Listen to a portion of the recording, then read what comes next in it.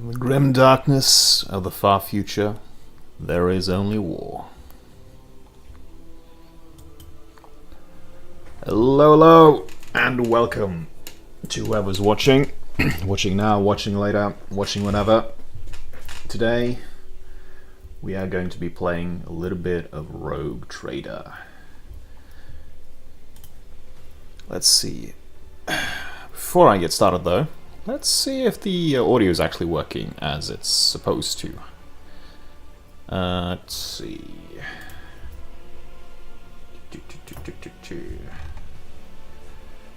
How can I get a good check on that? Sounds good. Background music as well.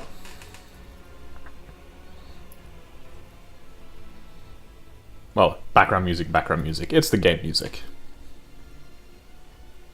Ah, okay, yeah. I mean, that's gonna be choppy regardless.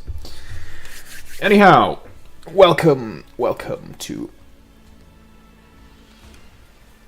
I'll give it a little bit of extra gain then, because I turned it down a little bit on my end just because the music gets really loud with this game.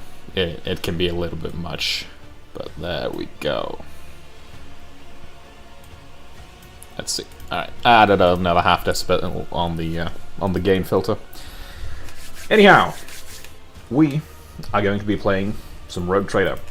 This is a CRPG game made by Owlcat Games. It is... I'd say it could be comparable to things like Baldur's Gate, as in being a relatively faithful yet still independent adaptation of a tabletop role-playing system. This one basing off of Fantasy Flight Games' Rogue Trader tabletop RPG. Well, I haven't played much Rogue Trader tabletop. I have played and GM'd a fair amount of Dark Heresy and Only War, which they're based on the same system, same framework, so there's a lot of similarities in there. But there is a fair bit of, diverging from the core of the original tabletop system that it's coming from. Now, I did put a little bit of thought into what kind of character and what kind of campaign and story I wanted to play with this playthrough. I've played this game before, finished Chapter 1 and a fair bit into Chapter 2. So I wanted to make a character and play with a bit of like moral alignment that's slightly different from my first playthrough.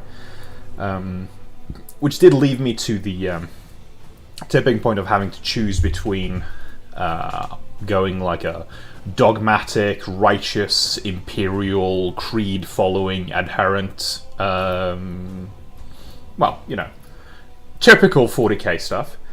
Or I could go a bit more on the radical, slightly heretical side, which, from what I know, far enough into this game, goes pretty fucking far from slightly heretical. And on one hand, the heretical side kind of appeals to me. It'd be really fun to play that way, kind of leaning into the whole funny demon goat thing. But then I remembered, I don't want to make Best Girl sad. Because Best Girl is dogmatic and imperial and believes in the God Emperor, truly. And I can't make her sad, so we're going to have to go with a dogmatic side. Shut your mouth, Pei. No, trust me, when you get to see Best Girl, you will understand. She's a incredibly powerful, but also very adorable and innocent autistic girl. You'll know. You'll understand, okay? Anyway, let's hop into it here. This game has a DLC. I am aware that there's going to be a second one, but I don't want to wait around for that. And maybe I'll play that when that another DLC comes out. I'll do that on a new save file. Or I'll just add the DLC to this one. We'll see. Difficulty. Yeah. So on my previous save, I was playing on Daring, which is the default difficulty. Default as in like minimal amount of adjustments The game can be a little difficult in the beginning, but once you kind of understand the system, you can kind of break it pretty badly. I'm gonna try and deliberately avoid some of the more game-breaking ways of playing this, because if I was just playing Exploit City, then I might as well sit down and play Munchkin, which that's not why I'm here. But I do want to up it a little bit, so let's play on hard. Yes, I am aware. There's a couple of like pre-made characters that comes with the game, but we are going to go with the custom one. And I did sit down and look over this stuff ahead of time, because I didn't want to spend 20 hours on the character creation screen. But yeah, we'll go back to the actual appearance at the end. So let's start with the homeworld. We've got a decent amount of options here. So homeworlds, like from the system, they tell you kind of like what kind of starting stats you're going to get. And here they also give you access to various different talents that you can take as your character levels up. The level up system in this is class-based in a way, but depending on what kind of homeworld you have, and then what kind of origin, and then archetype, which is your class, you'll get a varied selection of ways to progress your character. Now, I had originally thought about doing Voidborn. It has some nice abilities. Fortune here is pretty neat, and these are some other pretty decent bonuses, but I actually ended up settling on going Forge World. So Imperial Forge Worlds in the 40k lore tend to be, most people from there are some kind of worker or some kind of laborer or other, manual labor, lots of heavy lifting, lots of shuffling and moving things around, and then you have the occasional tech priest who's absolutely schizophrenically modified out with technical augments. Don't tell my friend Tatsu I said that. But we're going to go with the Forge World. Gives us a bonus to intelligence and toughness. Toughness is going to help us stay alive. Intelligence is going to be relevant for the archetype we pick. Slightly reduced fellowship, however, in binary, you should have said Technolingua and I would have given some kind of approval to that. However, I am going to, very early on in this game, take the Calculated Relations talent. Forge World characters can use persuasion, coercion, and commerce based on intelligence instead of fellowship.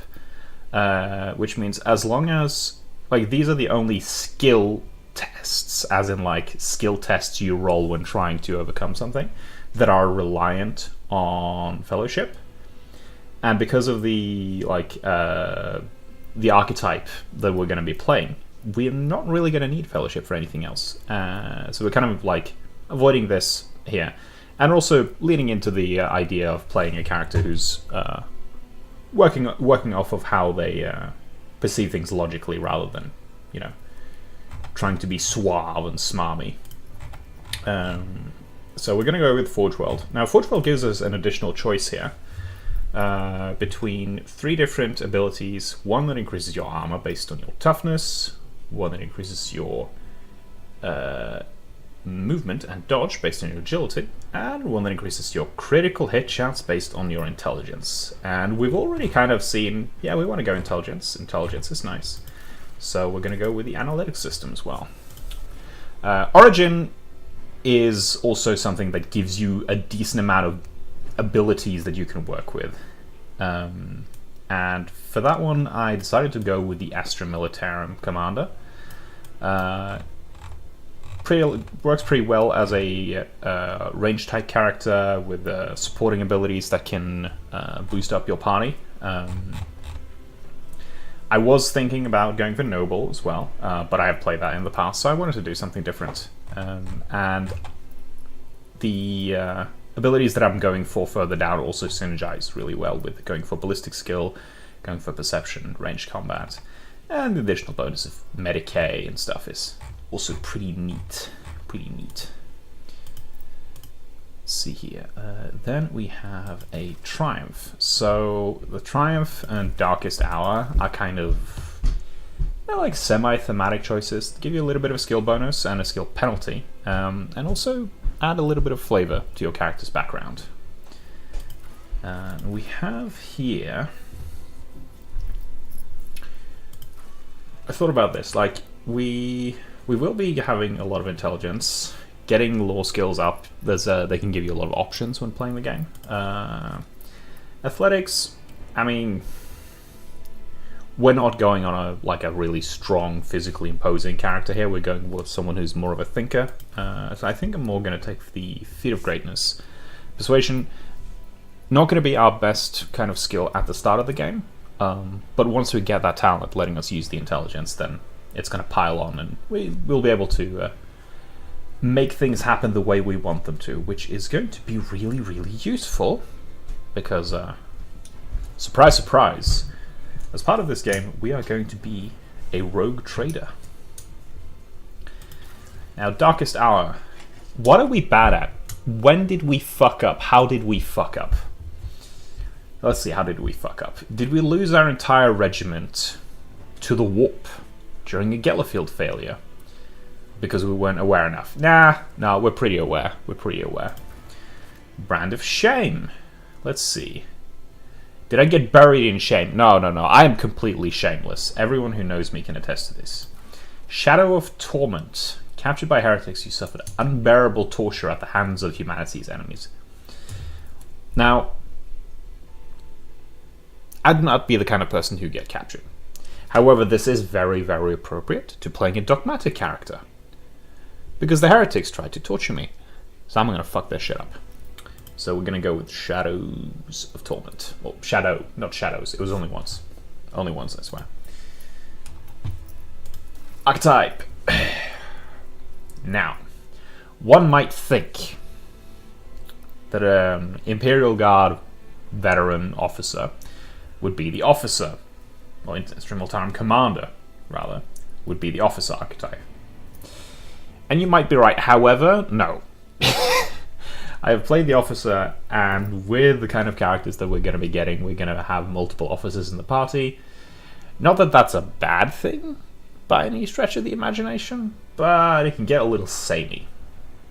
However, with the fact that I've gone for the choices I have, giving me increased perception and increased intelligence, the operative is the way to go.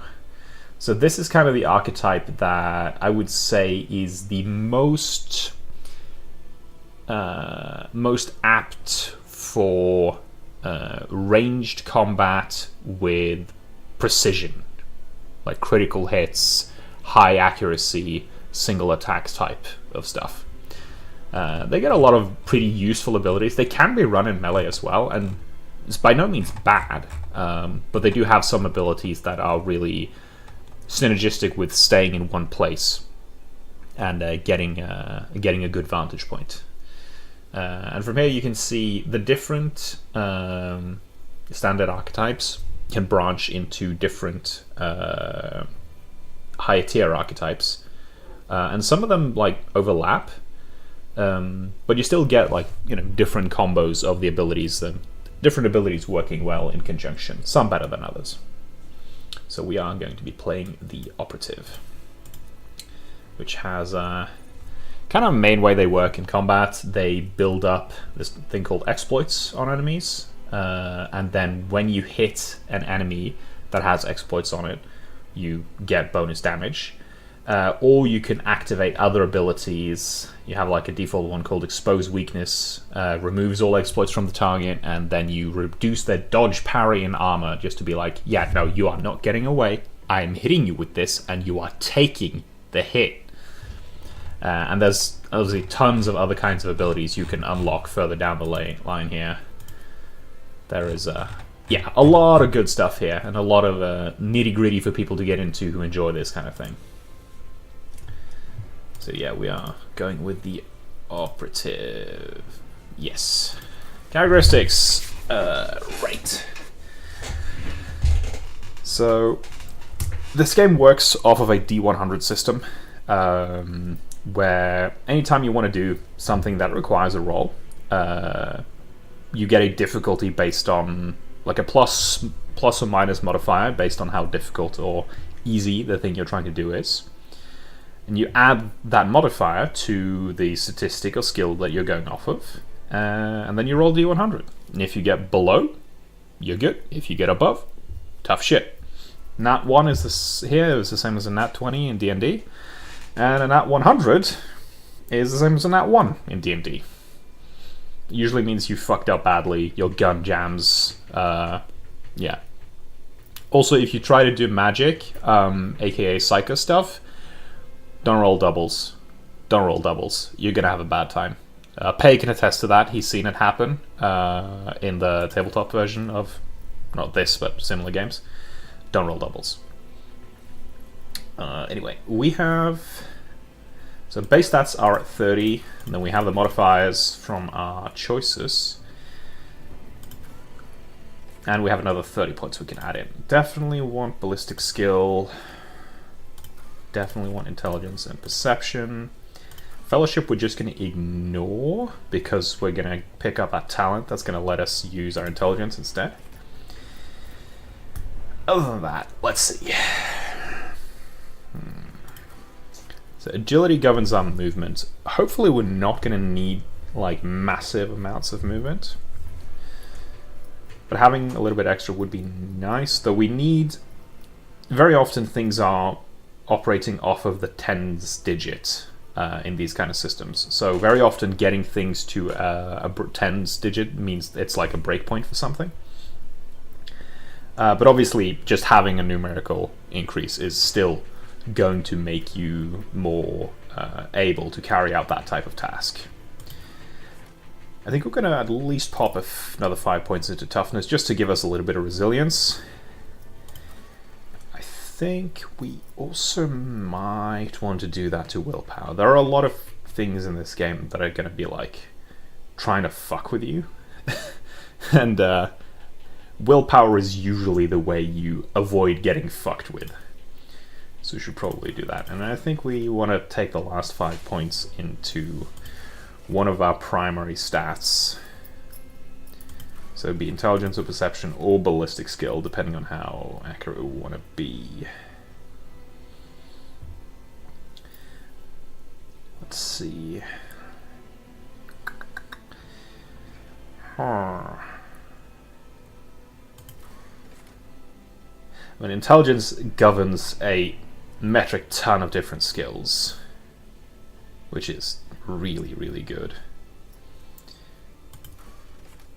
Perception only goes on awareness, though perception does help us make sure that the enemies don't avoid our attacks.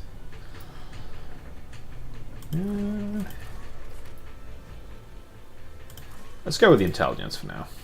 It's going to give us a lot of good things to work with. And then we have our ship. Now, we have two different choices for our ship. In the other campaign I've been playing, I was using the Firestorm class frigate, which is neat. But in that case, I want to use the Sword class this time. Let's find a name for this thing. If anyone's watching, do you have any name suggestions? Let's see. There's a lot of different randomly generated ones. Seeker's Haven. Maybe we could find something... Glorium Liberatum. This is like pretend Latin. Yeah, this is pretend Latin. Actually, High Gothic, which is like the posh language of Warhammer 40k, is basically pretend Latin, isn't it? Glorium Liberatum. For throne's sake. Let's see here. Seeker's Haven. Fatum Aducium. Jesus. Let's see here. Harbinger of War. I mean, I'm not here to wage war. I'm only here to, you know, bring the Emperor's light. That doesn't need to be war. Fear of the Faithless.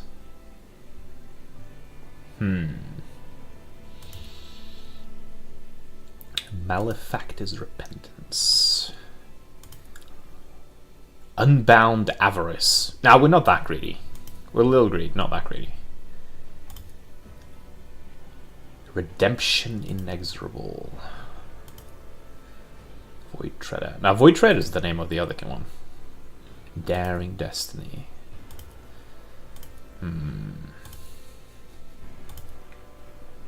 I feel like the pool here is smaller than I remember.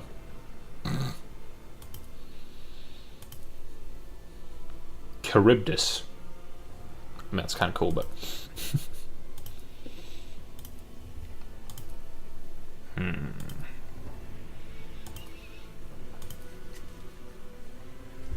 The light in the void. You should say the light in the void, not light in the void. The light. Say the light of the void. The light of the void. That's our ship. And now we can go to the appearance for our character. So, what category of gruff, mustachioed, bearded military veteran do we want to be? Like, I feel like this guy looks a little bit too.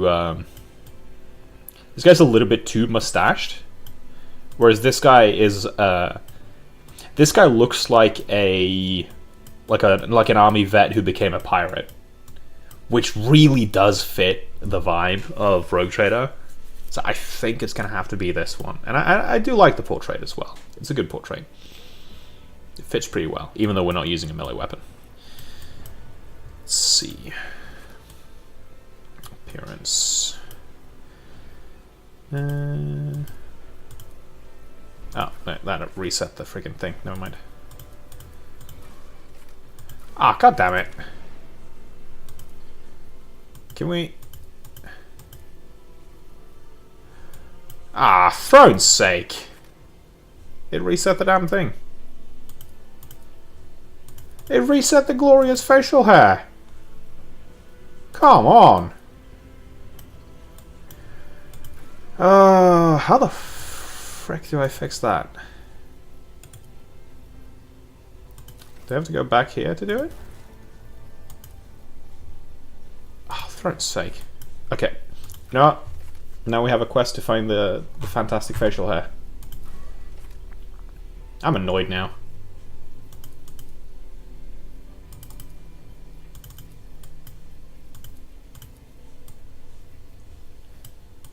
God damn it. Why did I do that?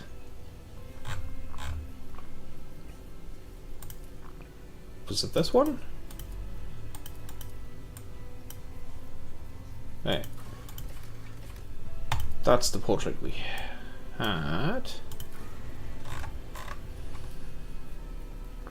I think it was this one. Yeah, because it was not the, like, massively exaggerated mustache. Was it?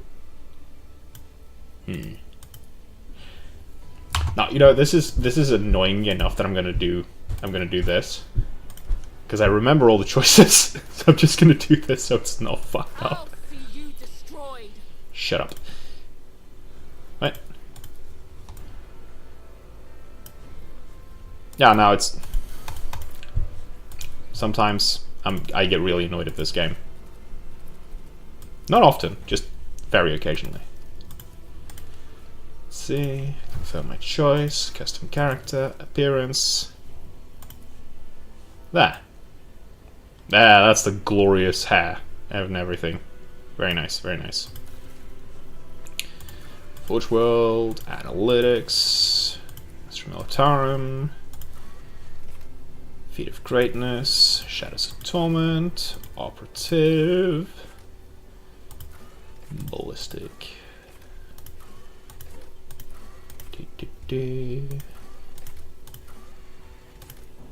See this.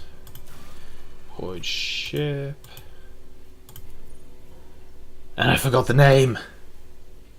Light in the Void. The Light of the Void.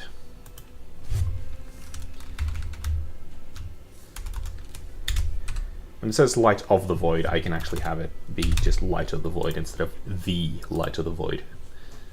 Alright, now we can do this.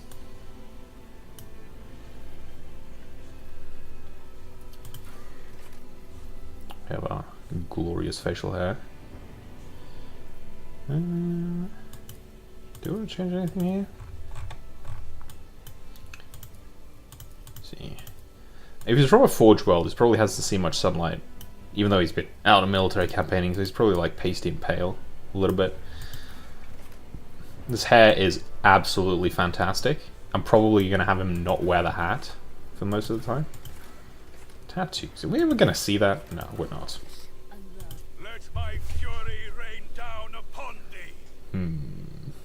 Excellence matters.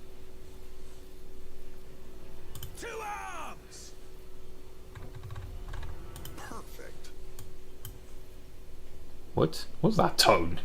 Now that's interesting. Hmm. Done and done.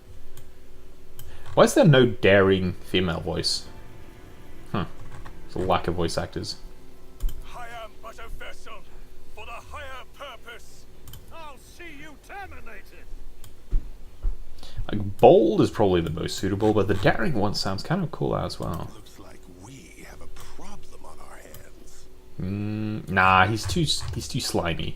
A new challenge for me. Nah, we'll do this one. Yeah. I'll bring glory to my bloodline. Outfit settings. Let's see. No helmets. Backpacks. What does that do? You just set the freaking show clothes to off default. That's funky. What kind of color uniform do we want?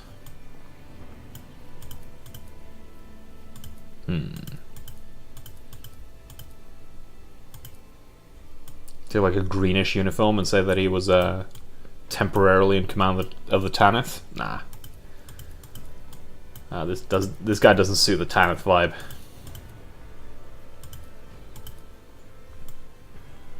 I like this one.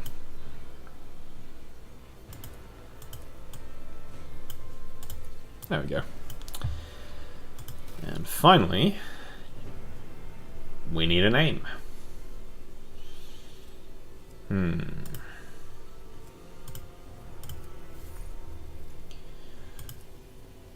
see. Name ideas, name ideas.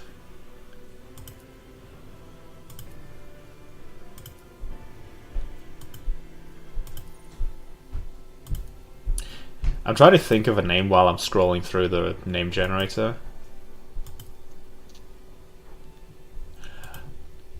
Okay, the fact that they have freaking Macarius in the name generator is hilarious, because I feel like if you named your character that without knowing what the name means, it'd be like sitting down to play history of the Christian religion without knowing anything about it and then naming yourself Jesus. Oh well, actually, close. Cornelius Solar. Malachi. That sounds heretical. Malachi sounds heretical. Wilbur. What a name.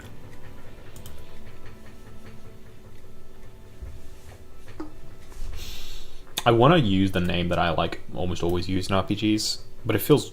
I can't use that name twice, god damn it.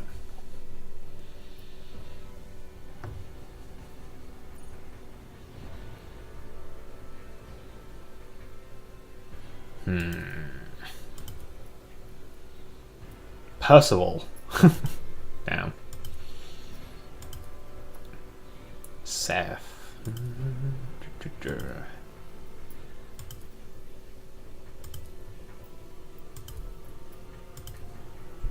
Okay, some of these names... I was going to say some of these names are made up, but all names are made up. Constantinos. Let's take this one and then alter it slightly. Constantine.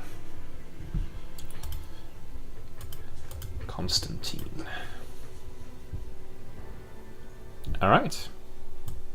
Here we have it. Constantine, soon to be Constantine Valentius. Let's get started.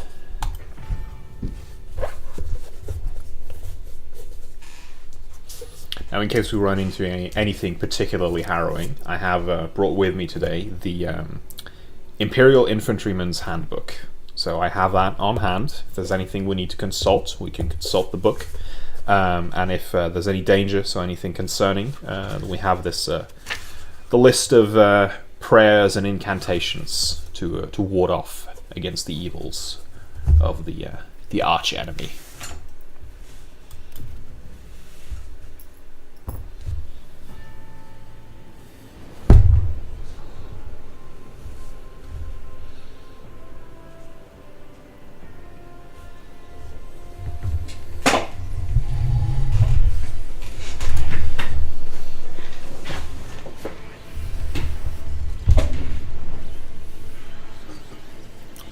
Fun fact, these little skulls flying around are skulls of the most devoted Imperial servants continuing to serve the Imperium in death.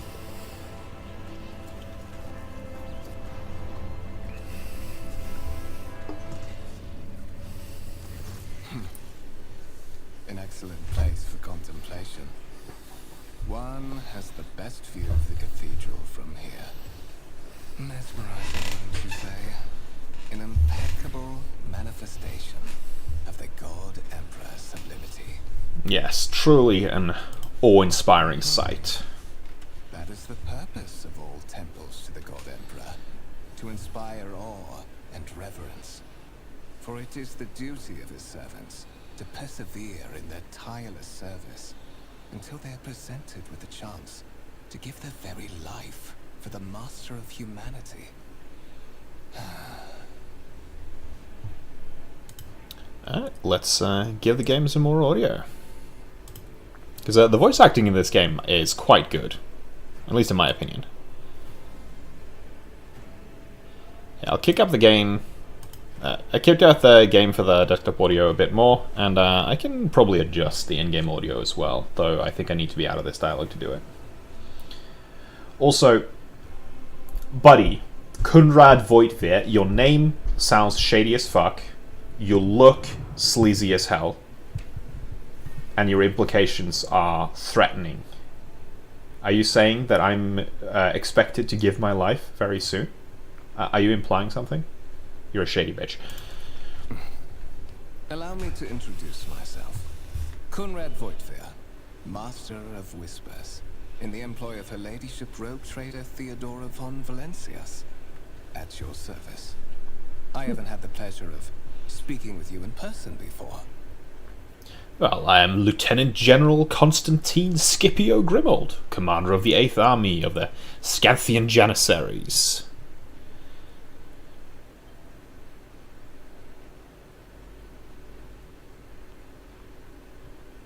No, I don't mind the backseat OBSing, although I'm using Streamlabs, but yeah, I don't mind that at all.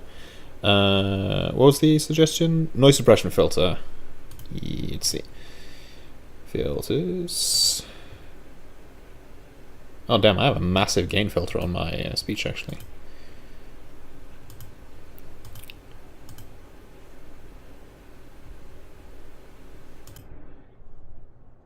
Method, RNN. Yeah.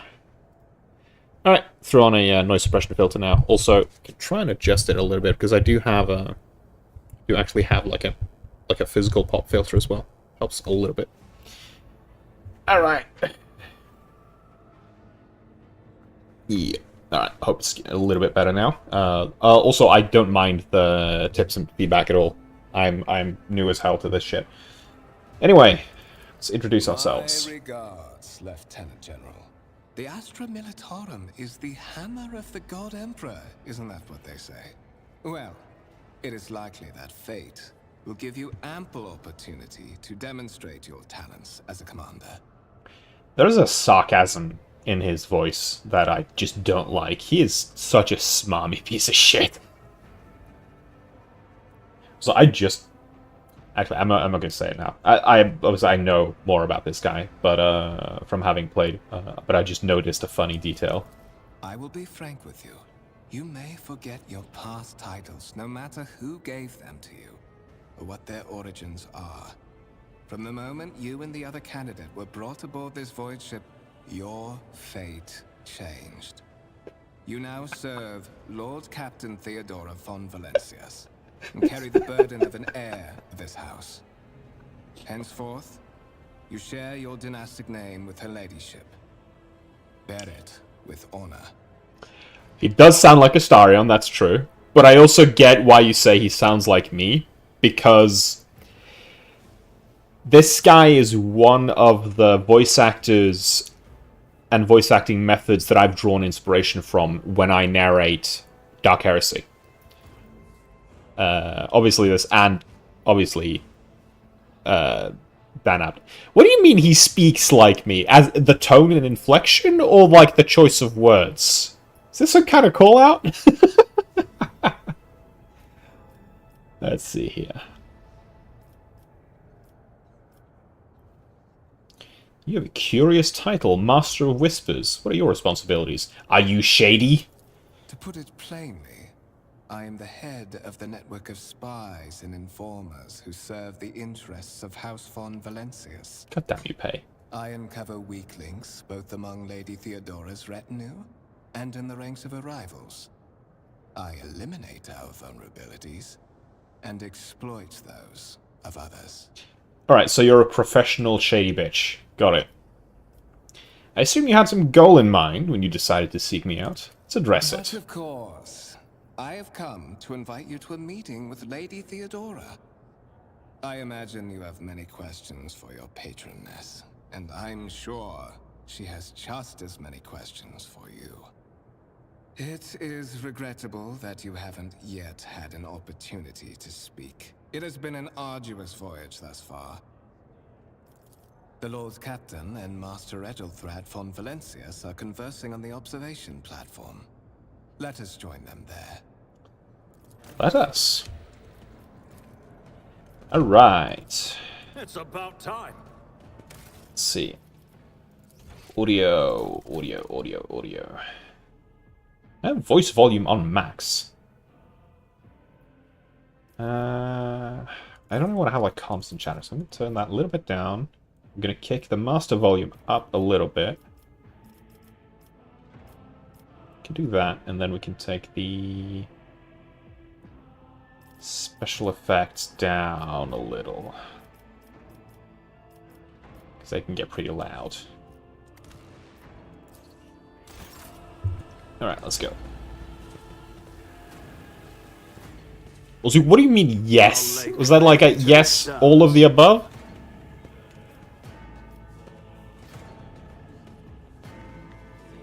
I already did turn the gain up in OBS. Is it still quiet for the voices?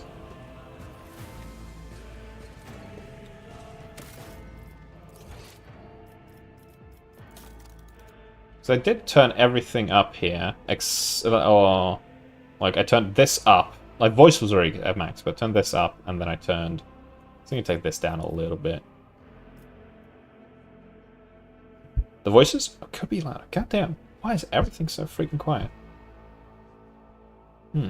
I'll give it a little bit extra.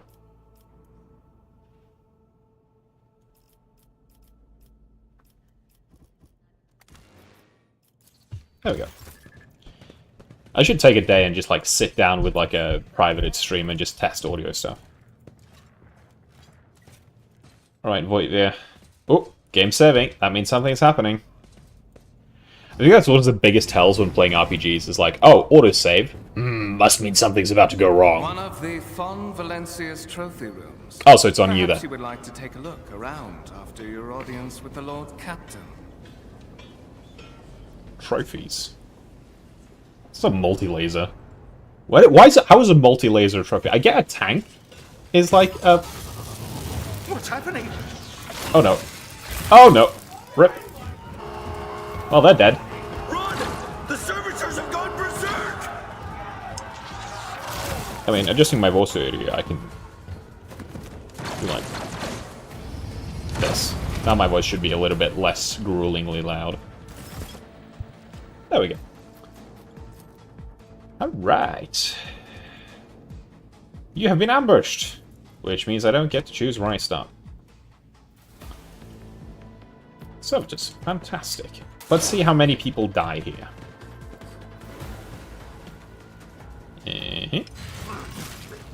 Rip. Rip. Okay, that's 2 dead.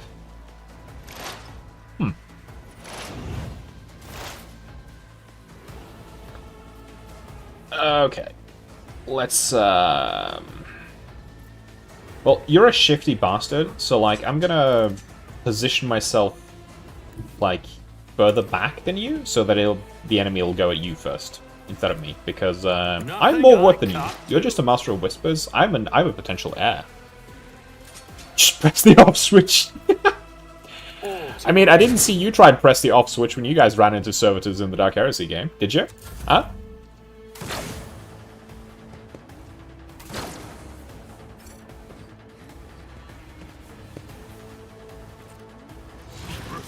You did? Didn't work though, did it? The off switches. That had some, like, serious percussive maintenance energy. Dude, I went for high ballistic skill. Why can I not hit for fucking shit? Like, I know this battle is scripted, but does it have to be that scripted? For God's sake.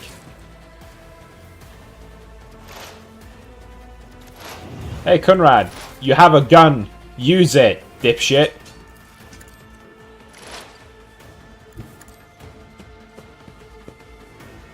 Switch even works for regular. I swear to fucking throne, Jesus. Alright. Yeah, let's, the scripting is, really kicking it up. Oh, look at the show-off. Triple dodge, Conrad. Yeah, I need to calibrate the off switch. He missed! Okay, that part I actually... Never mind. Never mind, it's just jank as hell. Okay, let's do regimental tactics and see if we can put some freaking damage on this thing. Oh! We can! That's the... What suspiciously poor timing for such an accident. Servitors malfunction on the officer's deck at exactly the same moment when the rogue trader and her heirs are gathered here. You're the suspicious one. I have blocked all passages between the upper and lower sectors of the residential decks. If this is a deliberate attack, it should stop the culprits from advancing their plan. You're the suspicious one, Conrad. I'm sorry. Like, no. I don't trust you. So I think I need to tune the... Now the voice is really loud, so I think I need to tune it down a little bit. I'm afraid I must remain here. For Lady Theodora's safety, I have to oversee the execution of these orders personally. I hope you will have no difficulty reaching the observation platform on your own. Sure, it is just at the buddy. end of this corridor. Sure, buddy. God, you're so shady and slimy. God, Emperor. Alright, let's do a tiny bit more audio adjustment, because now it's actually a little bit on the loud side. Like, just in general. There we go. Right, let's get a move on. You can see, the multi-laser I don't get being a trophy. The tank, though.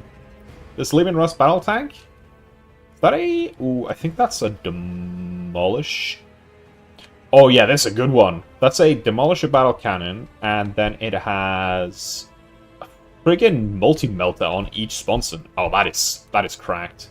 And a heavy bolter at the front. Yeah, no. This Leman Russ here is decked out. You do not want to fuck with this thing. Yeah, Leman Russ battle tank. Yeah. Okay, that's cool. First, to breach the walls during the pacification of Vortes Chaton. Nice. None shall stand in my way. What else is here? I'm actually curious. I actually never looked over this collection. A violet alloy. Turns out to be handcrafted objects, symbols carved in with primitive tool. Okay, that sounds potentially heretical. Black shard, resembling obsidian. A black shard with a strange glow. You know, I bet either it's like a fucking fragment of the Cadian pylons, or it's carved from the lith. Shout out if you know what that is. Golden amalgam. It's just like a giant piece of amber. Probably.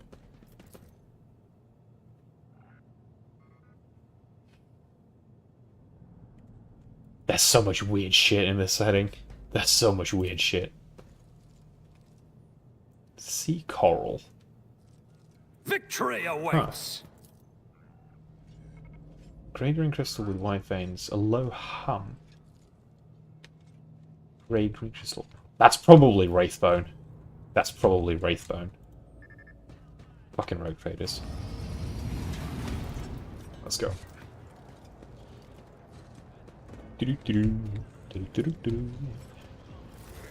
Hello! Who are we here? That is simply irrational, Lady Theodora. Assimilation into the trade structure would be political and economic suicide. Practically an admission of heresy. Then suggest an alternative that will satisfy me. I have described the situation. No worse than my seneschal could have done. Make a decision. What will you do with Ion 6, Edelthrad? I'm here to speak with the Lord Captain. Bugger off. What is this? Is this someone from your retinue, Theodora? Do you permit your people to interrupt your conversations in such a fashion? Shut up, Edelthrad. I give that permission to those with something of substance to say. Let us see if it was worth it. This is the second candidate for the title of my successor. Step forward. Consider this hypothetical situation. Ion 6. A new world on the fringes of the Coronis Expanse. High seismic activity, regular magma eruptions, metamorphic rock deposits, prospects for large-scale mining. The world is populated by natives who worship some heretical underworld spirits that protect those who offer them sacrifices. Flights of fancy, you might say, but attempts to install ore extractors have failed for the second time. The mining crews sent to the planet's surface simply vanished overnight. My question to you is, what would you do with this poisoned treasure? What would we do? Well, we might have retained some connections in the Astra Militarum. A few Imperial Guard regiments would take care of the natives there. Spirits in the magma. Transportation, deployment, the unending bureaucracy of the Adeptus Administratum. All to achieve an unpredictable result. People are frail, especially when poorly equipped and trained, and facing an unfamiliar opponent. Then you just need more of them. You just do the Soviet approach. The wait alone might take an eternity. Not to mention that such a planet might present an opposing force that is not material in nature. Regiments and armies are not always a solution to predicaments, such as the one described. It would appear you do not know that. We're both servants of the God Emperor. Does it become any of our status to engage in petty Even feuds? among his flock, not all are of a piece. I suggest you familiarize yourself with that fact before you are sorely... Are you threatening me? Edelthrad, I believe I gave you an assignment on this ship. Explain to me then why my senior congregator is still dawdling about the officer's deck, instead of proceeding to the middle decks to commence the inspection of the compartments in his purview. Yeah. Go you do your job. I beg your forgiveness, Lady Theodora. Your presence has such a profound effect on me that I well forgot the time. God, you sycophant. Generally, Edelthrad, like... Okay, no flack. He's actually an alright character. But he's such a sycophant. He's such a sycophant. Yeah, he's a bit of a sim. Why are you here? Well, I'm here because there's some questions I want answered. You are direct. I approve. But you will have to wait. There is something I want you to understand first. My name is Theodora von Valancius Massimo of Scaris. I am a rogue trader in the service of the God Emperor of humanity. I getcha. Go on. My rights and freedoms are vindicated by a most sacred relic. The warrant of trade, kept aboard this very vessel. Good to know. Mine is the honor to venture into the darkness, beyond the Imperium, and carry humanity's light where powers wicked and heretical reign, and bow death and ruin to us all. What a fantastic proclamation. Roll credits. Now, let's go. Okay. It is my decision alone to determine the fate of whatever I find past the bounds of the explored void. Every world I discover, along with all there is to find thereon. Resources, people, riches, and mysteries, is mine by right. I command millions of lives, rule over numerous planets, and possess fortunes that no planetary governor or commander could dream of amassing. And you are one of those with von Valancius blood in their veins and a rightful claim to this inheritance when the hour comes. Well, you're a bit off there. Because it's not yours, it's the God Emperor's. You're just acting in their stead. But we'll let that slide for now. And I'm ready to take on this purpose and make sure that it's done properly. Oh yes, you would be, wouldn't you? The question is, am I ready to choose you over the rest? You came aboard hours before the warp jump, and have not yet distinguished yourself in any way. As things currently stand, I have doubts that you are suitable for the role of rogue trader. I mean, you say that, but I'm the player character. So, you know. And that other sycophant Edeltrad isn't actually useful. Also, he's a psyker, so he's way too unstable to actually be in charge. Bloodright alone is not enough to earn the high honor of becoming the bearer of a warrant of trade. Nonetheless, your abilities and talents may yet prove useful. If not for the role of Lord Captain, then for that of their closest ally. Alas, even those responsibilities can at times be too challenging for those who share your blood. Kunrad Voitvir served me for many years before he made his mistake. Yes, I know it. Kunrad's, he's bad news. Bad news. Now let's ask some questions. I have some time before the navigator gives the signal to initiate the void ship's translation out of the warp, and my presence is required on the bridge. Yes. Let's ask about this whole friggin' servitor issue, because that shit's not good. So? Perhaps the technomats were careless during maintenance. Or it could be the warp playing tricks on us in spite of the Gellerfield. Or perhaps there is something to all the stories about the ship being possessed after all. Okay, to be fair, any, like, machine more complex than, like, a reading tablet in 40k is possessed in one way or another. So, I kind of... Yeah. Lady Theodora, for the God Emperor's sake, surely you do not intend to start repeating idle rumors spread about by uneducated riffraff. God, I love... Abelard is so based. He is the most pure of heart... I wouldn't say dumb of brains, but he's very much the... He's very, very close to lawful stupid. He's very paladin. Yeah. I think the only thing he would be missing to be like a full-on lawful stupid paladin is that he's too actually like genuinely good-natured for the most part. Enough, Abelard. Such hearsay amuses me.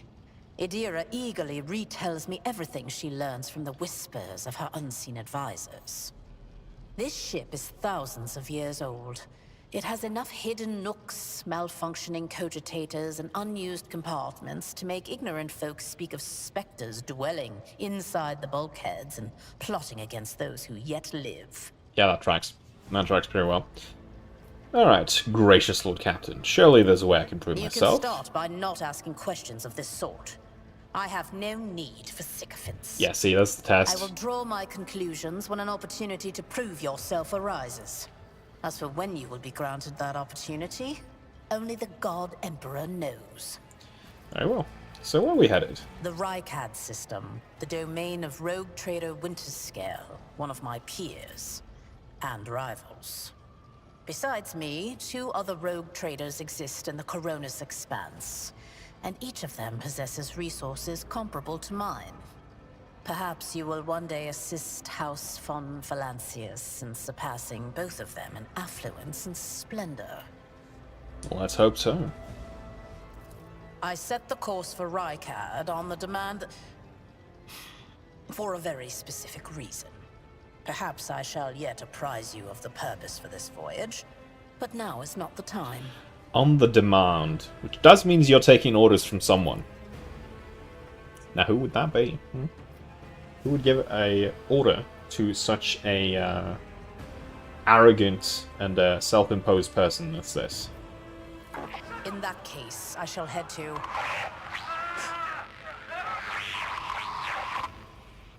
Disturbances reported on the adjacent decks. Seneschal, if the need arises, protect the new blood. It is possible that the chance to prove your worth may present itself sooner than you may have anticipated. Yeah, see, I told you should be worried about the friggin' attack that happened. Servitors don't malfunction like that on the officer's deck. Especially not like just start murdering people that quickly.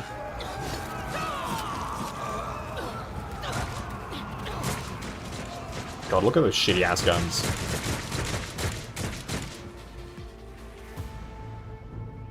Annihilate them! The Masters demand your death! Okay, I know this was an ambush, but I should have had time to, like, move a little bit at least. Don't touch me! I've seen worse battles than this in my time. One fewer target. I took care of this one. Abelard cuts down people, as per usual. Give me that gun, please. Serve the ruinous powers! Death to the weak! My ears are ringing. Chaos guides me! Ow. That hit me.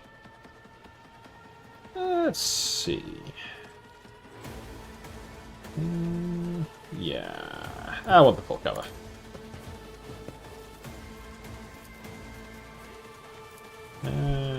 That's a single shot.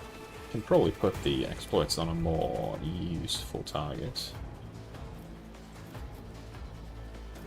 Let's put it up here.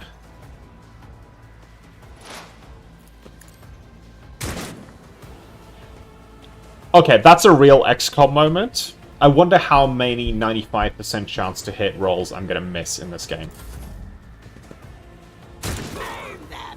Out of my way!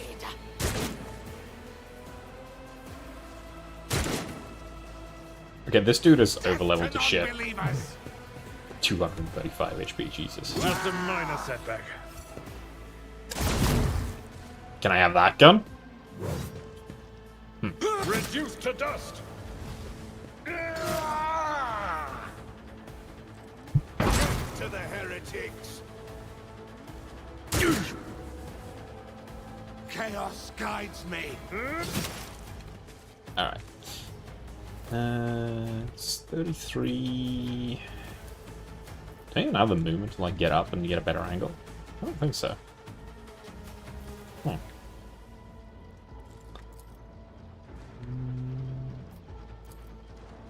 Where's it worth going? I can probably go here and see if I can get a better angle on this guy. Get, like... Yeah, I don't even have a line of sight there, never mind. Let's do an exploit. And give it a try. I guess I just don't get to hit. But let's make sure everyone else does. I serve the ruinous powers! Death to the weak!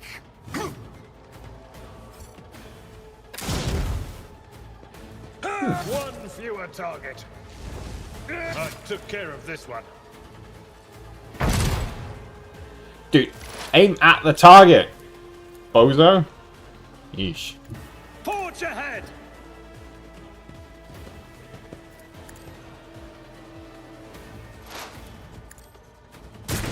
There we go. Clean that up.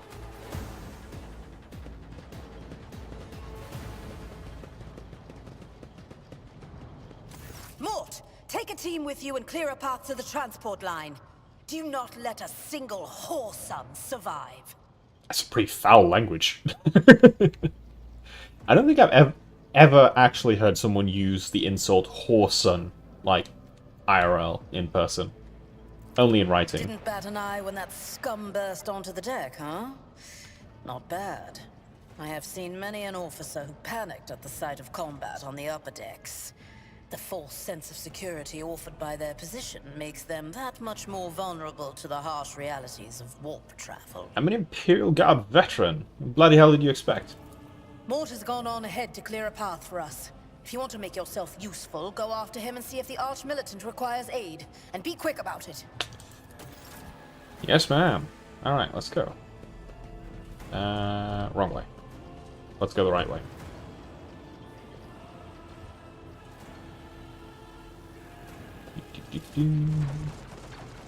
Oh, I hear gunfire and lasfire.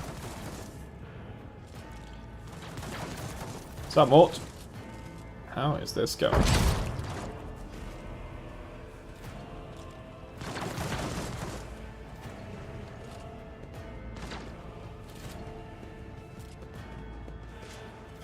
That movement looked a little jank. There we go. Thank Providence you are alive and well. Okay, Conrad. Are you here to be shady? Always on time, eh, Kunrad? The moment we finish chasing the riffraff around the deck, you show up. Always just after the fighting's done. You could set your chrono by it. Even his old fucking allies don't even trust him. Mort, pull yourself together. What, did the Lord Captain send you to chivvy us along? We're all done here. I'll report right away.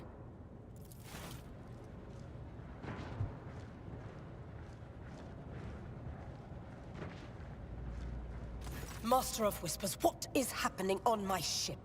The Voxnet is silent. The Voxmaster is not responding. Armed assailants have stormed the officer's deck, and my arch-militant just destroyed several more heretics on the way here. Is this a severe case of warp madness? Have some of my crew lost their minds and forgotten who they are and whom they serve? Report! Yeah, no, trying to do a fucking mutiny on a ship during warp travel is probably the dumbest thing you can do. I have not yet received word from the Engineerium regarding any Gellerfield failures, but communications were already unstable half an hour ago, and now they have ceased altogether. Whatever the cause may be, the consequences are spreading fast. I am receiving scattered reports from the middle decks, and the only Voxcasts from the lower bays are one-way heretical gibberish. That the madmen have already reached the officer's deck suggests that this outrage was planned in advance. Perhaps this is an organized mutiny. Who would be stupid enough to do Lunatics, that? Fools. Yeah. Heretics. This ship houses thousands upon thousands of people. Pernicious thoughts and warp-induced delusions could have tainted any one of them. It is a difficult notion to accept, but such risks are inescapable. Well. Perhaps for a rogue trader who employs unsanctioned individuals in their retinue. First, we have to confirm that the bridge and the navigator's sanctum are secure. And I have the means to do both things at once. Edelthrad, where is he? I must know if he is unharmed. A psyker aboard a ship that is potentially being assailed by the warp could pose a greater threat to himself and others than a whole army of madmen with improvised weapons. That is true. That is very true. Psychers, you do not want to have I tried uncontrolled. to locate him, but the last thing known about his movements is that he arrived on Transitional Deck 18. Blast it! Master of Whispers, find Edelthrad immediately. Seneschal, locate Tlath and the Sister of Battle. Both are to remain at my side. Arch-militant, with me. I must go to my study. And it appears we might encounter heretics along the way. If I may, Lord Captain. Transitional Deck 18 is at the heart of the disturbance. And if our goal is to bring Ethelthrad back, I could use some support. After all, I'm not as adept at directly confronting enemies of the House as the esteemed Arch-militant, and taking into consideration Ethelthrad's psychic powers. Yeah, you slimy bastard. Can't get shit done on yourself by yourself. Then it's settled. Find Ethelthrad and bring him here. In whatever state you find him.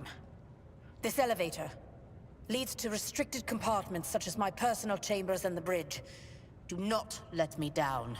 I require you both. Do you understand? In whatever state.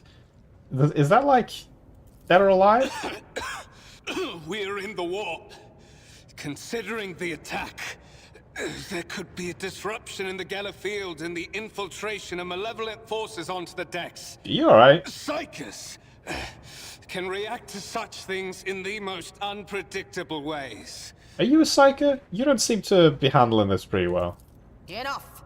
Master of Whispers, you must not allow my heir to turn into a mindless mutant and to perish under Enforcer fire. Do whatever it takes to bring Ethelthrad back to me. Here and Move obey. out! Mort, come.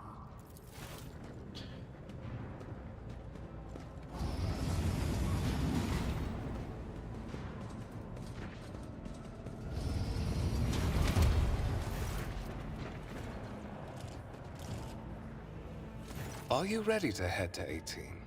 It is a long walk, and you do not even have proper gear.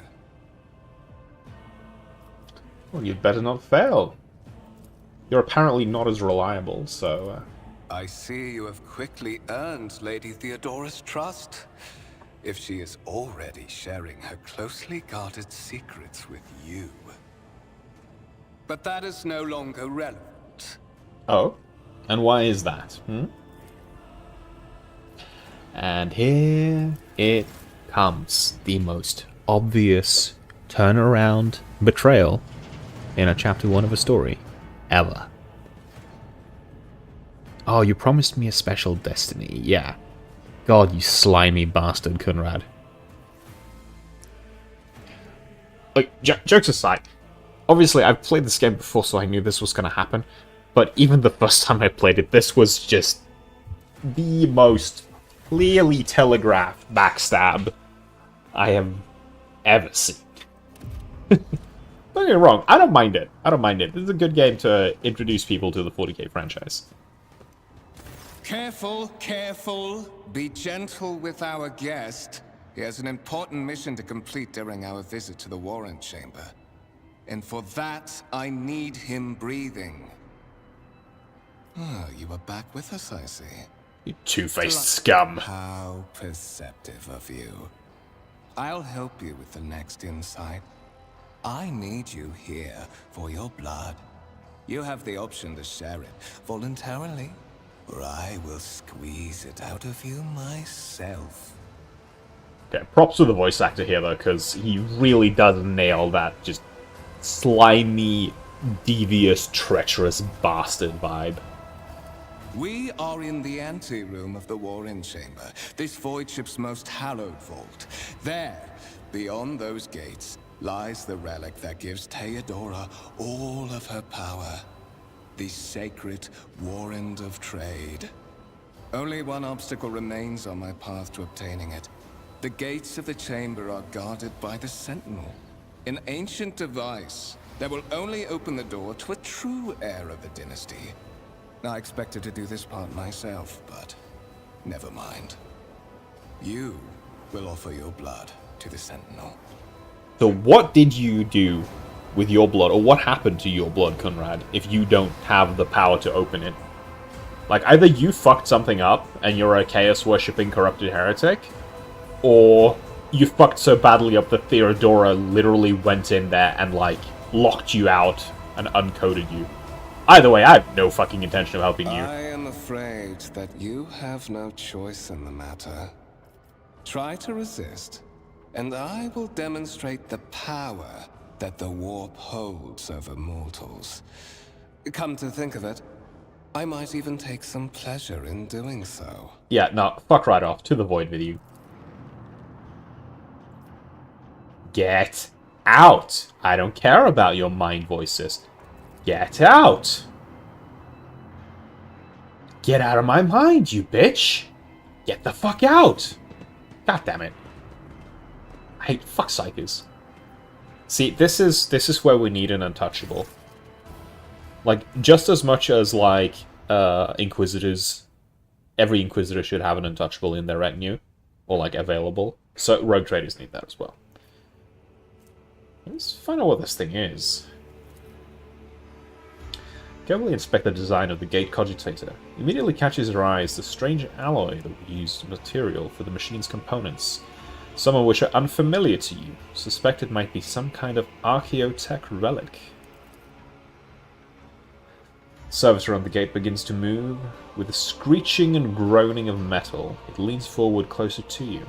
Its lower jaw opens with a drawn-out shriek, much wider than the jaw of a living human could. The servitor's mouth is filled with sharp metallic fangs that glint in the dim light. The vid screen to the right of you lights up, showing strings of mysterious symbols on a green background. A whisper runs through your consciousness, insisting, demanding sacrifice. The voices that filled your head after Voidfield wounded you with his blade did not go away. On the contrary, their sources coiled itself into a tight knot somewhere in the depths of your mind. Yeah. Let's get this over with. The Sentinel's jaw clamp around your hand, puncturing your skin and sinking into your flesh. A few dark drops fall into the servitor's throat, and immediately you hear humming as the servo motors start up and the pumps stir into motion. The vid screen on the cogitator flickers. Several long minutes pass, and the Sentinel's jaws remain closed. You're beginning to feel sick. Perhaps if you were to lean against the gate, you could catch your breath. Maybe even close your eyes and pretend none of this ever happened. High levels of caustic humours. The subject is in a state of heightened stress. Do you require assistance? Yes! Yes! Help! Help! Request accepted. Initiating defense protocol. Oh, thank you.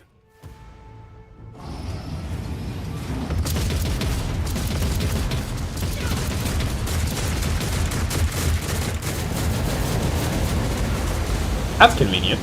Well, there is still another way. Oh, throne's sake.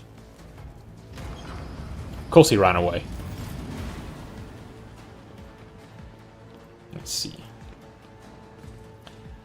Okay, so for 40k lore nerds, this right here is actually really fucking cool. Look at this shit. This giant fucking scroll. There's like multiple stories, giant fucking scroll. Let it be known that by my will, and by the true words of this document, I appoint this person to be the bearer of the warrant of trade. To be the paragon of humanity, unbroken by adversity, to walk bravely first into darkness, to unite and reclaim what was lost, to triumph over nightmares untold, to hold boldly the reins of fate, to walk steadily the road of thorns. Escort the child of the house to safety. Give me a weapon. Distance from Come the on. current location to the nearest arsenal. Initiating situational calculations. Alright, can we get into contact with someone? Frequencies disrupted. Initiating setup. Establishing connection. Boxmaster, restore communication with the navigator's sanctum. I am trying to contact the bridge. If anyone can hear me on this frequency, regroup all available forces and head to the upper decks at once. I repeat, regroup all available forces and head... signals breached. Signal latency assessment unavailable. Unable to establish two-way connection. What are you? Temporary obnubilation following acute stress. Mobile unit of the Warren Sentinel standing by. Okay, yeah, get me the fuck out of here. Middle and upper decks. Assuming the probability of safe placement in areas of concentration of armed units. Calculating. To prevent unauthorized units from breaching the warrant chamber, preemptive sealing must be initiated. The mobile unit will start executing the received order immediately after the safety of the warrant is secured. But yeah, no, the really friggin' cool thing. So, in Warhammer 40k, Rogue Trader warrants are comparable to the kind of the historical equivalent of a like the Age of Sail from the Age of Sail period of history, a letter of marque, which was essentially the like legalized piracy. You had a writ, a warrant from the king of whatever kingdom or empire you served, or you had the thing written from, that basically said, yeah, you're allowed to be a pirate as long as you steal from everyone else other than us. Now, the really fucking cool thing with some of these warrants, and especially the ones that are like, you know, this fucking massive, is who they're signed by. Because this is Warhammer 40k, as in year 40,000, around there, abouts. These ones are the ones signed by the God Emperor himself. Or, well, the Emperor of Mankind, who... Let's not get into that now. About 10,000 years ago. They are old as hell! And I can see this one needs some maintenance, because you don't want to get holes in this thing. This document is kind of important. This needs some maintenance. Should get some historians on that shit. I won't tolerate weakness. Nope, you do not tolerate weakness. Let's seal this chamber and get the fuck out of here.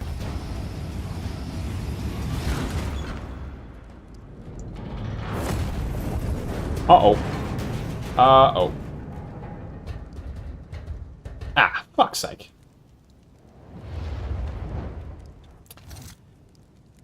Ah, heretics.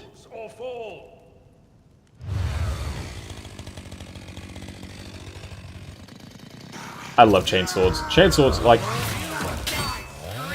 Chainswords are just cool. I like chainswords.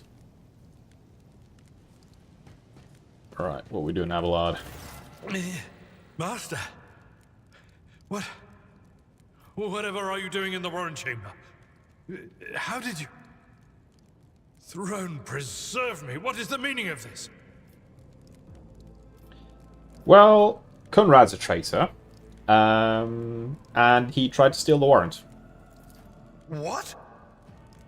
Yeah, no, he's trying to take revenge on Theodora for something. Also, he's serving the ruinous powers. Serving the gods of the war? Conrad is a heretic? Oh, Voidfear, you void rat. Madness. And this mutiny is likewise his doing, no doubt? Yeah, no, he straight up admitted it. Saints' blood! And it is small wonder that the heretics are so well organized. I thought his order to seal the passages between decks was his attempt to stop the attackers from spreading to other levels. But now I see the real reason. It was to stop the enforcers from intervening. At least you are alive, and now safe, Master. Alas, I doubt we can afford to look for a compartment to sit out this disaster. I mean, that would also be treasonous in itself. We kind of need to fix this shit. Yeah. You're in a bad way. I can treat your wounds. I have a Medicaid kit with me. And for the love of the throne, now is not a good time to be walking around the decks without means of self-defense. Ooh, rifle. Here. I will take that. Let's see. Let's throw on some armor. And, yeah, You already have a medikit. I can't really use the medikit, so let's give that to you, and then I'll take the rifle.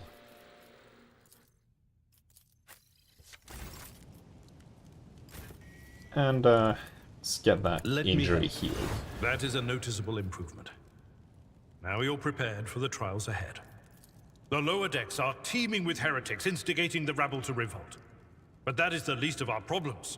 The ship's enforcers are rounding up the scoundrels and suppressing the resistance. The situation on the middle decks is much worse, although strike teams have already been dispatched there. All communication with the bridge and the engineering bay was lost. So, apart from scattered voxcasts, we have no information to go on. Just need to secure the ships that's important then. But that is not the worst of it all.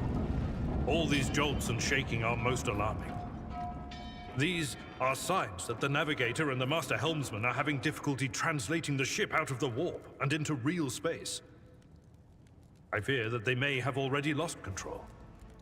We must reach the navigator's sanctum and get a handle on the situation.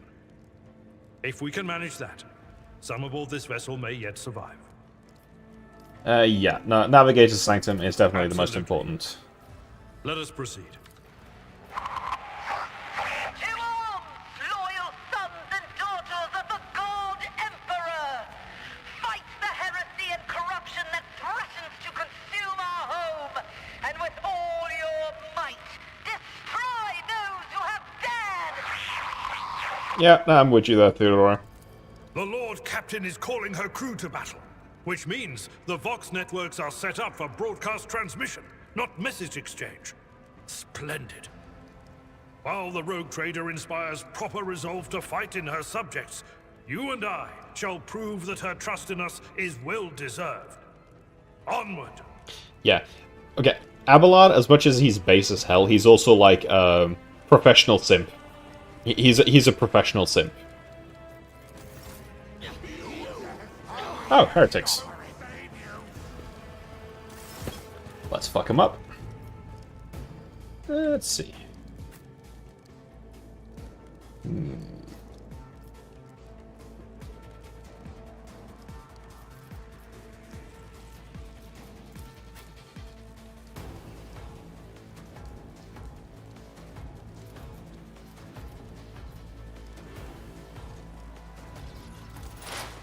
nice. We're acting first.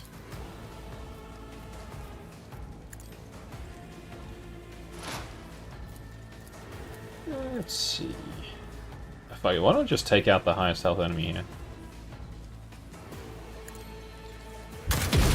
Yep. That's the most crucial one.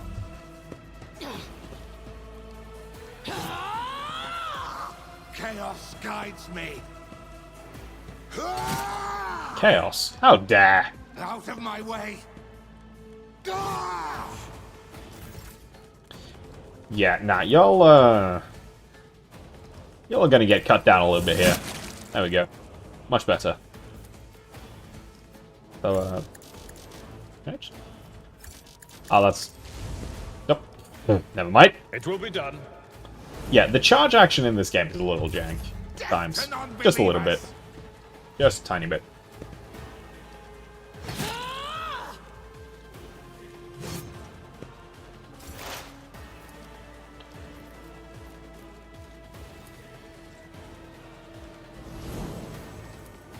Alright, let's put you in the ground.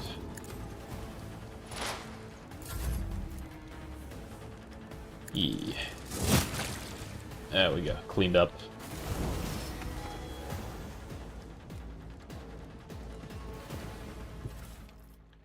Yeah, these guys don't have anything useful.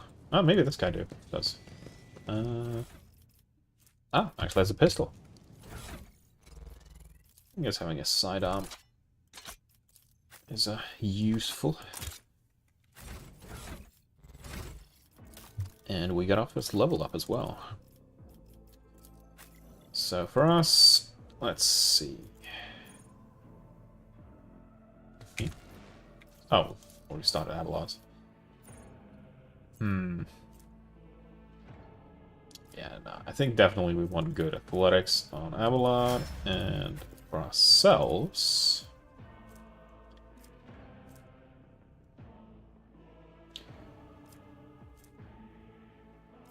Pretty alright techies and logic already. I do think we probably want to have the... Yeah, I want to have the awareness up so we don't get, like, inconveniently surprised by nonsense. Follow my lead! Alright, let's head to the Navigator's Sanctum. If I remember correctly, this is where we ran into the Psyker as well.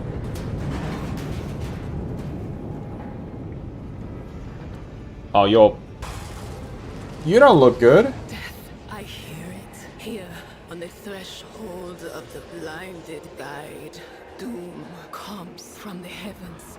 Master, watch your head.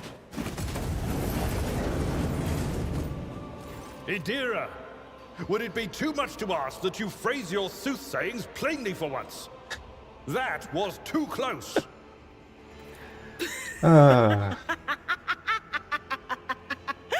Sorry, old man. Their voices are so loud I can't even hear myself. They shriek, they sing, they... Oh, Abala, how they sing. This woman is not okay. And I can tell you right now, she is not one of the romanceable options. But if she was, I still wouldn't go for it. Don't stick your dick in crazy. Don't do it. Just don't. This is Idira Tlas, personal psyker and diviner of Her Ladyship Theodora von Valancius. Idira? I'm not drunk, old man. I'm suffering the effects of the warp that is seeping through these walls. I see the ship's fate. To die in the waves of the immaterium, fall under the burning rays of the final dawn. And in the roaring blaze, I see a figure standing. Who is it? I have no answer. I just noticed, the walls are bleeding. And there's eyes peering out of the holes in the wall. That's not good. That's not good. Diviner. What are you doing here? The whispers called me. The ones I could make out among all the screams and screeches. Those who are rocking this boat hit us where it hurt. They went after the Navigator, our guide through the warp.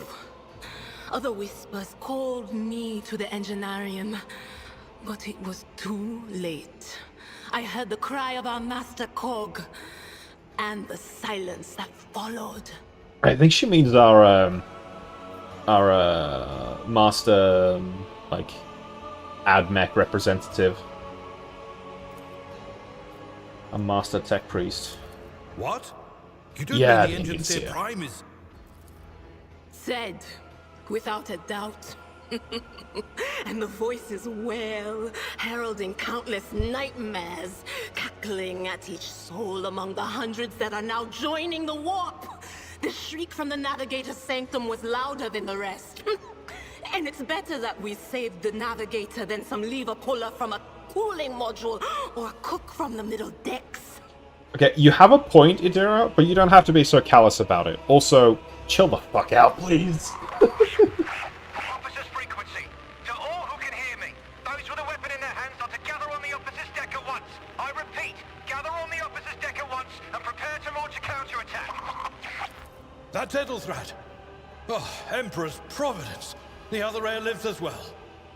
Quickly, we must head to... Not so fast, old man. If we drown in the warp, Lady Theodora's heirs won't be any good to us. If Edelthrad's like me and hasn't yet surrendered his mind or body to the mercy of the warp, then he can still hold on a little longer without us. Yeah, no, we need to secure the Navigator. Blast it. You're right. First, we need to deal with what is happening here. Oh no. No. Nothing is well about him. Can't you feel the chill crawling on your skin? The eyes watching you? The warp ice has already encased the bulkheads. What follows is calamity. Yeah, not only can I see the eyes, feel the eyes watching me, I can see them. They're on the wall with the blood. But we're not just going to stand here and take it, are we? The state of things in here suggests there's a navigator around. Maybe one who's crippled or at death's door, but still kicking. And since our skin hasn't peeled off our faces just yet, his third eye must be closed. At worst, it's a little roughed up. So what are we moping around for? Let's go protect that noble mutant while we're still alive. Yeah, let's take a look and see how fucked the situation is. Ah! They're trying to get to the navigator to try and kill him. That's not good. That's not good. That is not good at all. Okay, let's see. It's about time.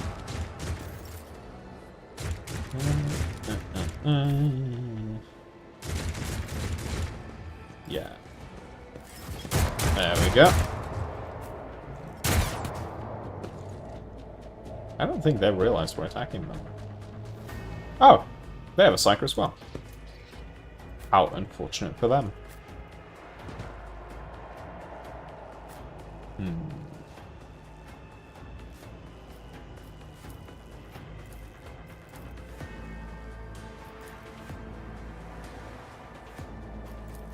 Let's get to it. Goddamn psychers. Guides me. What was that shot? Goddamn idiots. Damn, Abelard, you really need your tanking stuff to be functional, don't you?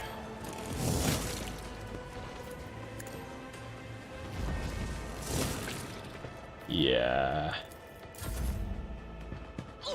Ah, goddammit.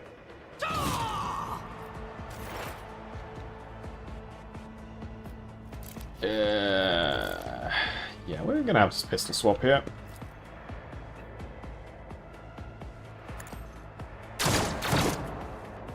And miss. Great. Well, let's give a damage buff to everyone else. Let's see what we can do. Idira! How about you chain lightning some bastards for me, huh?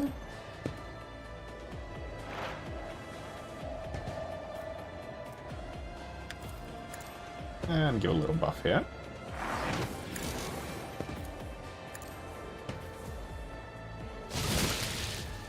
Nice. Here we go.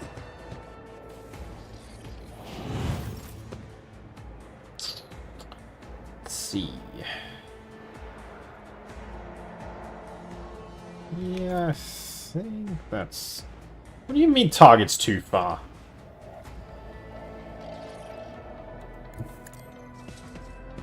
The fuck do you mean target's too far? He's right there. Dumbass.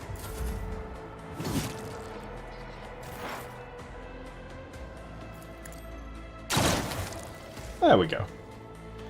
Yeah, let's see how the navigator is. The creature in the chair appears as if it has become one with its throne. You see pink parchment-like skin stretched between the seat and the limbs. There are too many joints for a normal human being. The navigator is breathing heavily, the air whistling as it exits through the two dark, gill-like slits on its cheek. The creature's eyes are shut, the two ordinary eyes, as well as the third that sits in the center of its forehead. I believe Master Vespider still lives.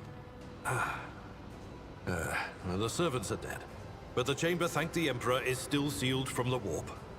Well, we have a chance of leaving this place alive. Hey, buddy, you still alive? Your time is short. You alright? Fall to your knees, mortals, and behold the final dawn. I think I'll pass. It came from beyond! His body body is not his. Yeah, no, I can tell. That was someone else. Its march thunders under the burden of hopes. Unseal your hearts, and I will flood your souls with myriads of words and meanings, each one a portent of salvation within me.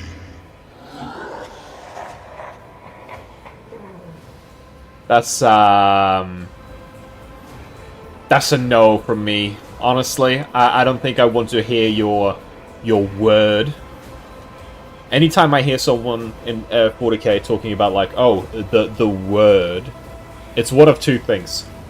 Either it's enuncia, and I'm gonna die trying to speak it, or it's something to do with the word bearers. In which case, no, thank you.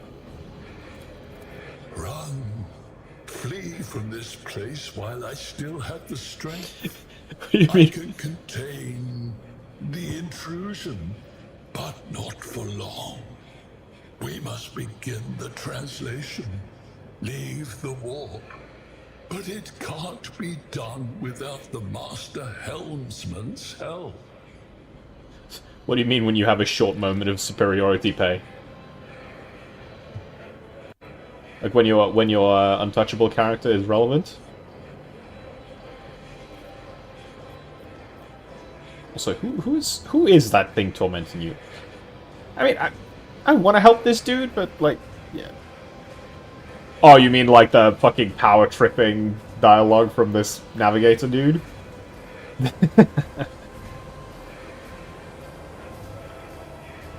Okay, who is tormenting you? The Edge. Kneel before the ascent of a new champion. Ah. When the rite is complete, this shell will burst, and thousands of Moors will accept the sacrifice offered to the Edge of Daybreak by the Bringer of Twilight, the one marked by the will of the gods. You can tell it's chaos because it says gods, not god, as in like singular god emperor, but multiple gods. I swear this has nothing to do with like real world culture and history and like, you know, problematic religious cultures in the real world. Also, yeah, like, you feel superior and then you burst into cackling demonic laugh. Is that why I've never heard you do that? Because like you never felt superior? Sorry, I had to go for it. That was just too much of a, like, you put that on a silver platter, buddy. Anyway.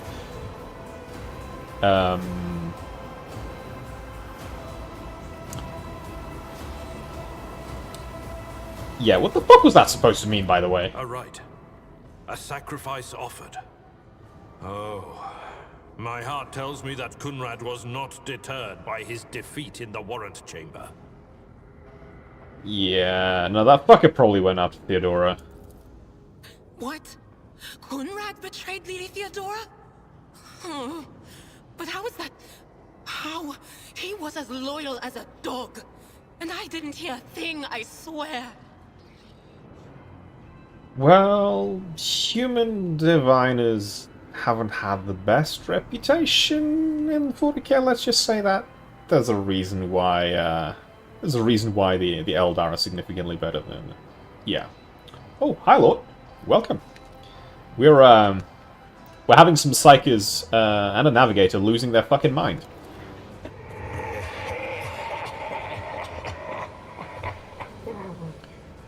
The footfalls of the Bringer of Twilight are veiled by the will of his masters. Tear out your eyes. See who is to become the champion's servant, for you need them no longer. There's a really weird intonation to whatever the thing speaking through here is. There's like a... Yeah, just weird-ass fucking intonation of the delivery that's just like... It makes it sound more convincing, even though I know this shit is absolute straight-up fucking heresy. I would have put this guy out of his misery. It's only thanks to Master Vespidas that we're still alive. If he falls, this whole ship is doomed. Let him do his duty. You know it's the last thing he'll ever do. If he lasts that long. Run. The sanctum will be sealed. I will hold it off. Hold on. And wait for the signal from the Master Helmsman. Then I will commence the translation. So, run, run. The ship can only begin the translation with the assistance of the Master Helmsman, if he is still alive. It is worth a try. We must get to the bridge, but we will need support. Our only option is to fight our way to the officer's deck and join forces with Edelthrad and his people. I believe we will also find Lady Theodora there. She must have heard the call to arms that the servo skull relayed to us earlier. Yeah, let's gotta move on. Vespidas, good luck. And thank you.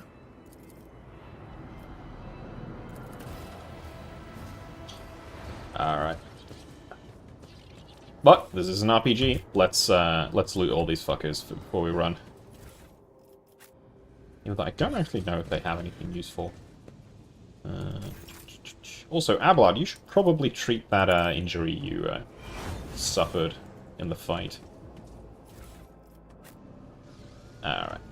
We've got everything. Yeah, let's freaking move.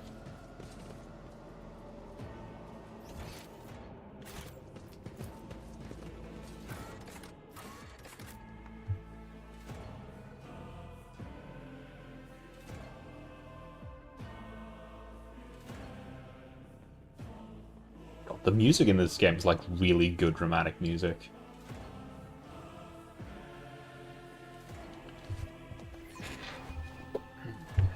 I think we're about to meet another character that joins our retinue. Rip.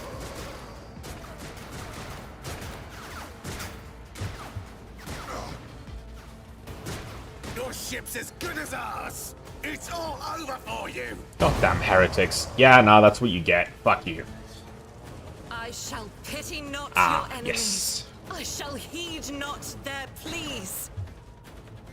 Somebody shoot these... I shall betray not your tenets, nor stray one step from them. Take not your gaze from me. Leave me not without your grace. I told you he would protect us. My God, my light, my Emperor.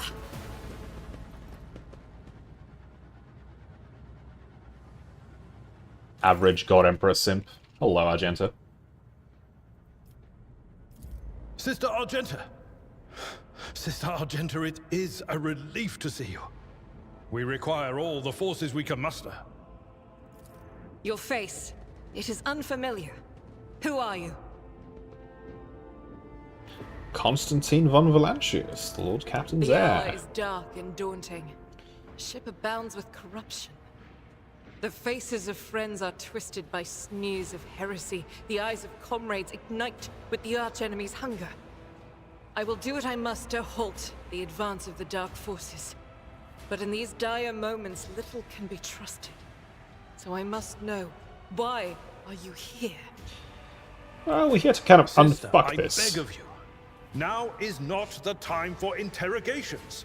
The ship is under attack by heretics. We've been betrayed by our esteemed Master of Whispers. Edelthrad the Heir is waiting for our aid, and Lord Captain Theodora is expecting a report on our success. We are here to deal with the situation. So I suggest we all do just that. Yeah, listen to Abelard. As much as he's a very wordy person, Very well. we should listen to him. We may leave it at that, for now. Everyone's suspicious. I cannot wait to rain righteous fire down upon each and every heretic. Though this is a fair question. Why is there a Adeptus Sororitas with a rogue trader? That is a bit unusual. Sister Argenta is a guest of the Lord Captain. And that story deserves its own time and conversation. Under more appropriate circumstances. Valid. Moving along. Enough idle chatter. I am where I must be, and that will suffice. Alright, we need to get to the main hall here. Through this door, I shall join you, for it is my duty to the God Emperor to destroy this heresy. We will follow. For now, we will hold off any heretics who might try to crawl in through the cracks to join the main assault. And we'll take a look at the generators while we're at it. Those villains made a mess of the cables. Oh, I wish we had a Tectomat with us. But we'll see what we can do without one.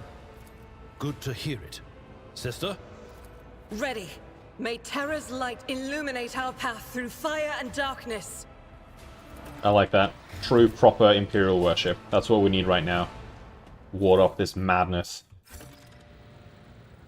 Is there anything else that we need to get here before we move along? I'll lay claim to the stars. Let's see.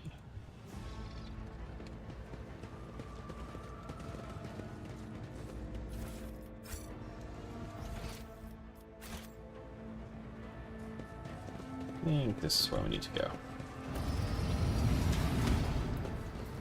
Ah, yeah, this. Wait, why the fuck didn't the combat encounter start? Did I mention that my whispers tell me jokes? Jokes that, once said aloud, make your eyes bleed and blood curdle. Talk about black comedy. God damn it, Adira! Fucking hell. God damn it.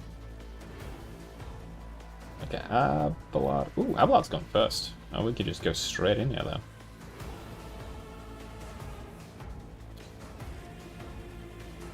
Probably like a sneaky edge charge here. And then Argenta can go here. We've got sniper rifles, we can go there. And Adira here. Oh, that's actually perfect. Wait, is that perfect? That's perfect. Almost.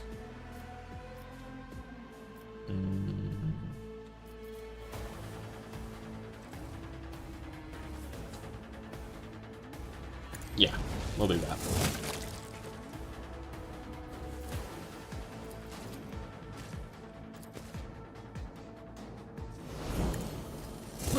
An exemplary strike. Pretty good. Pretty to the good. weak.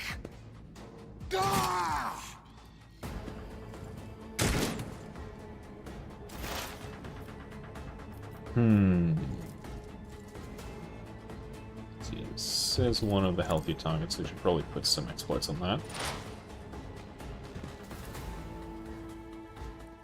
Might be able to take that in one hit. But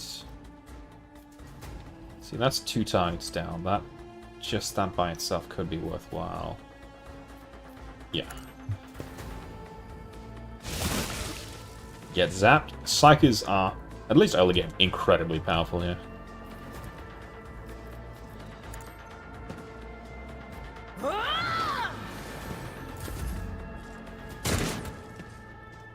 Very nice, very nice. This is a little annoying though. Having the movement disabled. Rejoice in battle! Ow.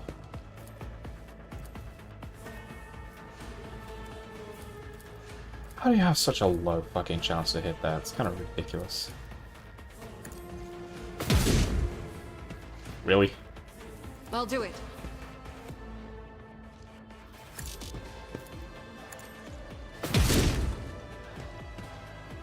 Okay.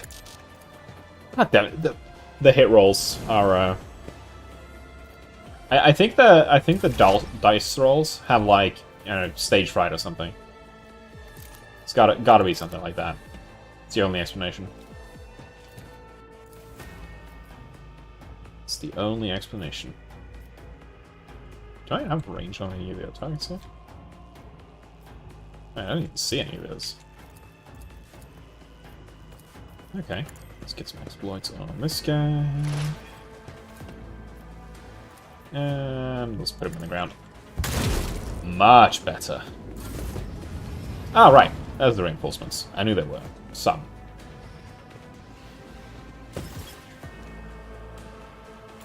Chaos guides me. Out of my way! Wait, why do they get to act suddenly? They got double turns, To bastards. non-believers. Cheaters.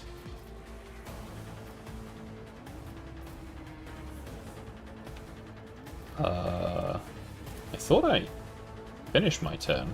What the fuck? Okay. I'll take it. Chaos guides me. I serve the ruinous powers!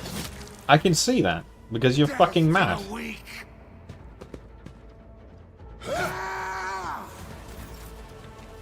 Alright, Abelard, can you cut these guys down to size? Yeah. Well, barely. Shame. I wonder if I can get a chain lightning that's not gonna hit Abelard here. No, but it's still worth it. Sorry, Abelard, you're gonna be victim of friendly fire from day one. Not much I can do about it. Sorry, bud. I'll give you a buff just to make up for it. Was that you? Or Chaos guides me. All you little dorks with all your little rifles. See if Argento can hit something. God Emperor, move through me. Be the fire in my heart. You have not hit a single shot. I am thoroughly disappointed in you, Argento. Thoroughly disappointed.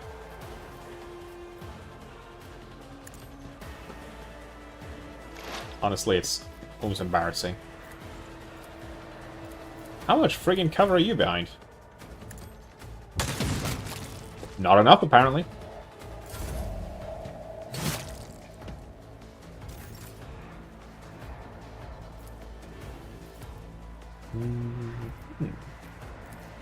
Victory is imminent. Chop down and run you down. Dunk. Very good. Yeah, let's see. Does the deer have range on that last guy? Maybe. I know what is to come. Yeah, no, she mucked up something with the sights on her bolter. Honestly, that thing needs to be looked at. All right, there we go. Clean that up.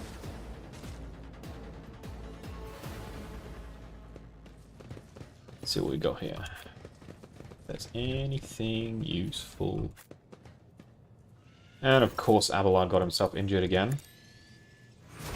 We shall prevail. Alright. Let's see. Let's do the usual RPG looting. Also, oh, more loot.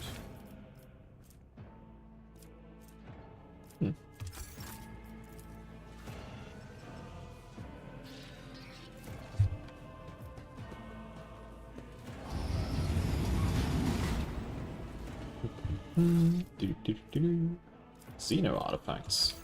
Why do you have that?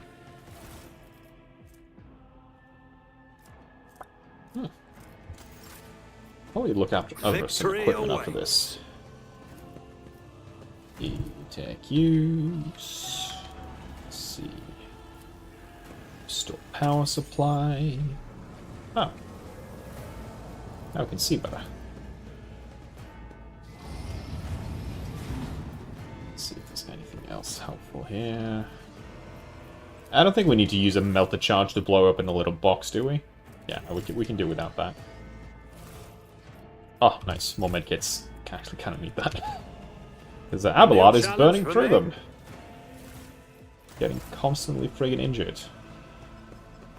Actually, it reminds me of the other campaign that I'm playing as well. The Abelard just keeps taking fucking hits all the time. But he is on the front line, and we have kind of, in that campaign, we've kind of built him to be the frontline tank, so it's fair. But still, it's a little sad that bro needs, like, a little bit of fucking repair. A little bit of heal every goddamn fight. Alright, that's everything cleared out here. And change this formation a little bit.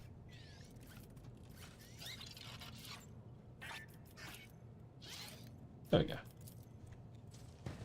Alright, let's head out. Blow the door. Blow up the door, not blow the door. Ooh. None shall stand in my way. Ah, more heretics. Lovely. Also, probably do the level up. Since I'm there. And I can check out the equipment at the same time. Upgrade to my sniper rifle. Don't mind if I do. Operator's gloves. Let's see. And Abelard. Yeah, I don't think any of these are going to be an upgrade for you. Though getting an extra medkit is going to be necessary. Dura. That is identical. And you have a last pistol sidearm. And Argenta, your Bolton needs some help. Your Bolton needs a little bit of help. Not gonna lie. It's a little in bad shape. Alright, let's do a level ups. Expose weakness. This is an incredibly good ability. You get Endure. Also incredibly useful. What did you get? Oh, yeah, you're also operative. And Revel and Slaughter. Yeah, level 3 stuff is usually pretty basic. Ooh, more stuff. I was like, I'm just looting fucking everything I can find. So there's a decent amount of good stuff you can find early on.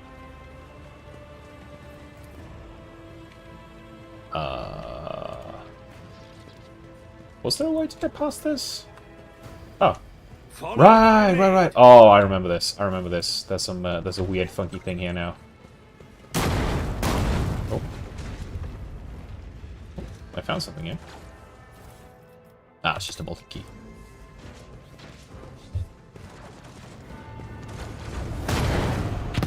Right, this is where things get spooky. Oh no. Oh no.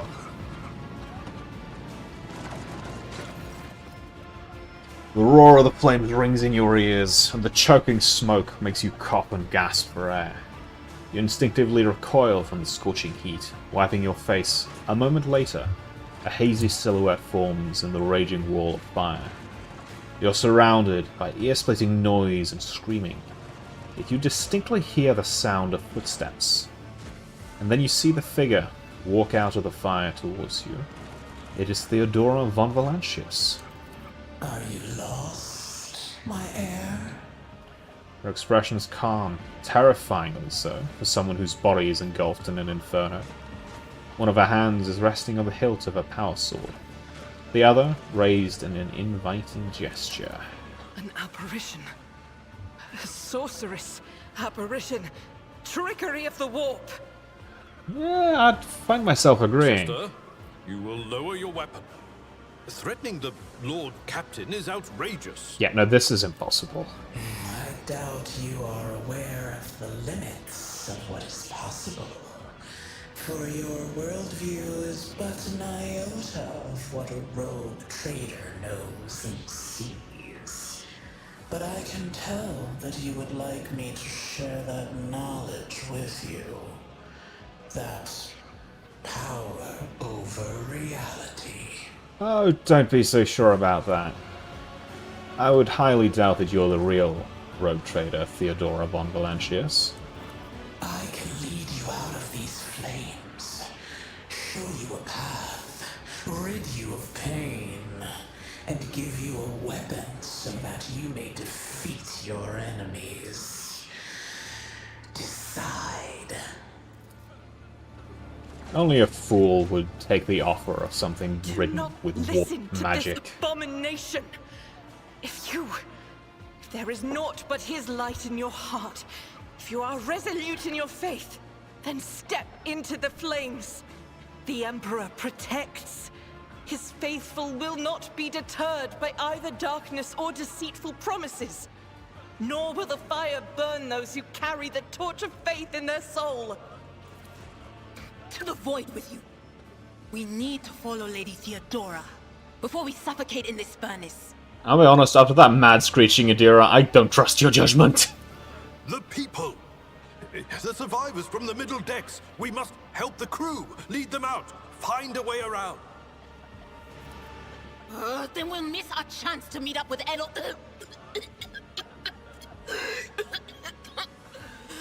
What are we waiting for? The Emperor will guide the righteous on their path. You take a step forward, and the illusion breaks. A wave of excruciating pain crashes over you. Theodora's voice fades into the firestorm. You hear the voices of your companions calling you from behind, and the screams of the weak dying in the inescapable blaze.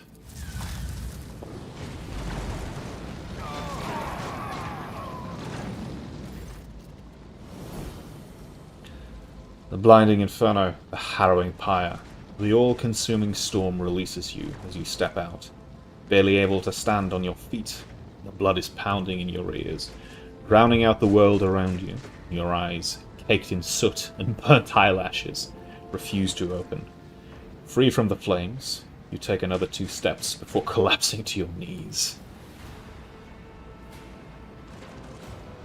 The rush of blood in your temple and the horrible pain all over your scorched body cloud your mind, before suddenly retreating, as if driven away by some mighty will, and new strength spread throughout your veins.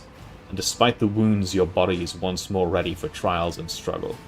You open your eyes and see a glow with a warm light before you. The Aquila, the sacred symbol of the Imperium.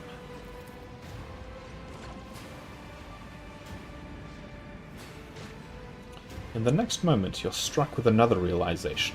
The repulsive presence, the one that has plagued your mind since Voitvir wounded you, is gone. The fire seems to have burned the entity away without a trace. Master, can you hear me? Oh, you're alive. Which is more than I was expecting after what you just did. Yes, I have actually thought about recording an audiobook. I've thought about both. There's a book that I've been thinking about translating, and also potentially trying to record an audiobook for it, because it would be awesome. And I've also thought about doing recordings of some of my own writing works. Praise the Emperor! We passed through the flames! How can this be anything but a portent? For so it is said, that the Emperor will bless the worthiest and most steadfast in their faith. The Emperor protects. Indeed he does. Oh, if I hadn't seen it myself, I never would have believed. What happened to Lady Theodora? Did she follow us? Indira, that wasn't Theodora. That was an aberration of the war. There was no Theodora, witch. There was an illusion, a temptation, a foul taint that tried to lead us astray. But he perceived its true nature. Is that right, Adepta Sanctimonious? What, we'll just pretend like we didn't see the Lord's Captain standing there in the fire? Abala, you tell her. Nah, sorry, Indira, you're off your rocks. Whatever it was, it matters no longer. Your conduct is bordering on madness, or holiness. A path opened behind you, where one moment there was fire, the next only smoldering embers remain. But what am I saying? My eyes must have deceived me. Too much smoke for my lungs. Truly, would you have received wounds like these if there had been no fire? The wounds are merely a sign of a trial laudably passed. It is something to be proud of, the same as decorations or badges of honor. Nothing holds power over those who are righteous.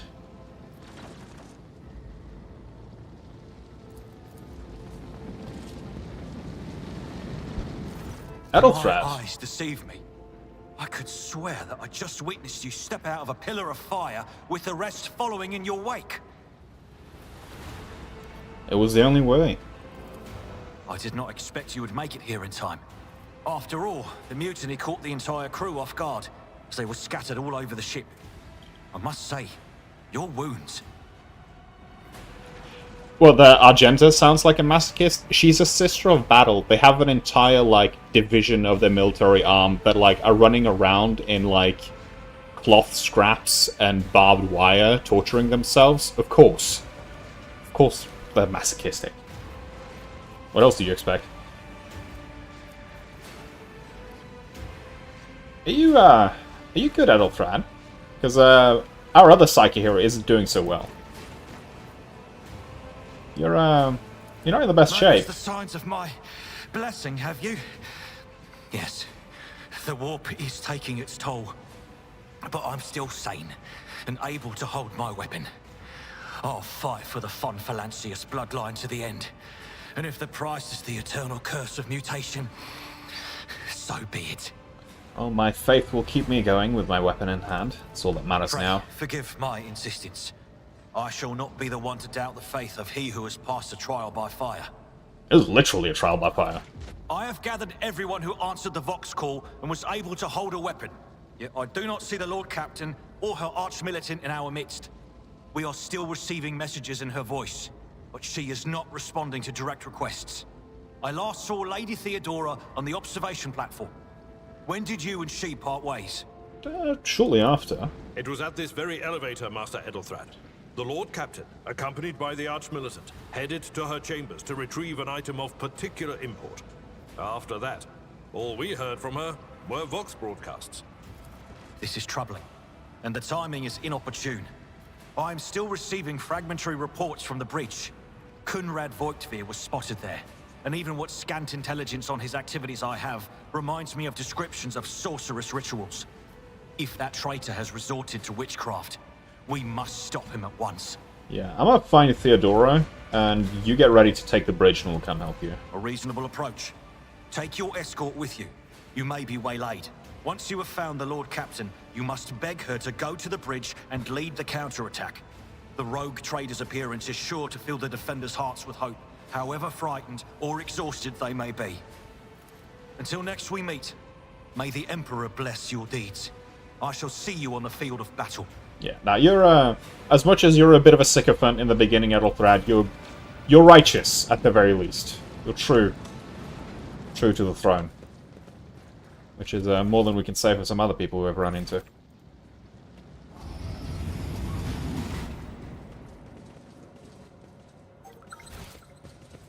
Oh. What's this? Ah. Something else here. Don't really want to leave anything behind. What is behind here?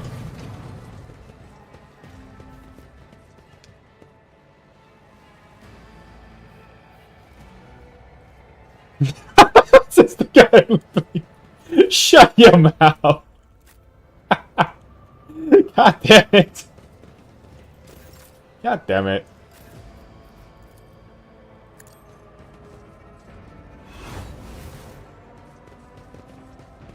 I'll lay claim to the stars. No, it's not that I don't believe in the God Emperor and the throne. It's just that, you know, sometimes we must admit that there's more to reality that we need to acknowledge and understand in order to overcome things, right? Haven't you heard that radicalism is it's essentially an occupational hazard. It's an inevitability that the more you know and the more you understand and the more you encounter, you start, you know, believing that, and understanding and seeing the big picture, that you kind of need a broader perspective. Yeah, it's radical. It's radical.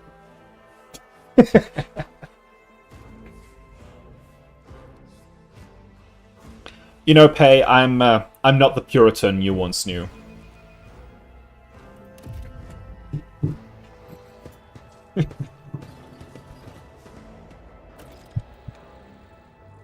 Okay.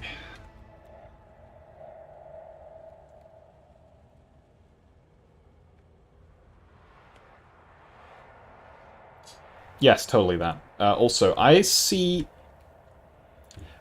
Was that a shadowy tentacle and purple wisps in the air? Okay, It's yeah. about time. This place is, Ah, fuck. Ah, fuck.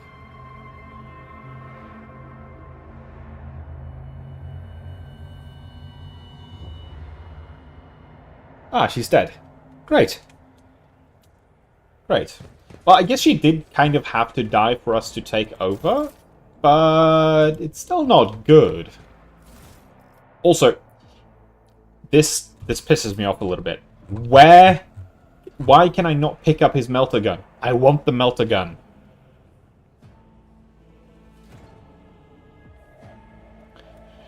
You don't think there ever was a Puritan, Marty? I won't tolerate weakness. I mean... Define Puritan.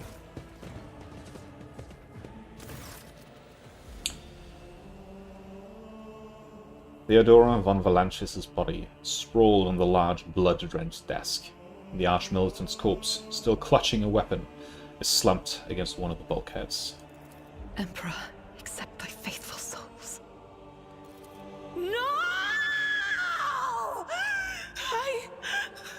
Lord Captain, I didn't hear a thing.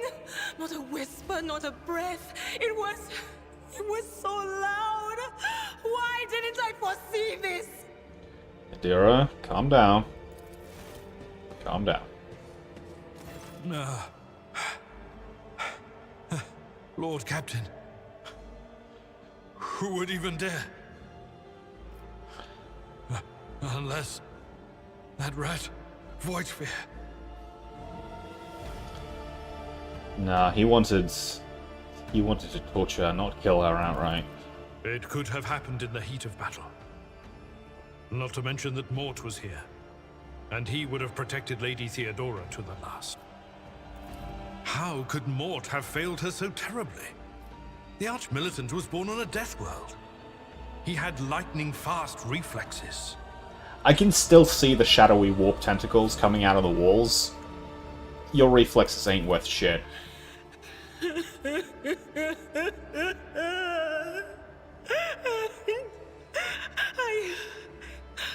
I can look at things in my own way.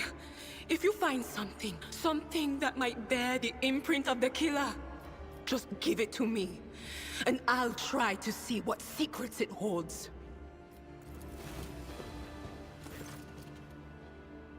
Leaning closer to the body, the cause of death is apparent. What ended the rogue trader's life was an order pistol shot, an extraordinarily accurate one at that.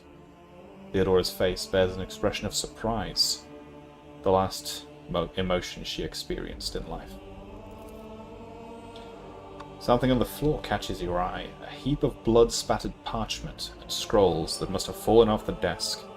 As you lean down for a closer look, you notice something else.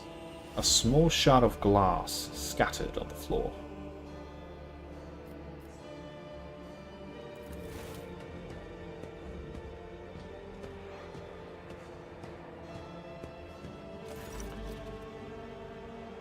Another pistol shot went straight through Mort's forehead, spraying the floor and the furniture around with blood, brain matter, and shards of his skull. The safety on the Archmilitant's weapon is off. The killer must have been a split second quicker than he was.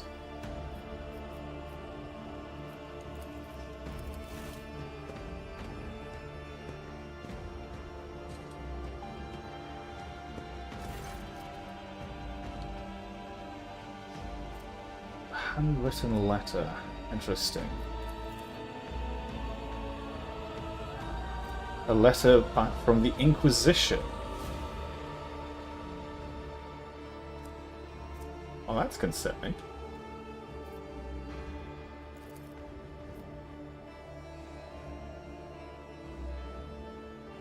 It is difficult to say what exactly was broken. The object fell on the floor. and as much as you can ascertain. Upon closer examination, the shards appear iridescent rather than transparent, as if they'd been submerged in Prometheus. What are these shards? I see streaks of color, luminescence, blue lights, faces drawing closer. Lady Theodora and Conrad and what is that? Ah! Something dark, enormous. Oh, this glass thing was something foul, that's for sure. So, hindsight knowing the answer, first time I saw this, I thought this was a flect. I genuinely thought this was a flect. It's not, but it's really giving me the vibe that it is. Tainted witchcraft. Yeah. It doesn't work like that. I can try to read the memories of objects, but dead bodies are a different story. Something like that would require her soul. And after what we saw on the officer's deck, I won't risk searching for it in the warp. You know? Fair point. Fair point. Yes, the crucible of battle calls to me once more. I mean, spoiler alert for myself. I've played through the prologue, chapter 1, and maybe a half of chapter 2 of this game before, so I know a fair bit of it. But when I was playing this the first time and saw that glass shard thing, I was like, is that a flect? But they haven't... From what I know, they haven't dipped into Dan Abnett's books when writing this game. No, wait! We must see if we can find There's anything. nothing to find, Idira. Idira, you can't bring her back. Let her go.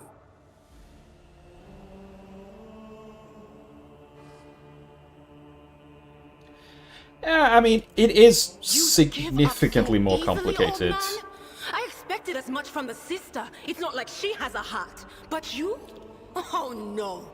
I'll get to the bottom of this. I'll find the one responsible for murdering the Lord Captain. And when I do, that scum will regret the day they were born. No, I'm on your side, Idira. It's just, we can't risk doing too much fucking psychic shit right now. Yeah. Also, yeah, there's a difference between doing a little bit of Psyniscience, looking at an object to see if it's tainted, and trying to do a full-on auto-seance in the warp when the Gellerfield is being fucky. You've read enough, Pei, to know that that ain't gonna work. We both know that.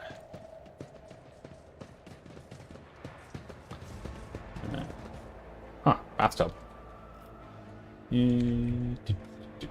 Alright, let's get the fuck down to the bridge and deal with shit, because, yeah. Follow my lead. You would if your character was there as a failsafe. I mean, on one hand, I get it. On the other hand, no, don't. It's still gonna be fucked. It's still gonna be completely fucked. I know you self-insert into your player characters, but come on, man. Come on, buddy.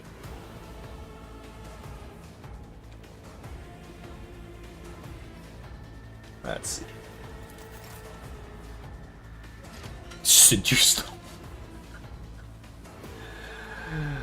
Not how that works. Thank the throne for that.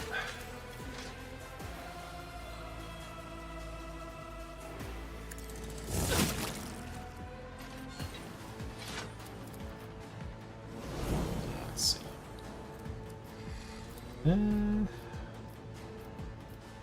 Well, I'm just gonna tank up here.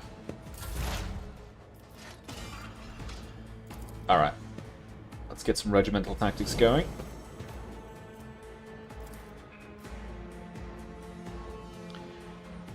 Slanesh owes you a thing. If ever there was a sentence warranting a famous last words, it'd be that. Also, I just realized something. Fuck's sake. I haven't had the bloody chat on. Also, yeah, great question. Why does Slaanesh owe you a favor? Please, elaborate. I am very curious.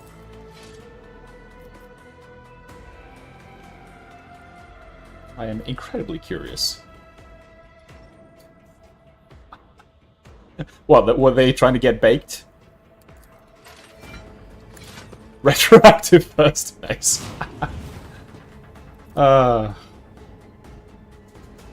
Nothing I can't do. No, I wasn't imagining something unwholesome. I was imagining something indulgent. Like, Slaanesh isn't just, like, depravity, like, perverse. Okay, actually, let me go into a little bit of a rant here.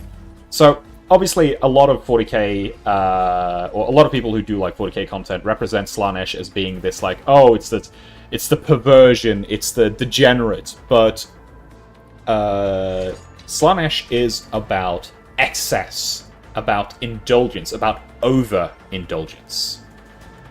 And there's a lot of people who miss that point. Did all of the hits hit the guy in the back? Yeah, they did. Lol. It's a little funny. Alright, let's see. For Brian's sake, can you hit the target that I'm aiming at for once? Okay, there we go. How about you? You can zap some shit, right? But of course. Analyze, of course. But of course. I do love her voice. Her voice is amazing. Yeah, that looks like the right move. Zap some of these fuckers. Very nice, very nice. And give you a little bit of a buff. What is your... Okay. Out of my way!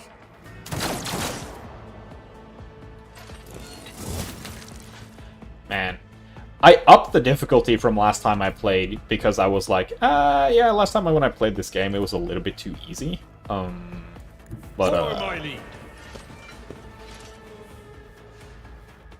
Actually, Heretic's role is definitely heretical. Well, I'm not actuallying the Chaos God itself, I'm actuallying other people about that Chaos God.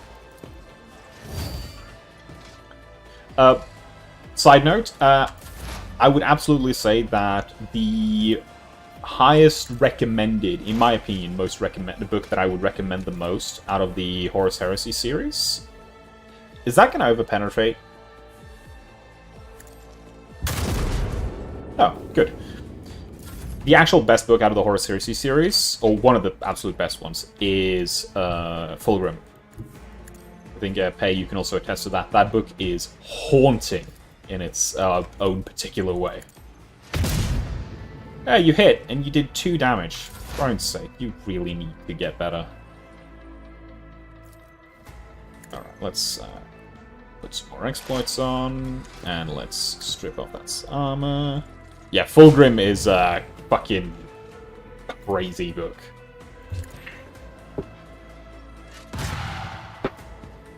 I think out of my... Yeah. I took care of this one. Yeah, like, especially for anyone who has any kind of artistic inclination, I think the Fulgrim book is pretty haunting. Does it have magical girls? I mean, there are some people who would say that some of the Emperor's Children might have some of the vibes that you might find in magical girl media. More on the villain side, perhaps. There's some messed up shit in that book. There's some really messed up shit in that book. It is very dark. Very, very dark.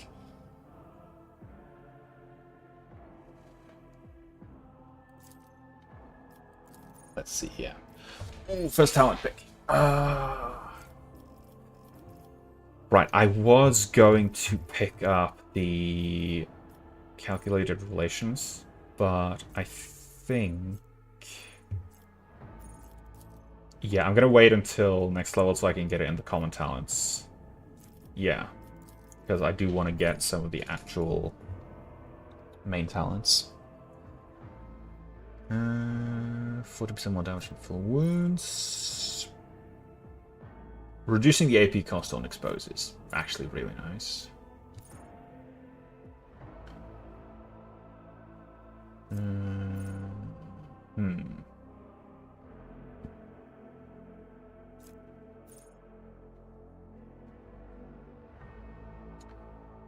Combat insight isn't gonna benefit me in a long time.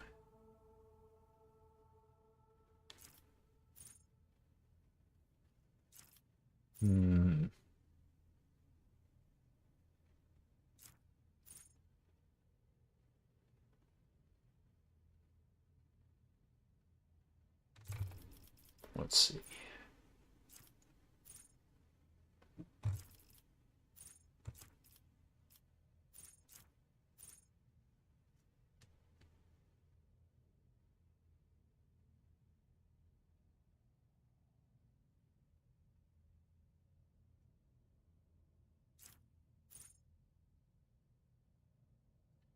%50 long-range damage, or... I mean, reducing the AP cost on exposed weakness is nice. Action economy is always great, but I don't necessarily always want to use exposed weakness. Depends on the target.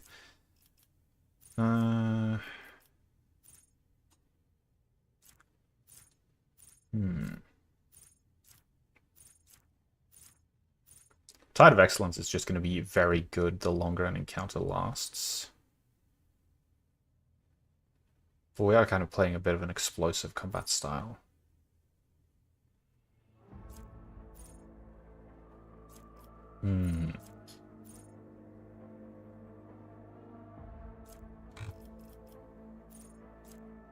What are the secondary ones? That one needs tactical knowledge.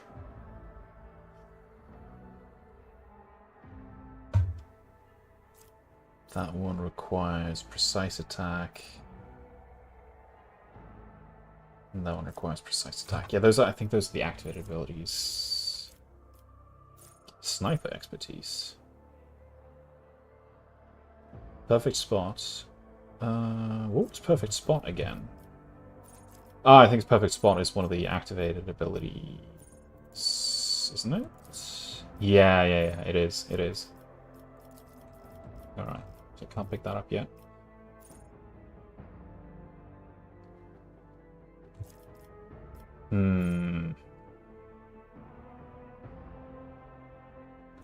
Does this scale? Intelligence bonus divided by 2. % hit chance and crit hit chance while attacking type is affected by Xbox.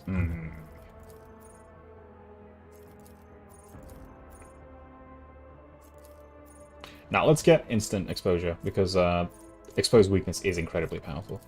Let's grab that. Abelard, you are a warrior, you have Daring Breach, and you can get... Let's give you something that makes you super tanky. +1 damage deflection, parry chance is increased by 25% of total armor. Yep. Let's do that. Make you beefy. And you... Psyker. I mean, you're gonna get replaced from the party pretty early on, most fortunately. But I can give you Uncanny Sight. That fits for a diviner. And you. Can I give you more ballistic skill so that you can stop missing your shots? Please? Let's see. I need something here that gives you more accuracy because you cannot hit to save your friggin' life. Tenderize, what? Point blank. All the soldiers' area attacks now. We don't using area attacks. There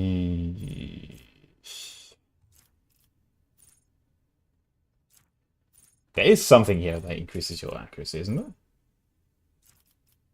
Is there nothing here for your accuracy? For Christ's sake. Come on.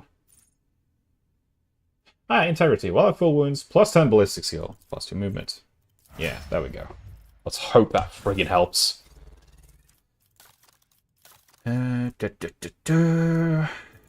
quickly scan over our equipment. Dogmatic follower. Immunity to crits. Nice. Although, piss off with a fucking helmet thing, because it's ugly. I want to have my beautiful hair and beard. There we go. Abelard, you can have your helmet for your armor. Also, you can have your fabulous scalp, buddy.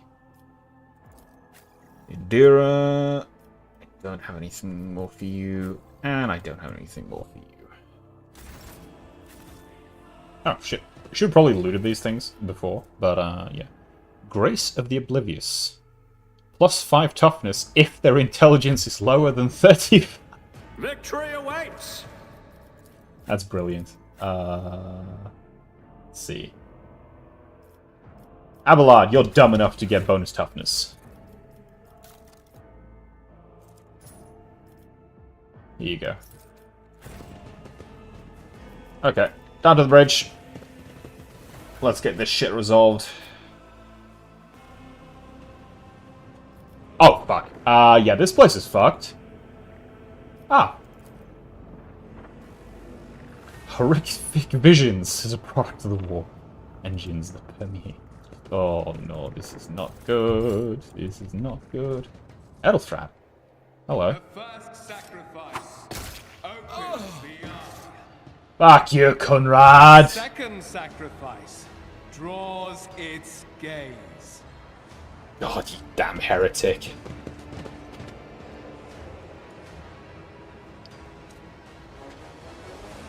Edelfrad, what the fuck is going on here? You are here.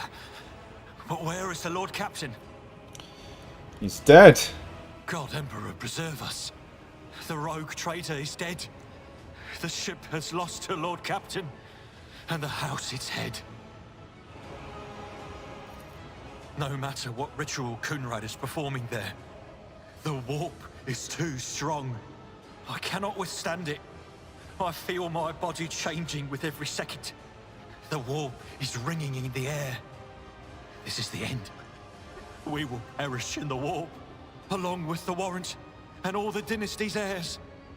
The enemy of humanity has triumphed. Don't give up, you fucking coward!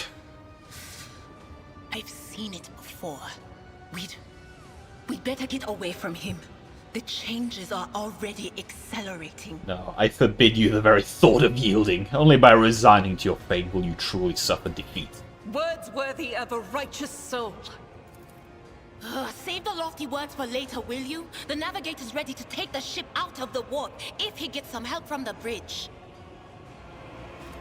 Then we have no right to bow our heads. Yeah, that's right. Do your fucking job.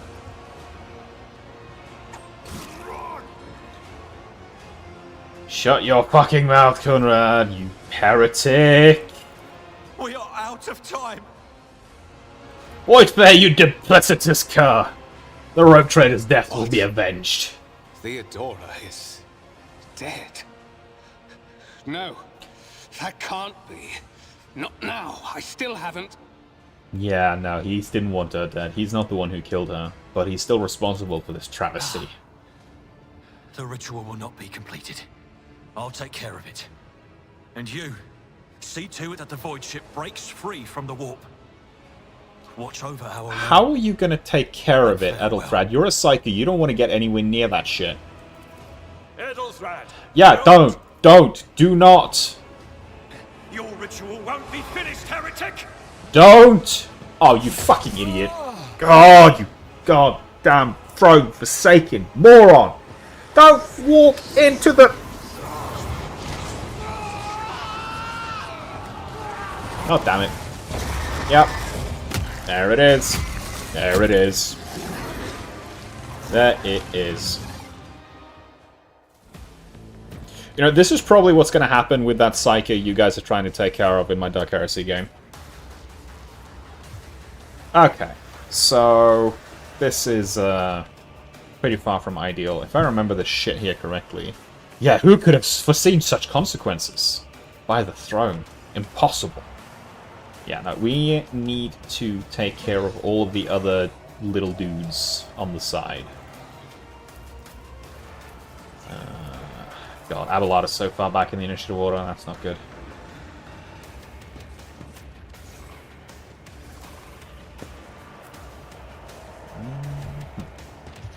Yeah.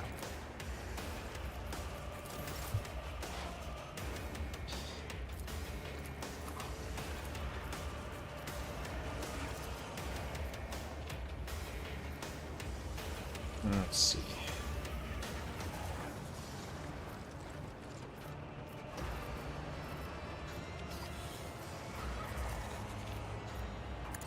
Throw an exploit over there. And put a... What? No line of sight? I thought I had line of sight on that fucker.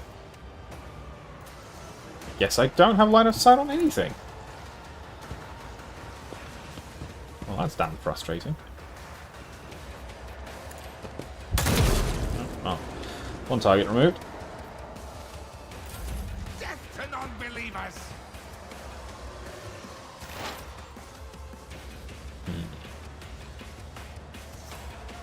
I'll probably take care of a couple of these. Yeah, that should take out a few of them. So I need to be careful about how much I use Psychic Powers, because I really don't want the Veil Degradation to get too high here. That would be very problematic. And let's start stacking Exploit on the Spawn, so that it can get mucked up. Chaos guides me. Oh, good thing they can't aim for shit. And Argenta! A decent chance of taking that shot. But I guess you can't! God. Argenta is allergic to hitting. Except that one time. There we go. There we go. Nice.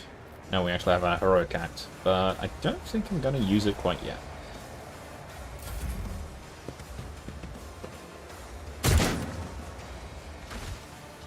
Uh-oh. That hurts. Now, Abelard, your job is going to be to stand in front of this thing and make sure that it doesn't get to do anything scary.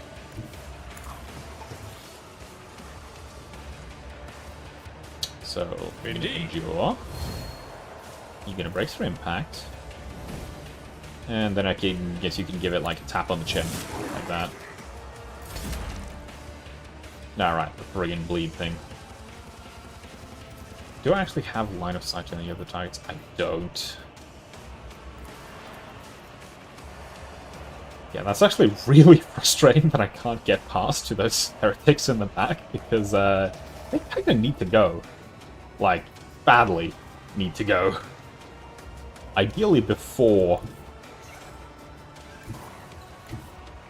okay, that gives me line of sight.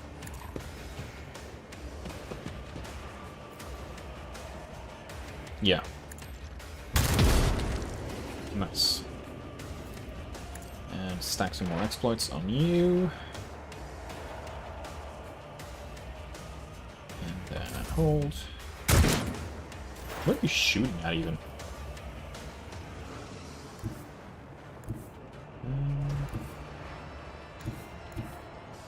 Do I have any fucking way to get line of sight on this guy?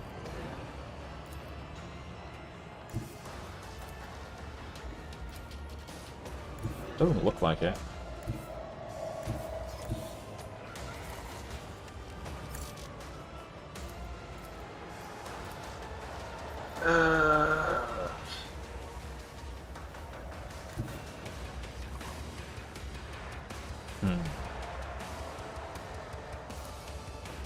I'm gonna give you a full warning then. Oh, that's... Let's hope that doesn't backfire massively. Still no line of sight though. I guess she could smack it. For 0 result. And you don't have line of sight either. Does that give... yeah, that does give extra movement. That What? is not the Emperor's will. Why is that unavailable? Ah, cannot be used while she's winded. Never mind. I will not. Oh. What? I didn't even click anything! For own's sake! Okay. God, I hate Chaos Spawn. I friggin' hate Chaos Spawn.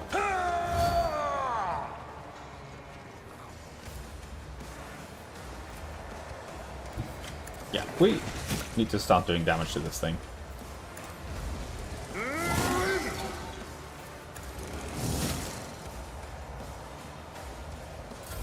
Okay. That's not good. That's cool.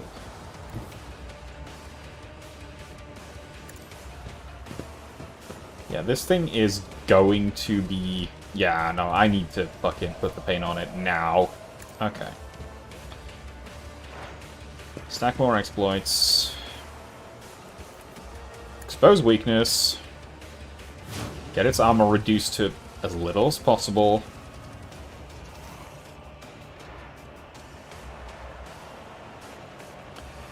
And then dismantling attack.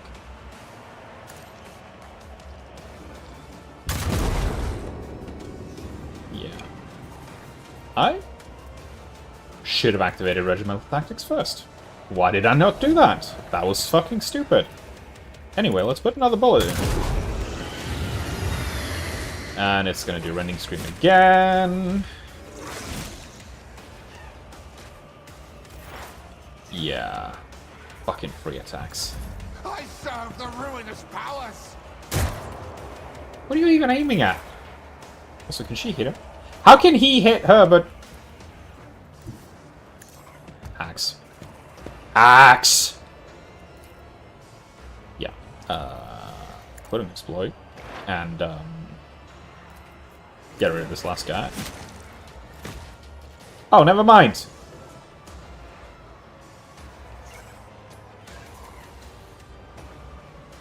Never mind.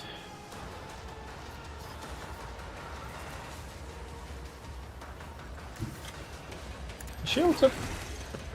Good. Please hit. As the Okay, by hit, I meant kill. But apparently that's too complicated. There we go. Better. Now please, Abelard, don't die. Medkit? Okay. And endure.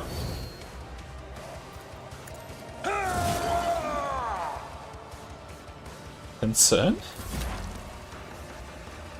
I kind of need a medkit myself, but I think we just need to try and put this thing down as quickly as humanly friggin' possible. Yeah, now I'm noticing the up difficulty. Now I'm noticing the up difficulty from last time I played. Idira, you're gonna buff yourself. And then you're gonna put the exploit on.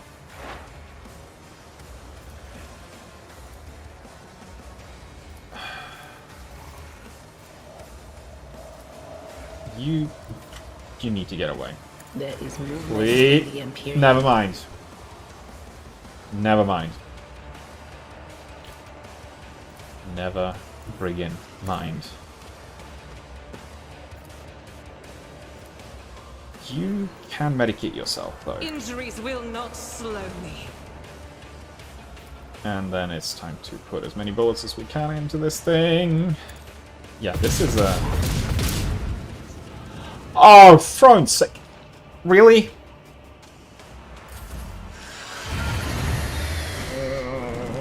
No. Oh, no. Oh, no. Not good. Not good. Not friggin' good at all. I'm always friggin' dead to the bleed. I'm gonna have to try something funky here.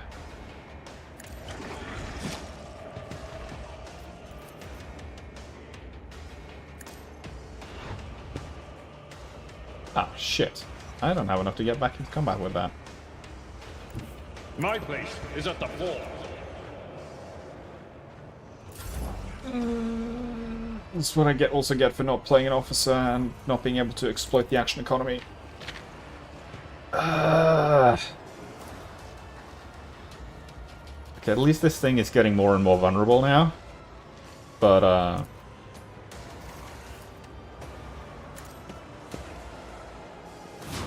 Absolutely not. Suits my purposes. yeah, we're getting closer to putting this fucking thing in the ground. Okay, she's not bleeding, but she's gonna have to medkit herself again. And please, for the love of the throne, actually hit. Do I need to move so I don't risk hitting myself? Oh, my character here. Okay, this is giving me the best. Okay, it's got 8 health. It can't kill all 3 of us in one round. Famous last words.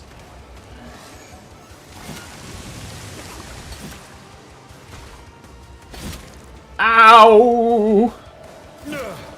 My ears are ringing. Abelard, kill this thing! Ah! Ah! By the throne. By the goddamn throne. This monstrous thing. What is this? Blade shard. Ugh.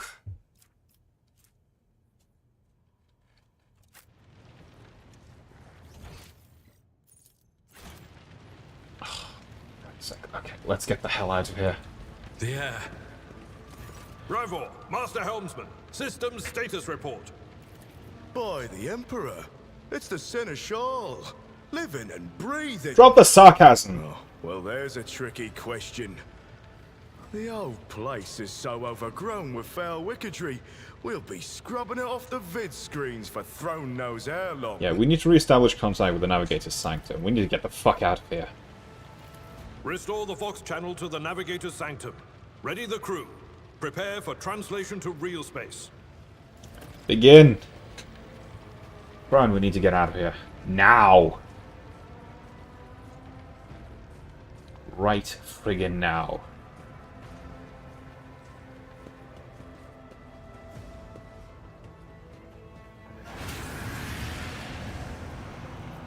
Oh no, you spooky warp ghost. Get the frig out of here.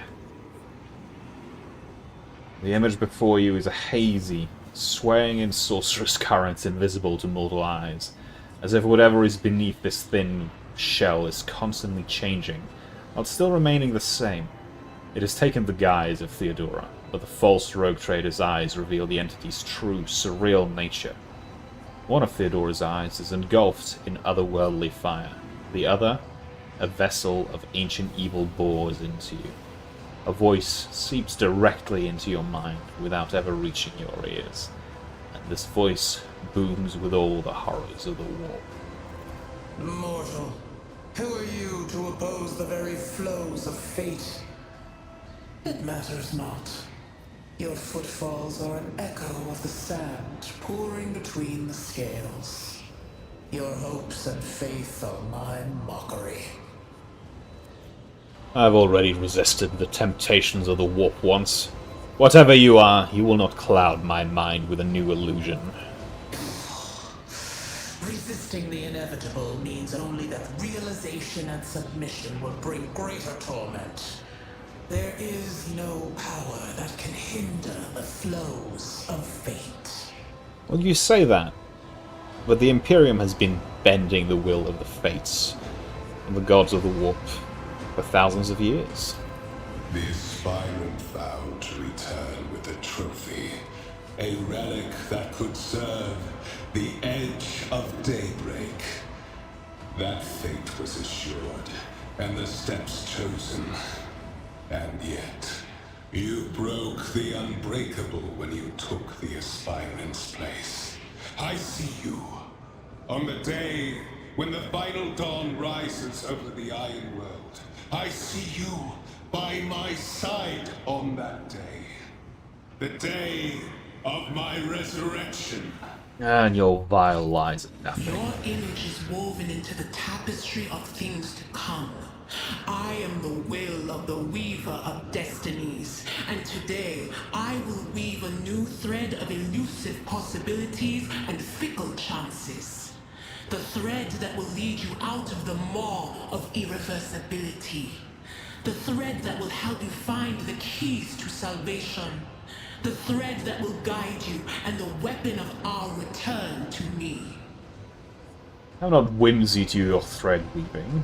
Also, I know what the Weaver of Destinies is. Don't fuck with... No, we do not fuck around with Siege here. The path is set, child of the dawn. The thread is woven. Follow it, servant of mine. I'm no servant of you. Get the fuck out of here. Seneschal, the Navigator's sanctum is silent. The Vox signal is stable, which means... The Navigator gave his life battling the storm that nearly claimed the Von Valancius flagship. We will honor his memory, along with that of all who died this day. Seneschal, will you tell us now? Who is that? Where's the Lord Captain? As First Officer, it is my duty to inform you, with the greatest regret and indelible sorrow, that Lord Captain Theodora von Valancius is dead. May her memory never fade from the annals of the dynasty. By right of blood succession, and with the absence of other kin who could challenge this decision, it is hereby declared that the successor to Theodora von Valancius is her heir, the rightful inheritor of the Warrant of Trade, and the title of Rogue Trader. The official ascension ceremony will be held at a later time. In the interim... have you lost your tongues? Hail your lord. It is because of his toils that we all still live. Honestly, yeah, this place would have been fucked otherwise. The deed is done, Master. My apologies. I meant to say Lord Captain.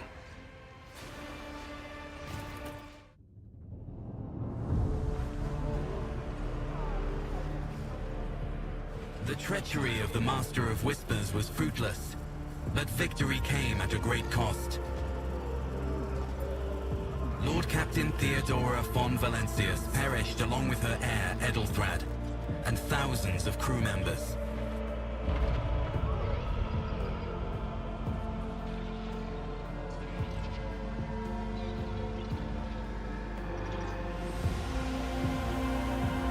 Yet hope remained.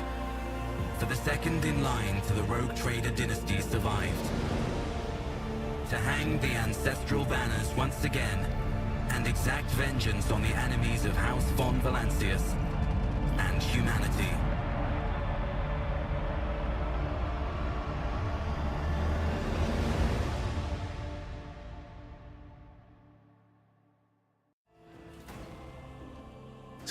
By right of nepotism and the absence of people who don't agree with nepotism. That's a... Fun fact, do you actually know what the word nepotism originates from? Like, linguistically, where it's from? It's a very amusing thing, and even more apt considering the the kind of culture that this setting makes a mockery out of. Oh, then, your lordship. Alright, Abelard. What have you got for me? I was worried for a few hours there, but after witnessing your fearlessly rush into the fray on deck, the only thing that surprises me is how long you've stayed on your feet. Your strength only left you once the fight was all over. Such fortitude is much admirable in a Lord Captain. You must now hold your first officers' briefing in your new role as Lord Captain. For many of those who are about to join us on the bridge, this will be also their first briefing. We sustained massive losses among the senior middle-ranking officers. Some posts had to been filled by the deputy's deputy, while others go unfilled entirely. Now the deck clans are deciding who will take over the leaderless crews. Let's see. Well, we've been able to track down Voitvir? Unfortunately not. No, Lord Captain. In all the commotion, his trial went cold. Our people are still on the hunt for him, and any mutineers who may be skulking in the ship's many corridors. But frankly, I would not be surprised to hear that we are now one shuttle short. I'm afraid that it will be some time before he answers for all that he has wrought. Well, let's start the briefing. Yeah. I'm not going to be reading through everything here, because there's a lot of, let's call it filler stuff here with the briefing. But let's see what the important parts are. Granted the honor, Lord Captain Constantine von Valancius will personally conduct the briefing. Alright. Introduce me. Let's see. Vigdis Soriota of the Toloman line, the Voxmaster. It's an honor to serve. I'm your eyes and mouth. Okay, what happened to your mouth? Your mouth seems to have been replaced. Revor, the Master Helmsman. You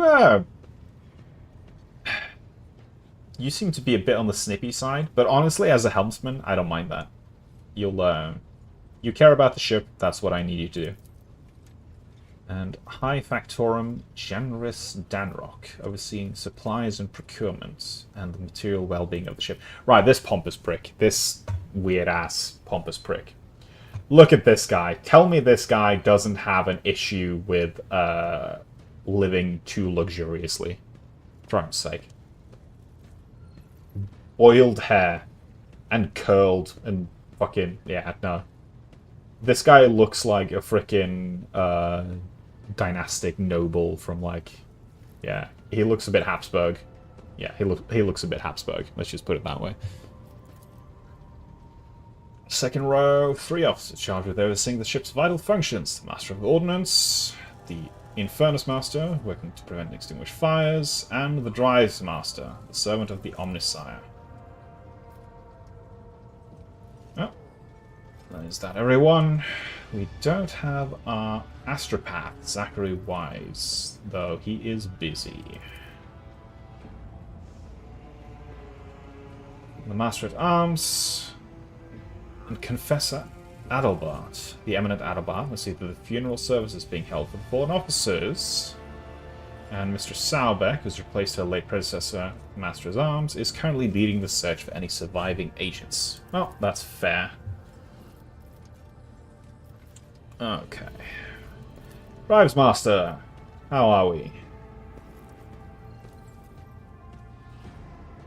Destroyed the repositories of hundreds of machine spirits. The warp engine entrusted into my charge is unharmed, but its spirit mourns its dead brethren. We have not yet identified a prayer protocol capable of assuaging its sorrow and anger.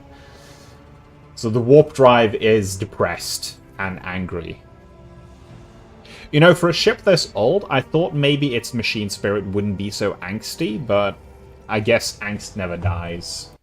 I guess the angst never dies. Oh well.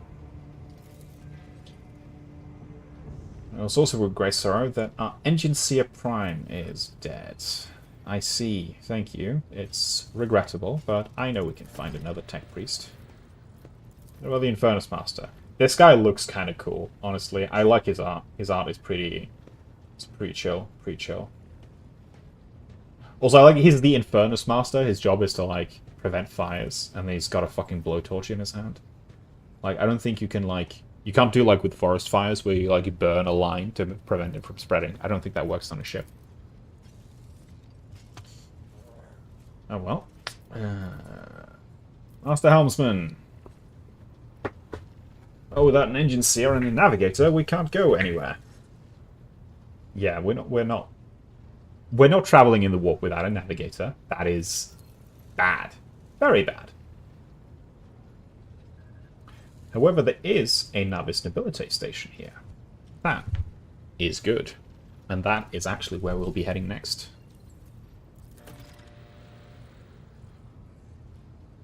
Yeah, no, that is very, very true. Very, very true. How about the Higher Factorum? How's the state on the ship?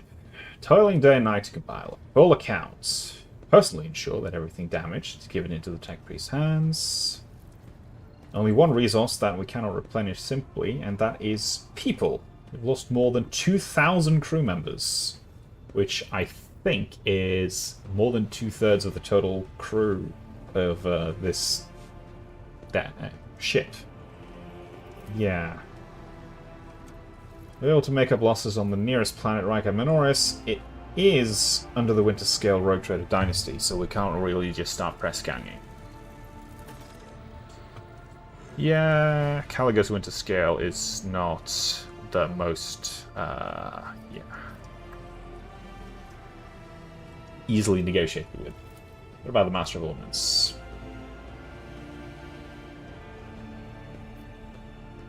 You're a bit, unprofessional. So what? Ship's in ruins. Every second officer's dead. Now we've got a Green Lord Captain who's supposed to lead us to the Void Newsware. Shut your mouth! Yeah, cease this mutiny, dumbass!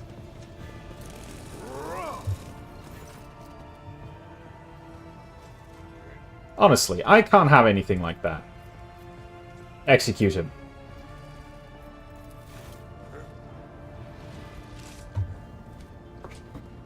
Get him out of here. So, to summarize, we've sustained serious losses in crew. We need a new engine seer and the navigator.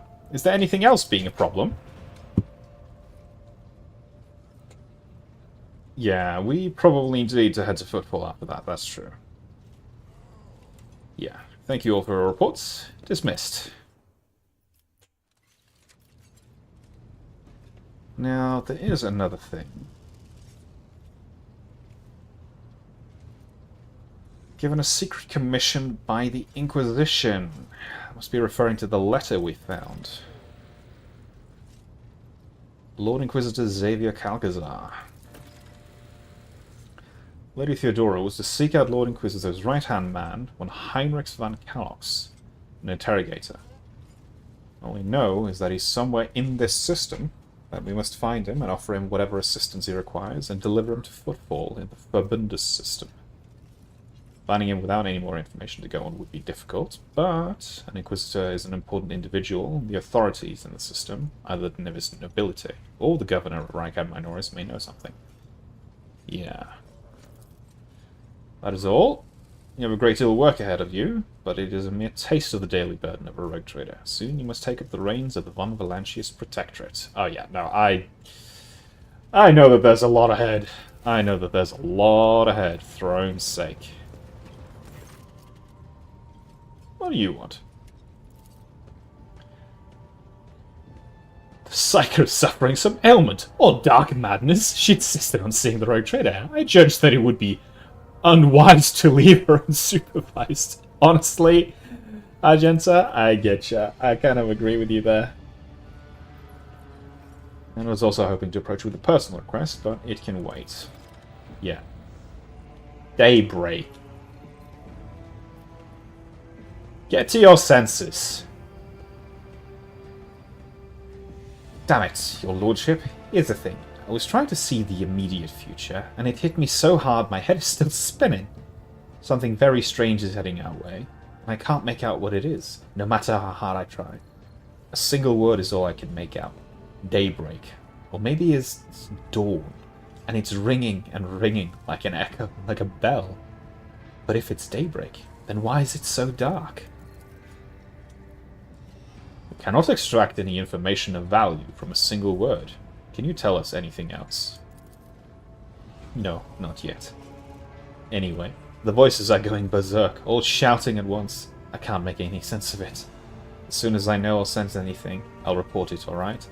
I think you should go and, like, I don't know, cuddle up to a null rod and have, like, a week's sleep. But, yeah. I don't want you to take a closer look into my future by, like, doing any warp shenanigans right now. We are a bit on edge. If it's daybreak, why is it so dark Norwegians during winter? Honestly, true. We don't get it where I live now, but where I used to live further north, it actually get to the point where we had, like, no daylight at all during the day. It was just, yeah, complete darkness, nothing. Alright, I am going to take a quick break here, get a little bit to drink, and then I'm going to look over a few details, and we're going to start on into Chapter 1. We'll see how far we get, and how long I'm going to be running for. But yeah, I am going to be right back.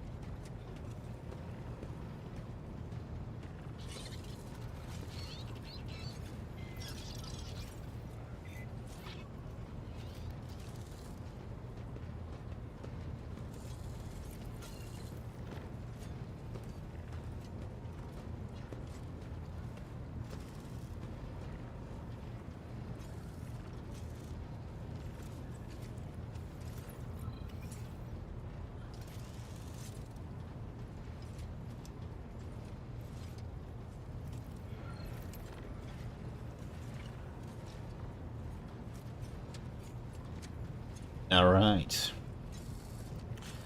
Let us continue by leveling up first.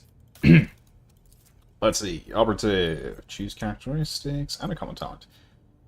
What are we at already? We've got... decent, but...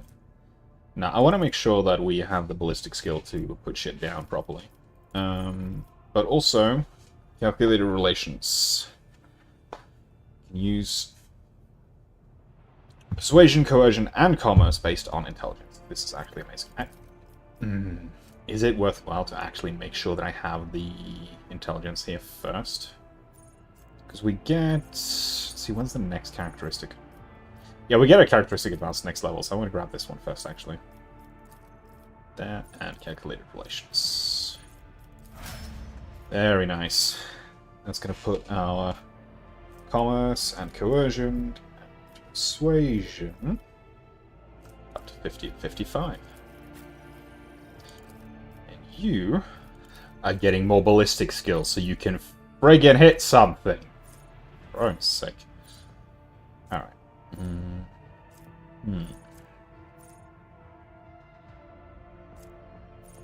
Camaraderie.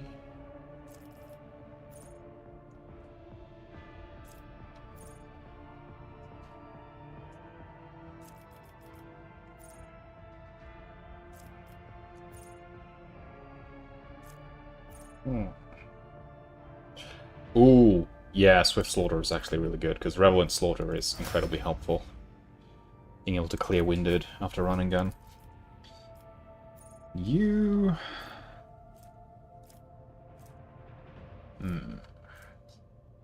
Honestly, I'm just going to give you more willpower for now. That's what's going to give you the most useful shit.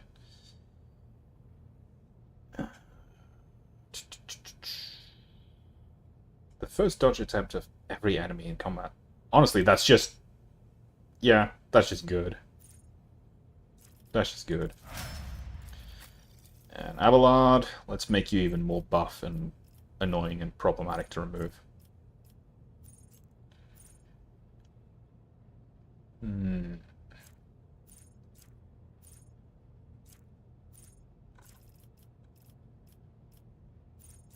Defensive stance. If the warrior has not attacked this turn, negate +2% armor. Charge does not affect this bonus. So I can charge and still maintain defensive stance. Let's do that. You've got an alright weapon skill, but I kind of want to just give him more toughness. Just make him as fucking beef as possible. Yeah, let's do that. Make him an absolute unit. Now let's look over our equipment. Weapons, we are pretty well off. Armor, we don't have anything new here though. Oh yeah, Commerce and Lore Imperium bonus, yes. Gloves of Endurance. Whenever the wearer of these gloves gets an injury or falls unconscious, allies gain a bonus to damage until end of combat. Let's give that to Abelard, since he's going to be in the front, and he's going to be the one who's going to get smacked. And... yeah, I guess he can have the Iconoclast Cloak. Yeah, that'll work out well. Did I actually pick up any grenades? No. No, nothing. Alright.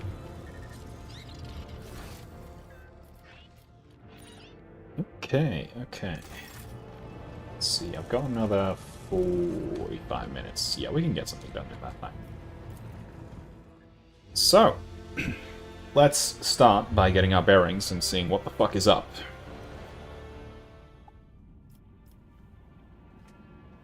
The Owlcat system.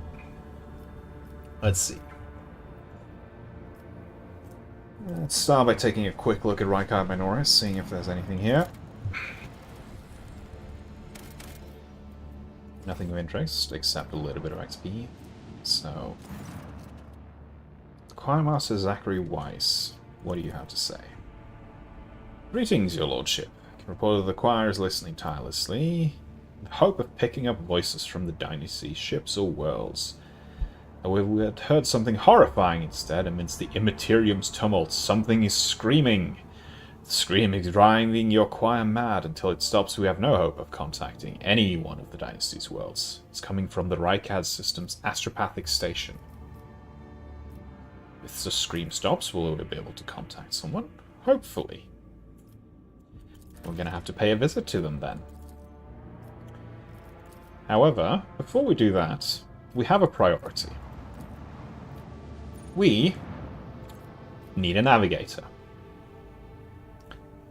So let's go and deal with that right away. Lord Captain, reporting, the heralds of the Navis nobility continue to maintain Vox silence. Perhaps due to Urac 5 being off-limits to visitors, we've intercepted signals from the beacons drifting in the station's orbit. The demands are clear. We are told to turn the ship around immediately. I think not. We've also detected an accumulation of debris near the station's docks. Presumably, it is the remains of interplanetary shuttles. Perhaps the esteemed Navis nobility's house requires aid and cannot respond. We'll contact them again. I'll negotiate personally. No reply? Well, order crew to scan it. Oh, let's see. The officers from the Augur crew performed a full scan, but the information is imprecise, noting wave distortions of unclear genesis. Well, order the crew to commence docking with the station. I'll head down there myself.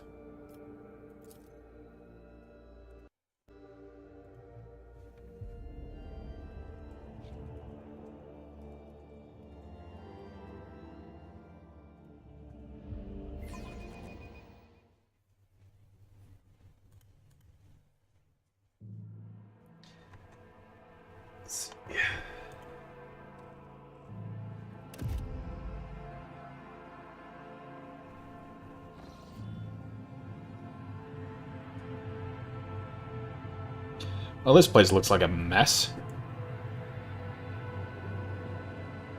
Pathetic worm. You dare to argue with your master? It was not you whom I swore to serve within these walls. My lips are sealed. Oh, well. Right. Confess! What was the old man's last command? What are you planning? Give up, Keeper. You have lost this battle. Again. We're getting nowhere with these ones, sir. Permission to execute them.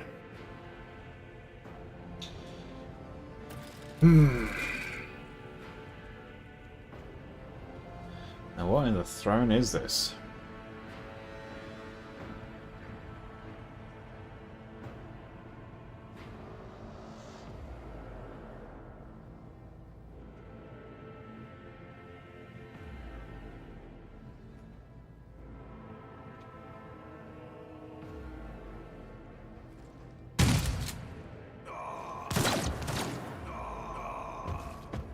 Well, that's cruel.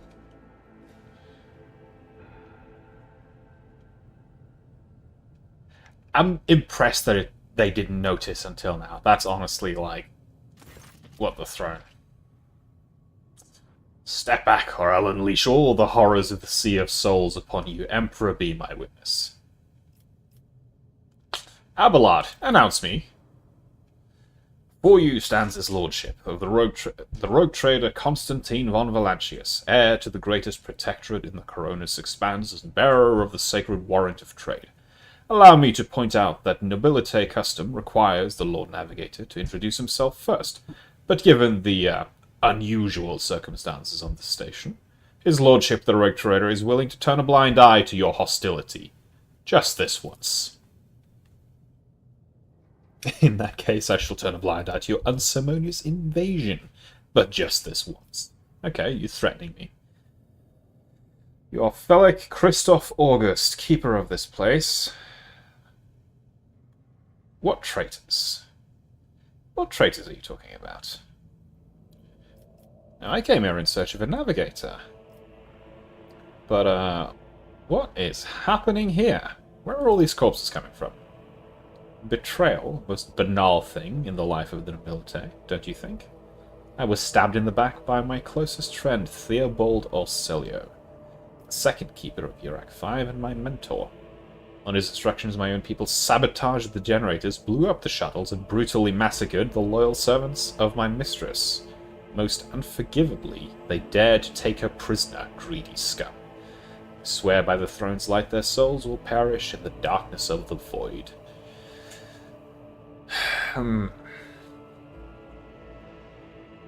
If you say so. Go on. The madmen have captured Lady Cassia and are now torturing her upstairs while we are idly chatting. Help me rescue her or be gone. What kind of help are you talking about? I would never ask for such a favor under different circumstances, and yet... Lady Cassia's well-being is above all. I haven't got many people left, and my wounds are too deep for me to act with precision and swiftness. But you may actually succeed. So you need me to do the legwork that you're incapable of doing, even though you just rounded up people and executed them. Why should I help you?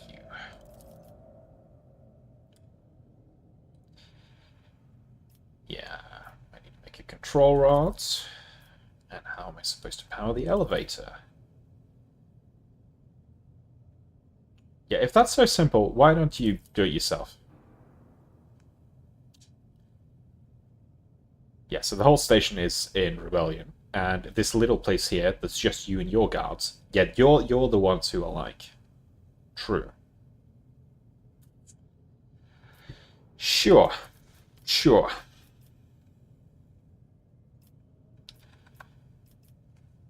Well, the Rogue Trader's aid is going to cost your house, but you should rejoice because your mistress will live. Actually, you'll have to sign a contract with my protectorate, because I need a reliable navigator.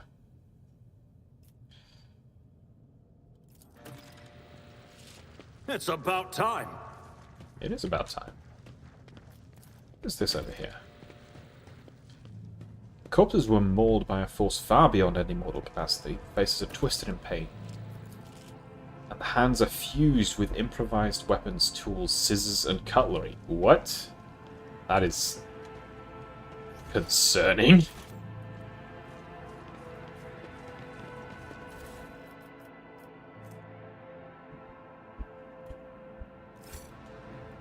That's also concerning.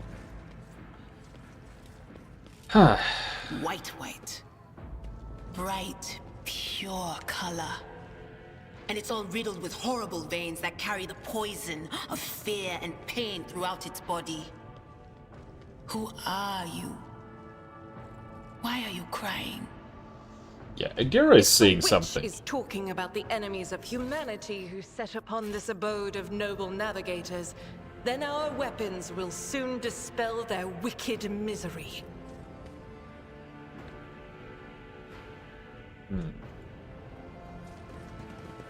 Oh. There are hostiles right over there. Huh. Let's see. And there's a trap as well. And there. None shall stand in my way. Okay. Who's got the best demolition skill here currently? 60, 40, 40, 30. Okay, yeah. It's gonna have to be her.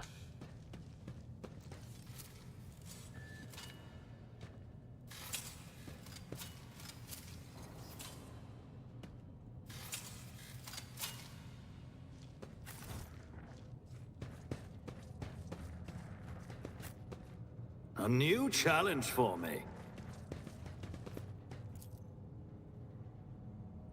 The servants perished.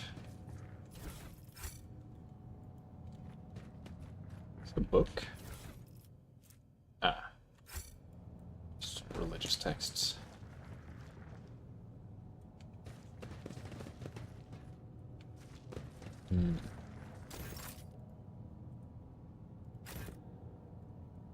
When the faithful are idle, heresy grows.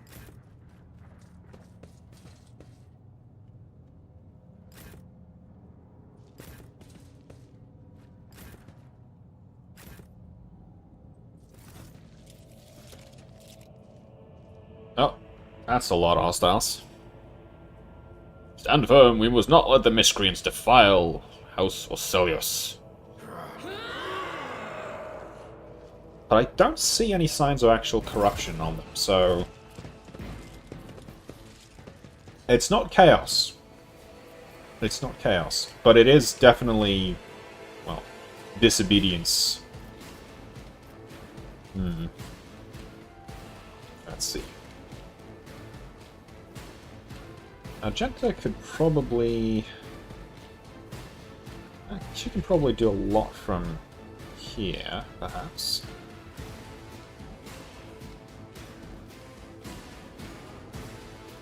At least something. Abelard, I think I'm going to want you far up so you can get into the thick of it. Constantine, we are going to be holding the high ground and taking sniper shots. And... Idira, I think I want you further ahead as well.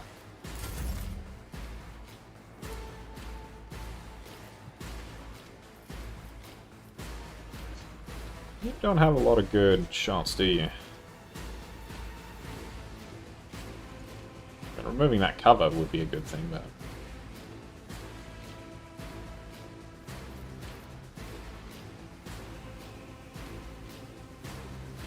I think gunning down this range and taking out the cover is a good idea. Nice. That's actually quite helpful. Doubt is for the weak. Might even be able to get a shot off here.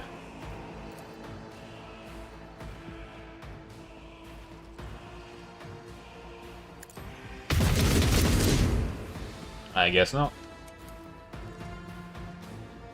Well, let's get the Furious Recital down anyway. Weapon at the ready. Break them morale! Yeah, I know I should have tried to blow the cover. My faith strengthens me. I've got a pretty decent shot on that guy. Probably try and get a good hit on him. Let's see.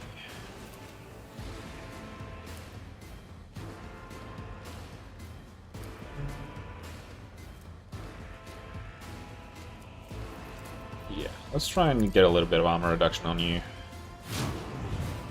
There we go.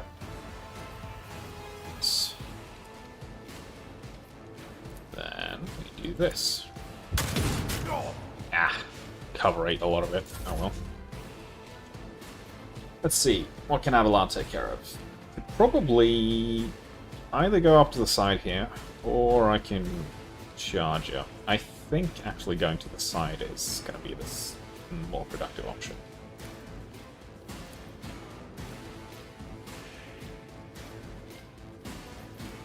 Let's see. Minimum 2. Yeah, that'll work.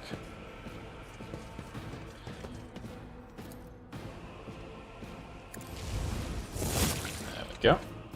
And then we can endure. And brace for impact. I must not falter.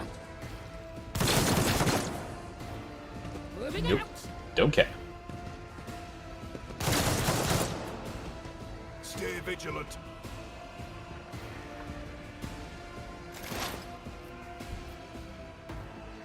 Oh, look at you. You're all clustered up. How nice. How convenient. No one learned them anything about spacing.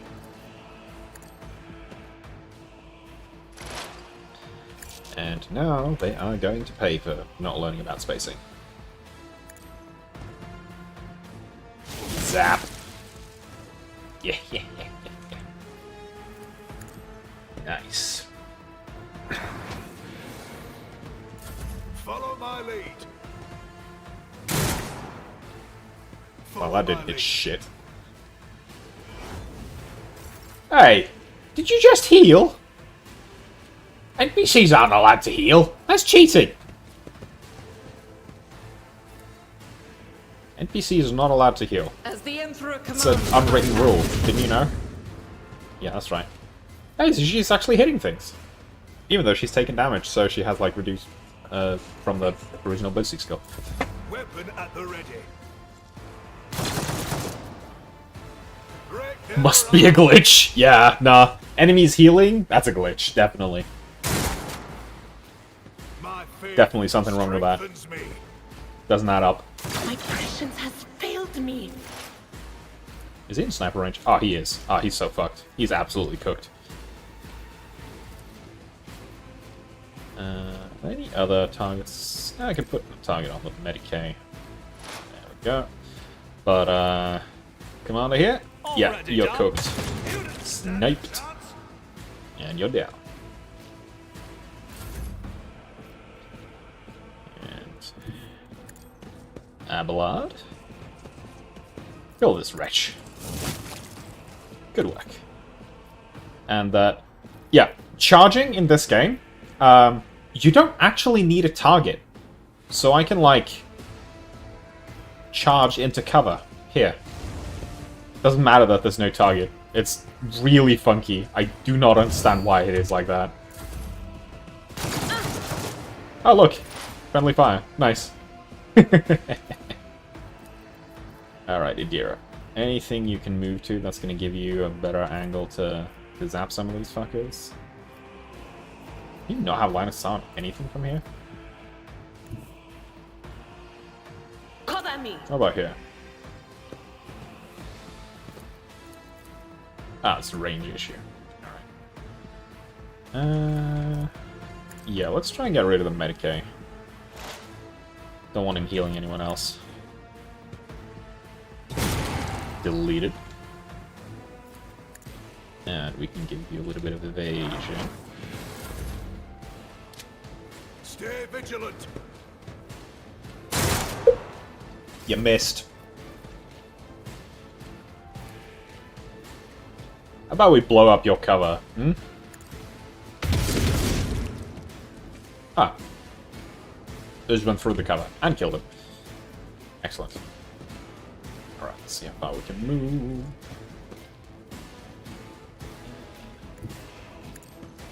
Let's get up here, and then we can revel in some slaughter. Ah. Why did I do that? I don't have the frickin' AP to reload my gun. From the ashes, I will rise. Oh, damn it.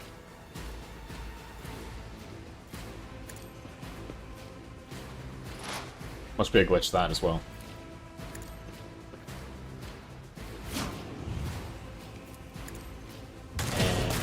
Dink. Don't think Abelard can get to that last guy on a single turn of nonsense, can he? No. Onward. You're just gonna be like... Oh, they gunned her down. That's rude.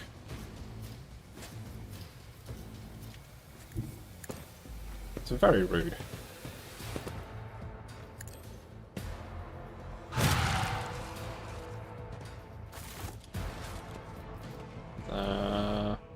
Ah, yeah, they crippled her arm, so now her ballistic skill is at -20, so she's even worse at hitting things now. Great. Honestly, sometimes I feel sorry for Argenta, because, yeah, she's... You might chuck flesh sample. Oh, right, fuck, there's the friggin' puzzle and all this weird shit. Very rude, innit? Yeah. Nah, very rude. Very rude. I don't think they have a license for that, honestly. They need a license from Games Workshop to do that. For Christ's sake. There's a lot of really dead people there.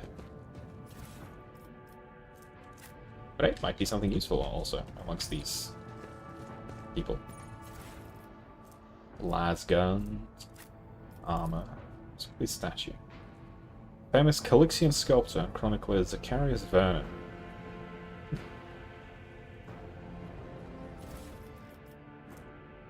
Data crypt. Yeah, there is a Follow my lead. funky ass puzzle here that I'm trying to remember the solution to. There's a lot of gear here. I should actually look over and see if any of this is usable. Security officers. Tremendous horror. The promotion will transfer the entire squad to the child's personal guard. Who's the child? The child. It sounds ominous. It's like the child. The ominous child. Victory awaits! Where are there bloody traps everywhere? Oh, your arm's broken, so you can go disarm things and hope it goes well. Oh, it did. Great. Anything else here? Flesh sample. Okay. Damned warp. If we'd been in real space, I'd have... Hey, Dira, can you stop moping? Spare me your wailing, witch. Every voice that sounds in your mind is a whisper of the archenemy. Okay, you don't need to be that harsh, Argenta. She's depressed and, like, in pain, but yeah, please. Stop. Is anything useful here? Noble Sick Gloves. Bonus to Persuasion. I mean... I'll take that. I'll put on the silky gloves and yeah, get that persuasion bonus. Ah, persuasion 60 now. Nice. Yeah, no, I think Idira is pretty depressed. Depressed and in pain. New slogan for the Imperium. Accurate. Accurate. That thing is pretty locked. Let's try and open it though. See if it works. There we go.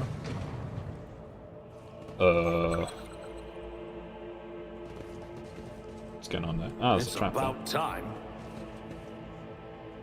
Frick's going on here?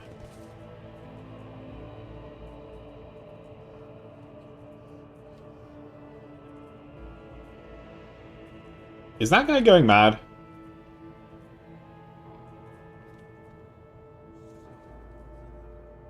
Is he alright?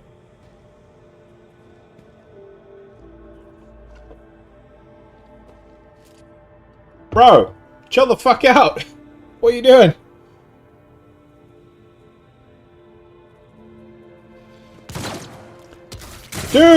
Dude, chill the fuck out. Get a hold of yourself, buddy.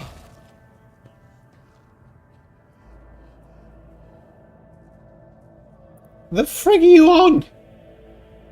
You started shooting. Come on, man. Don't. Dumbass. Friggin' moron.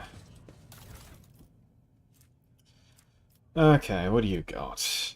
More rubbish. God, these people have lost their minds. Something is very much not right here. Another data crypt. I can hear, like, moans of people losing their minds in the background. That's not good. We must act. Okay. This cannot be. E? There we go.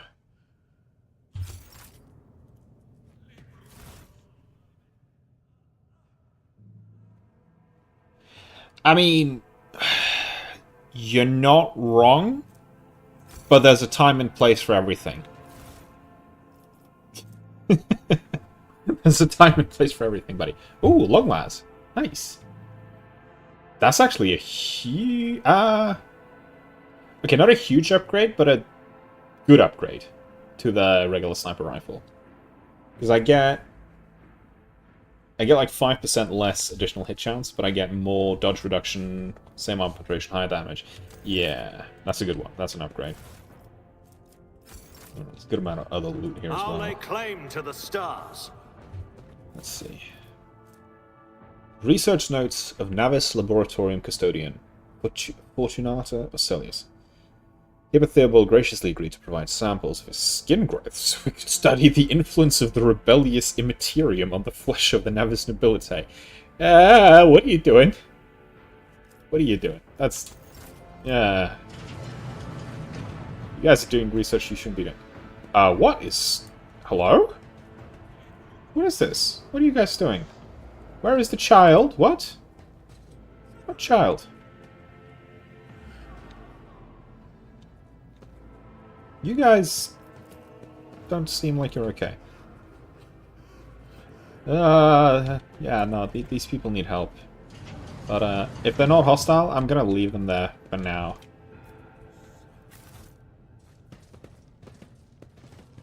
I tire of idleness. Let's move. Okay, let's get this cogitator up and running.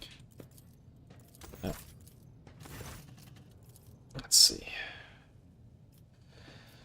Requesting data. Relic Ocelius, main hall. Theobald Ocelius. Upper chambers, alive. Calamiro, deceased. Alexius, deceased. Rasmus, deceased. The child. Upper chambers. Biometric parameters, rapid heartbeat, elevated body temperature, stress level exceeds permissible limit. Status, unknown error. Attention, calming procedures advised. Attention, upper changes inaccessible. Error, control rod not present. If the rod has been misplaced, immediately contact the station keeper. The child. Calming procedures advised. Okay. Yeah, let me take a look at those logs.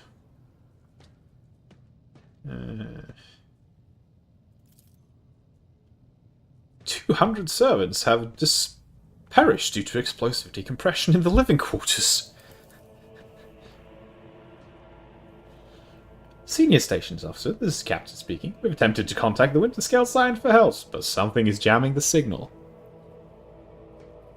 The off switch for the servitor is also very calming. If you're in doubt, shoot to kill.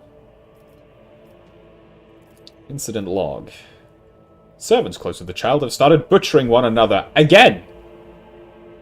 An order came from above to have the remains processed. Okay. Docking log. Life support. Not good. Let's see if we can decrypt that data.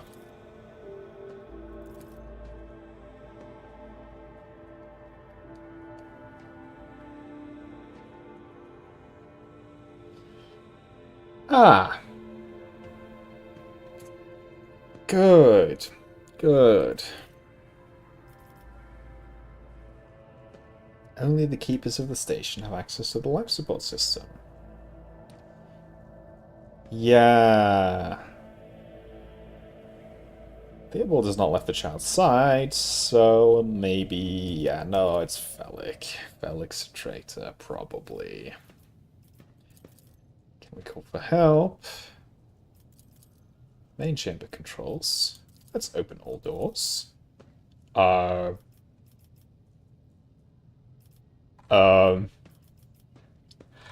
guess this is what happens if I go here before I have the tech priest. Let's take a guess.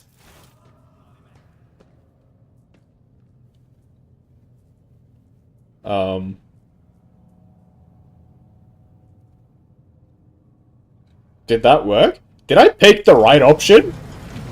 Just out of binary trash? What the fuck?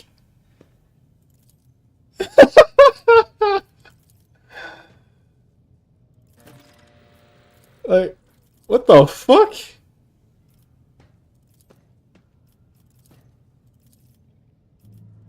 That's... Okay.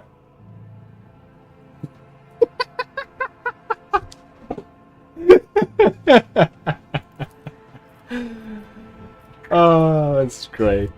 great.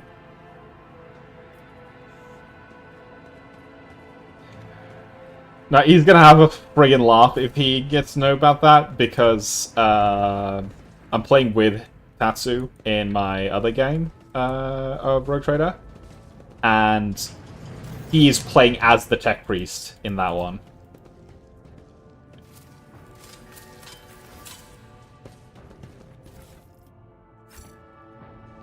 Let's see. Oh, more goods.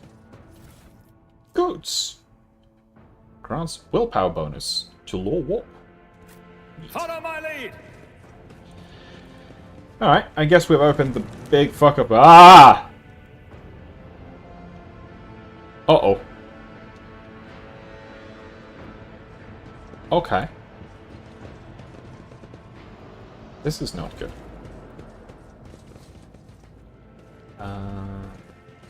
Oh, this shit.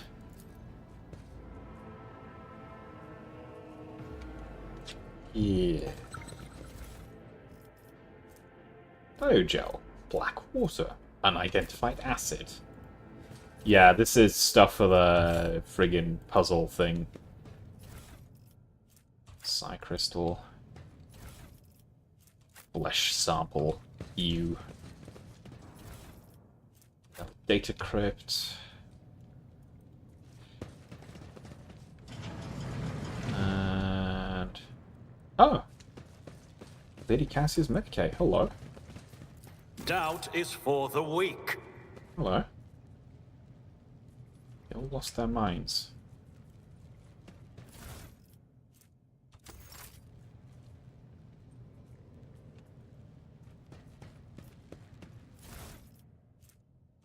Research notes. Let's remake the control rod.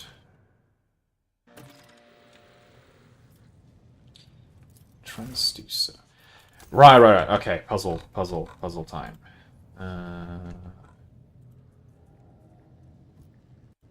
Give me a moment. For God's sake, what was it?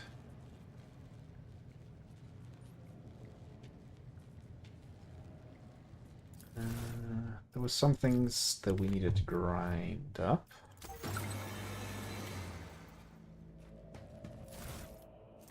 Yeah, crystal dust and the adamantine.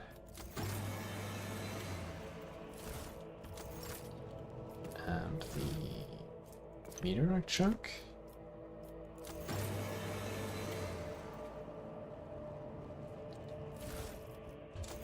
Okay. Let's see if I remember this crap.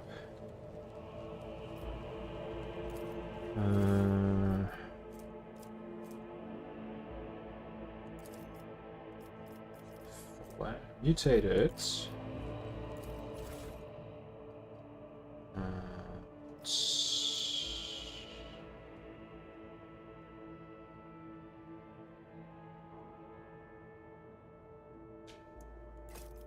This one.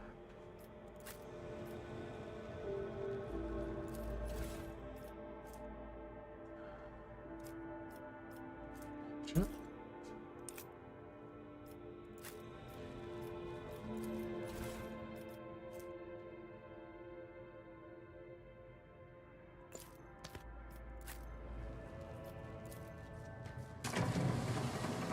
Yes, didn't blow up. Ooh, right. Nice. Nice. The other one was... it was the...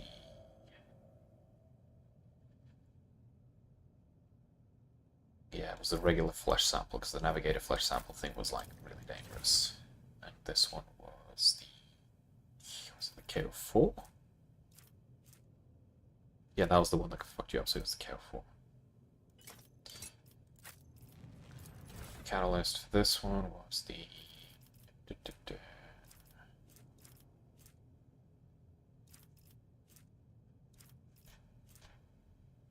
yeah, the black water was fucked up, so acid. And the reagent for this one was adamantine, because the meteorite dust was explosive.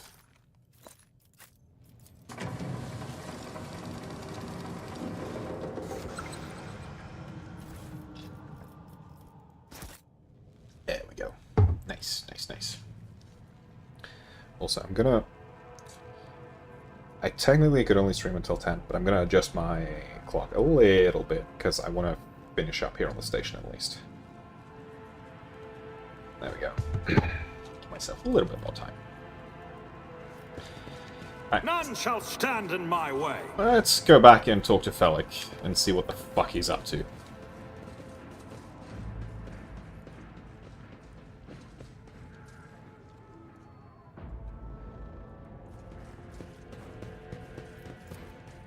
Nothing's impossible for this old officer. Alright, Felic. Let's have a chat.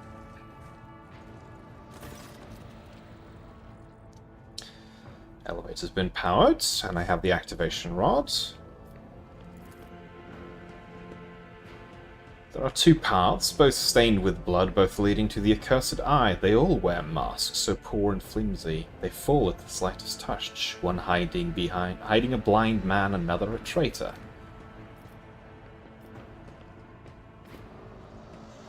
What paths?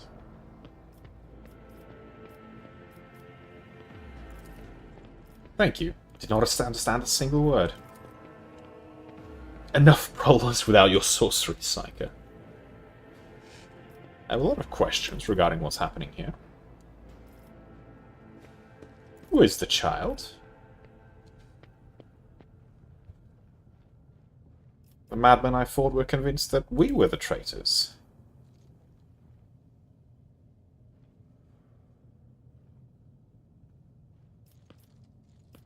Stones alone can't be blamed for what happened here. Most of them were either unharmed or feeble.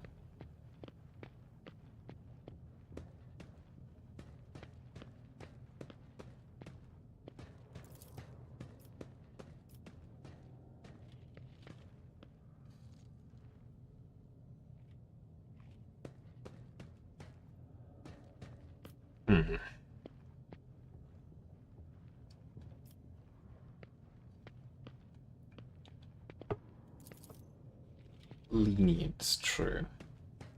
And what about Theobald and the self-destruct protocols?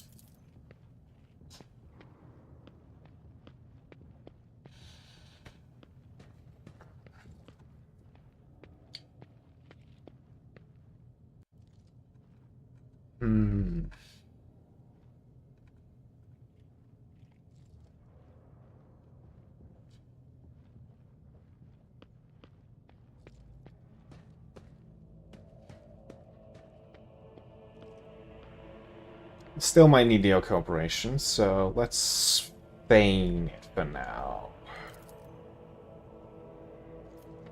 Exhales Loudy. Oh, yeah, no.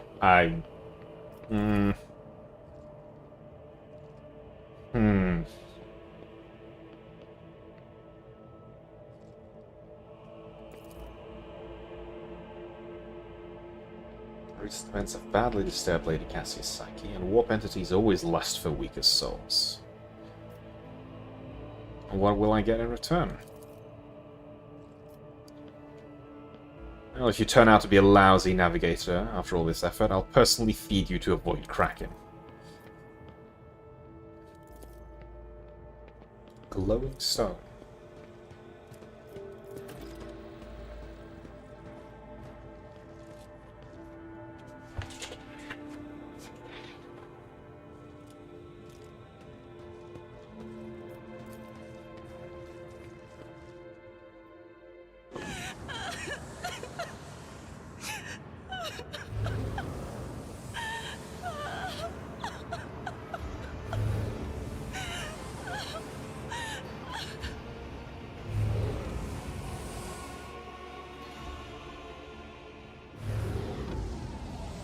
Pale figure with unnaturally long limbs covers her face with her hands, deformed with talon-like nails.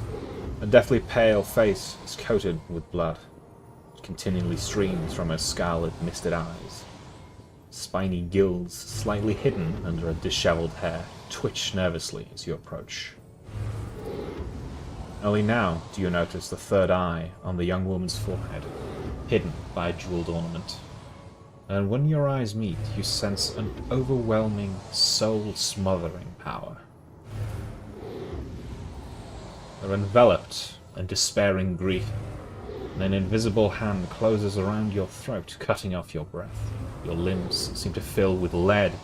Your heart hammers in your chest, and the desire to turn and flee from this room, from this station, almost gets the better of you. At the last moment, you master your emotions, and your will pushes back against the illusion, forcing it to retreat. As if my own little pals weren't bad enough, now this one's barging into my head. Somebody stop her!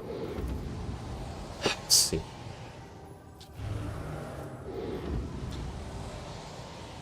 Lady Cassia, I am here to help you. Please, calm yourself. What is happening? Was someone calling my name? Are all the betrayers dead already? And you? Who are you?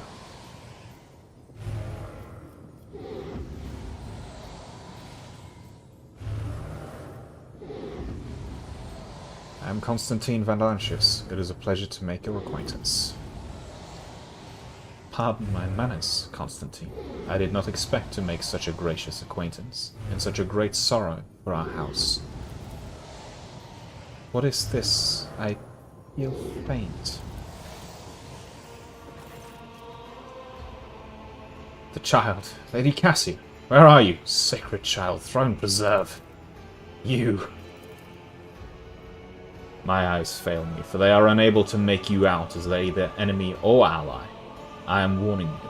One wrong move will bring the wrath of House Orselius down on your head. Watch out, Lord Captain. This one's so deranged it's making the Whispers shriek like crazy. He might just open that eye of his. Threatening the head of the dynasty is a grave offense, esteemed whoever you are.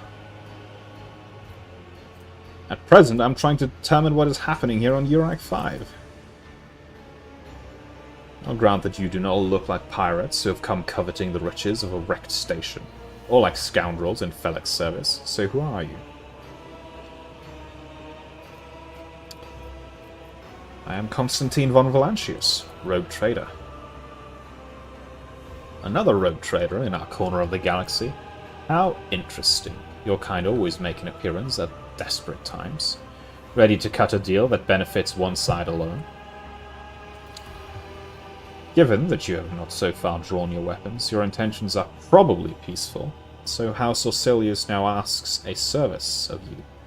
Save the life of the child in exchange for future cooperations. Do not hurry to answer, think on it. You can make yourself an ally or an enemy of our house today. You decide. What is the curse that's taken hold of everyone here? Curse? A gift given to our child. When the child is sad, we all weep. When the child smiles, we all laugh. And if the child wants blood, the world turns crimson.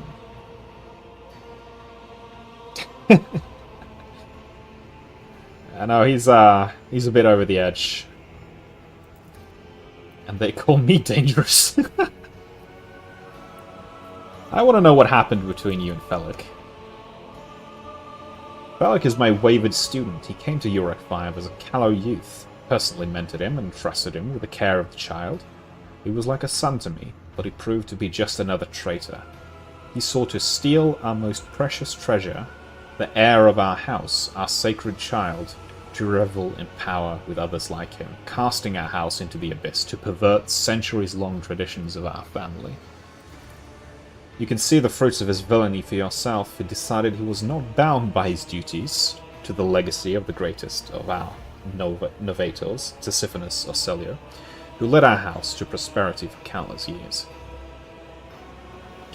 Foolish boy. The renegades clouded his mind. They sought to seize control of the dynasty before the sacred child had come of age and taken up the Novator's throne.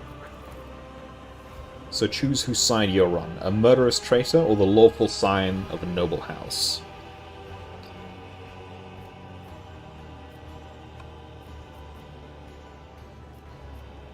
Well, I've already seen Felic's treason, so he is the monster.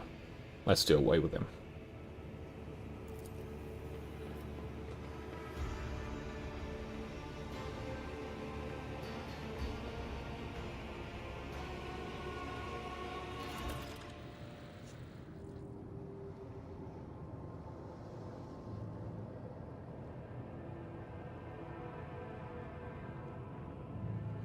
And, yeah, this, poor unfortunate soul who just passed out, she is best girl. This is best girl. I hope she's okay. I'm gonna do a level up, and then we're gonna go down and kill Felic thoroughly.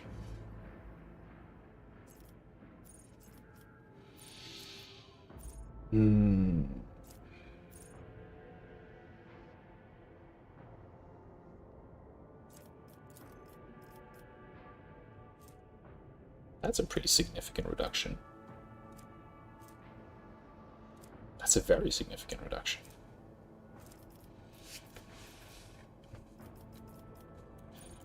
And we get more characteristic bonuses. Yeah, let's pick up some more ballistic skill.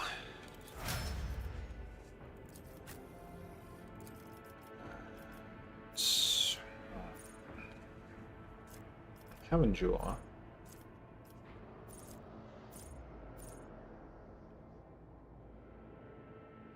Sworn enemy. Yeah. I remember that being incredibly good. And you should get...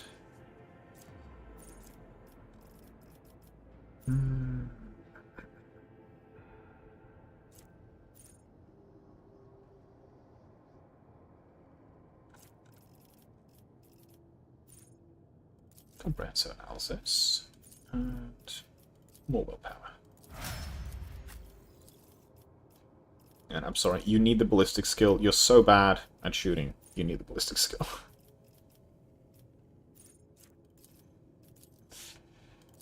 Keep missing constantly.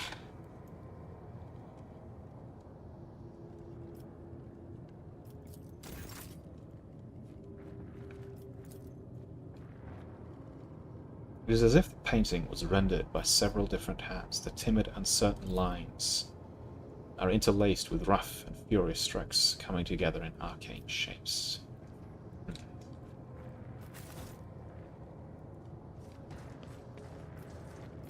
Something here. Pick up. There we go. Actually, I'm going to quickly check in with weapons before I go, because I remember, yeah, the long last I was going to bring out. And let's see. Armor.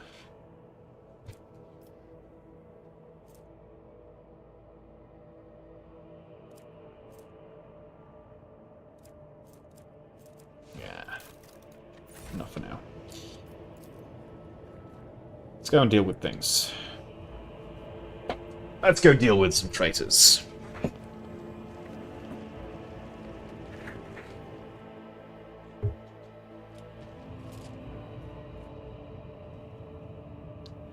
Felic, I think you're the treasonous worm, and you're the one who's going to pay.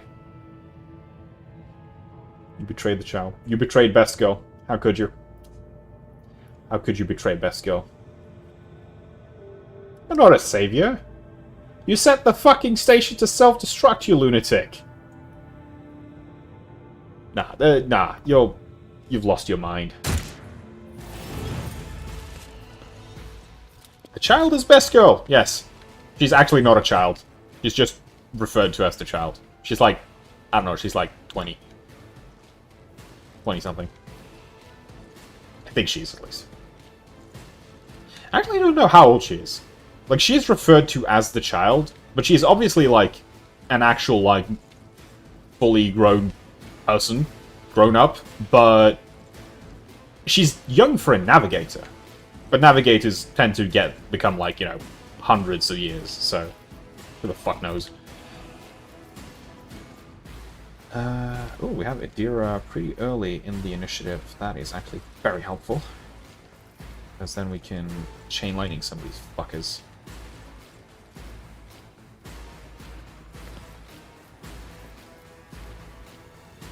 Abelard, you can go and... Yeah, we want to get rid of the Navigator, the enemy Navigator, immediately, because Navigator is extremely dangerous.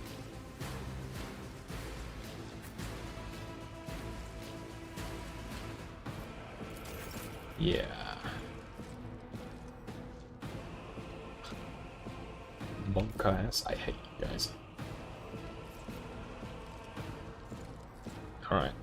Let's see. Can you hit? Hey, you can! You hit 3 different targets. That's amazing. Well done. Alright, let's run and gun and see if we can hit some more.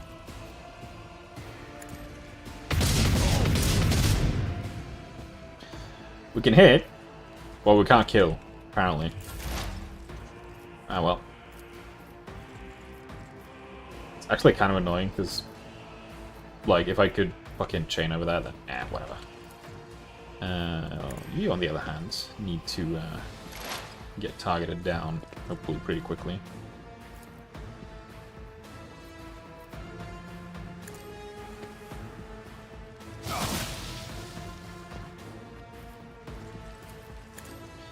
And give you a little bit of evasion.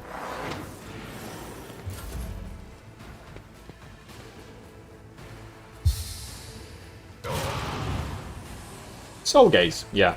Navigators are terrifyingly powerful when they use their abilities correctly.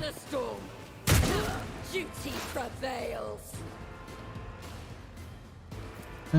Yeah, no, you can hide there and cover all you want. It's not gonna help you. I used the wrong ability. That's annoying.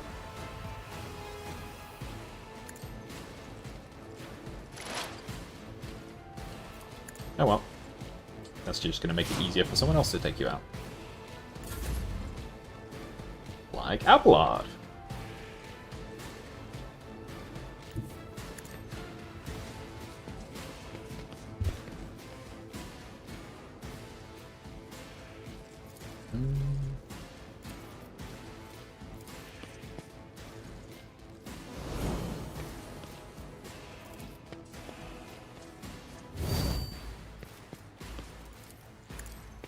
Saw an enemy. And let's give you a little bit of a shot. There we go. Hostile Navigator handled. Oh, great shot. Follow my lead.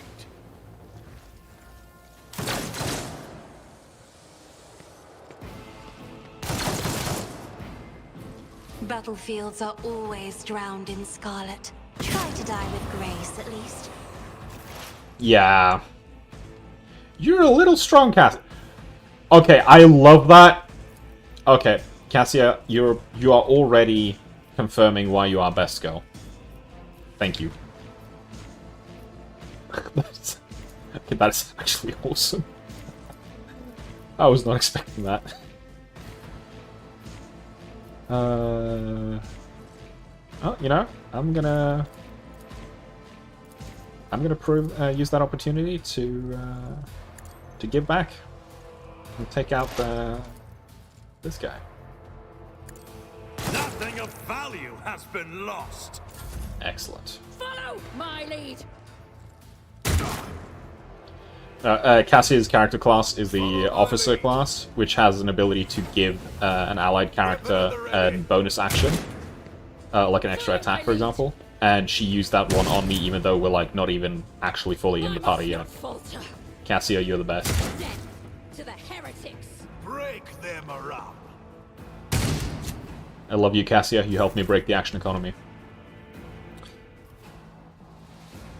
Such a devoted ally. Shut the fuck up, hey.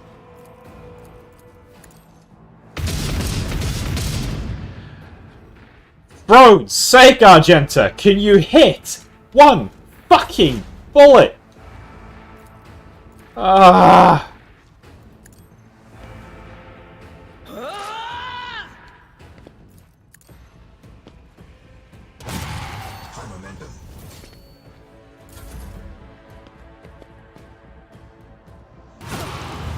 Moving out.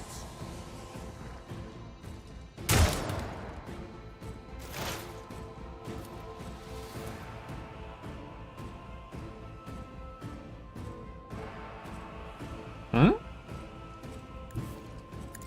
If I encouraged her, how I encourage... What? Encouraged who?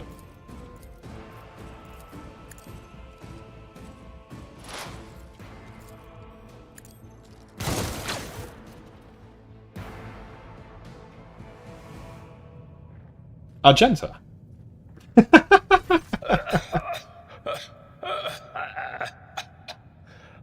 Now, Rip this Theobald. is your burden, child.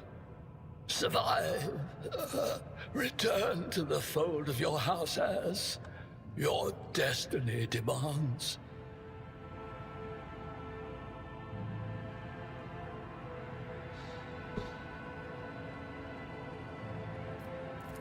No! Don't leave me alone in this violet-brown haze!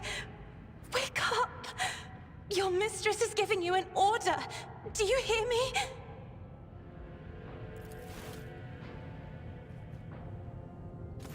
He was a fine seer of the warp. He fought for his mistress until the end. Yeah, no. Enough's enough. I've had my fill of waterworks, thank you. I regret that we have had to meet under such circumstances. What need have I for your regrets? I just want things to go back to the way they were before. What are you going to do to me? Okay, here there's actually a kind of an important choice, because this dialogue option here actually matters a lot. To the point where I'm actually going to double check something. Give me a second.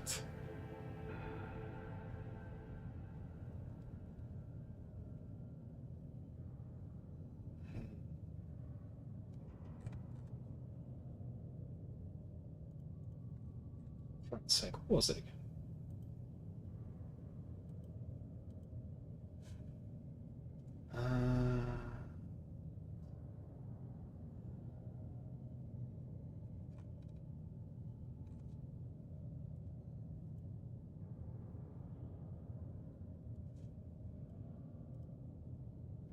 What was it again?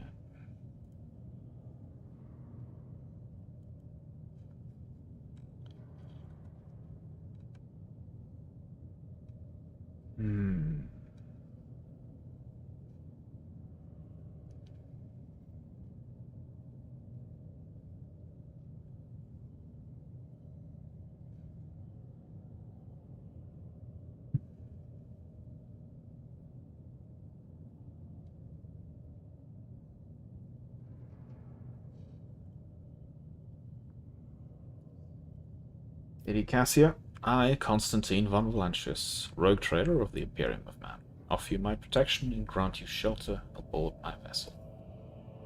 Is it that one or is it the other?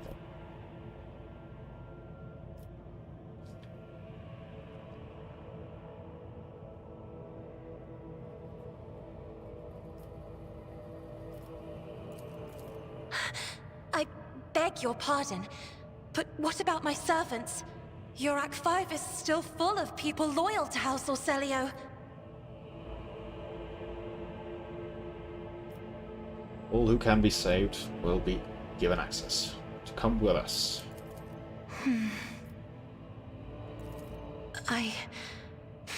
As a Lady Navigator of House Orselio, I accept your gracious offer of protection. Please, take me to your vessel. I can no longer bear the pain of this place.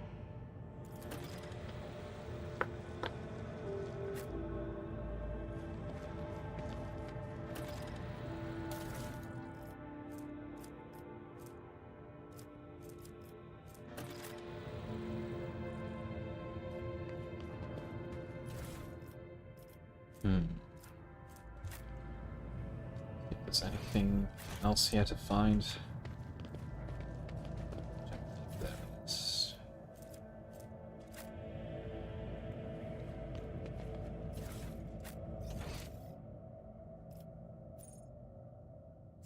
The hell is this? Oh wait, no, that's the friggin' weird ass room thing. Yeah. Let's get the hell out of here. Oh, this place is fucked.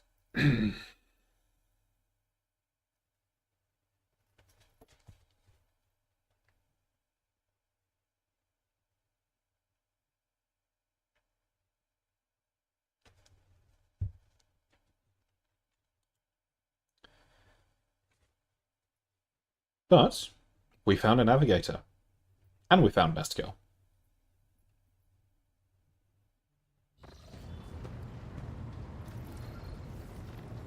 Let's see.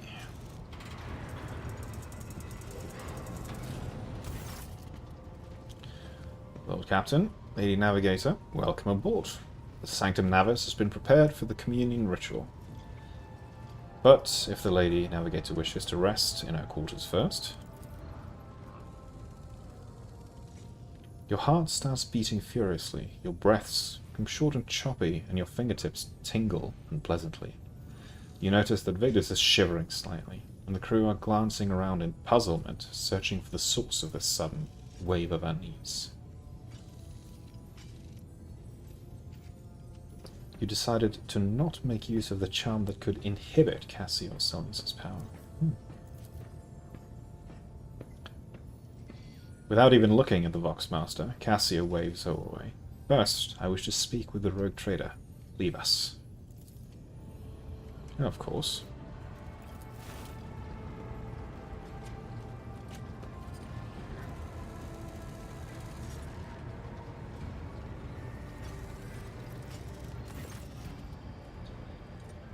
Cassio sweeps her pensive gaze over this, then lowering her lashes slightly, turns to you.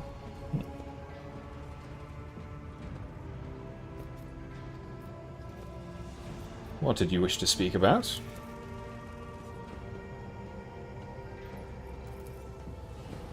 I have not yet thanked you for your saving me on the station.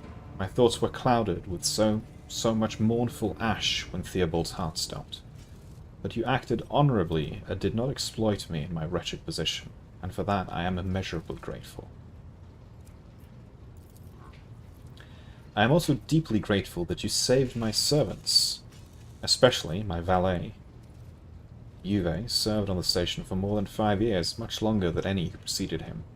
He knows how to properly attend to me during journeys through the Immaterium, and what to serve me for breakfast. His presence envelops me in a cloak of amber. But now, I am ready to go to the Sanctum Navis and perform the sacred rite. I require brushes, canvas, and the best paints you have on board. However, no red.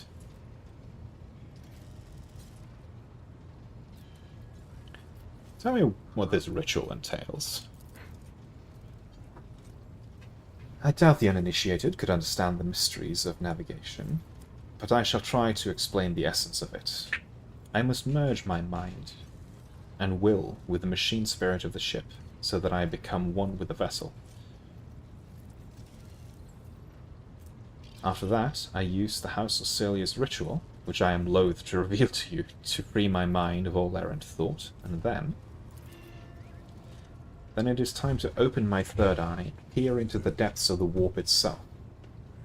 Among the nightmarish visions, mirages, and creatures of the abyss, only the light of the Emperor is the truth that will lead me from star to star, from system to system.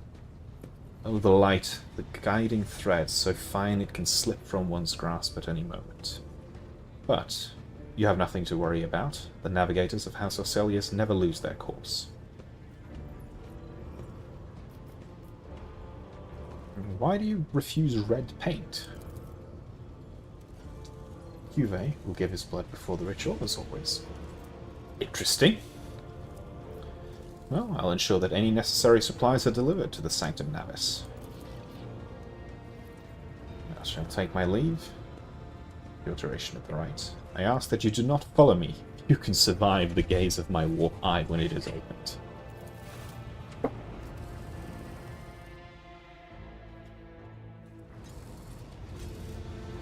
Let's hope this goes well. What's the Voxmaster have to say? Lord Captain, I'll oversee the open channel between the navigator and the bridge. The Emperor's light help us all. Are you worried? She seems worried.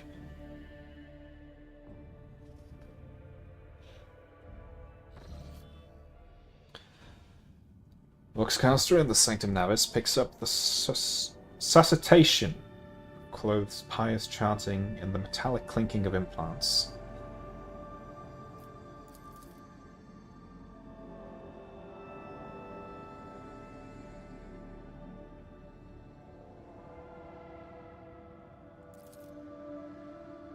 see violet vortexes lashing an ocean with a million flails, an umber shadow spinning over the surface in a fiery dance, a storm rising above foaming waters, armadas drowning in fog. The path from one end to another cannot be seen. And here, beyond the wall of glass, a daughter forsaken by her father yearns for her brother, and the sun's pale disk goes into tireless pursuit of her? No, of me. Its frozen rays lie. That spring is here, the light is deadened, the great ruler is gone. My abject apologies for cutting off the broadcast, Lord Captain. I had never heard the warp speaking through a navigator before. The connection is restored now. It will not happen again. Cassia, you're right in there.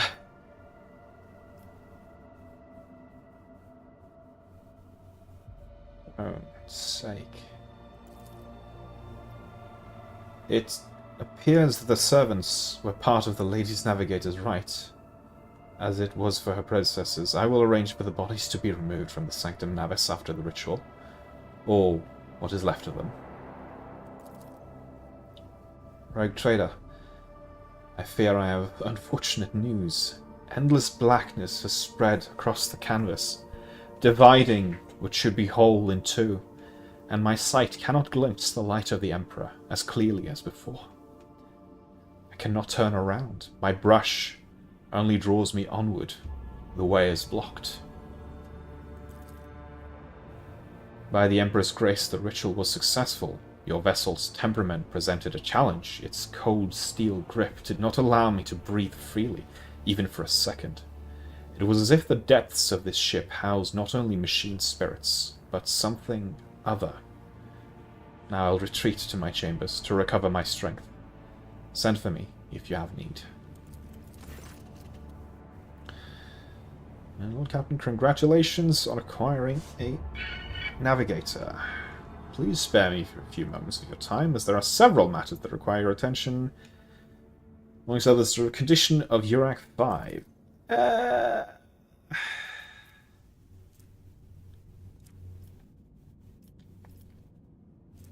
you opted to begin your visit in a Rykard system with a different destination. The station could have become critically unstable. Yeah, I think we... Oh yeah, ship's definitely haunted. Yeah, no, 100% ship's haunted. Guaranteed. Yeah.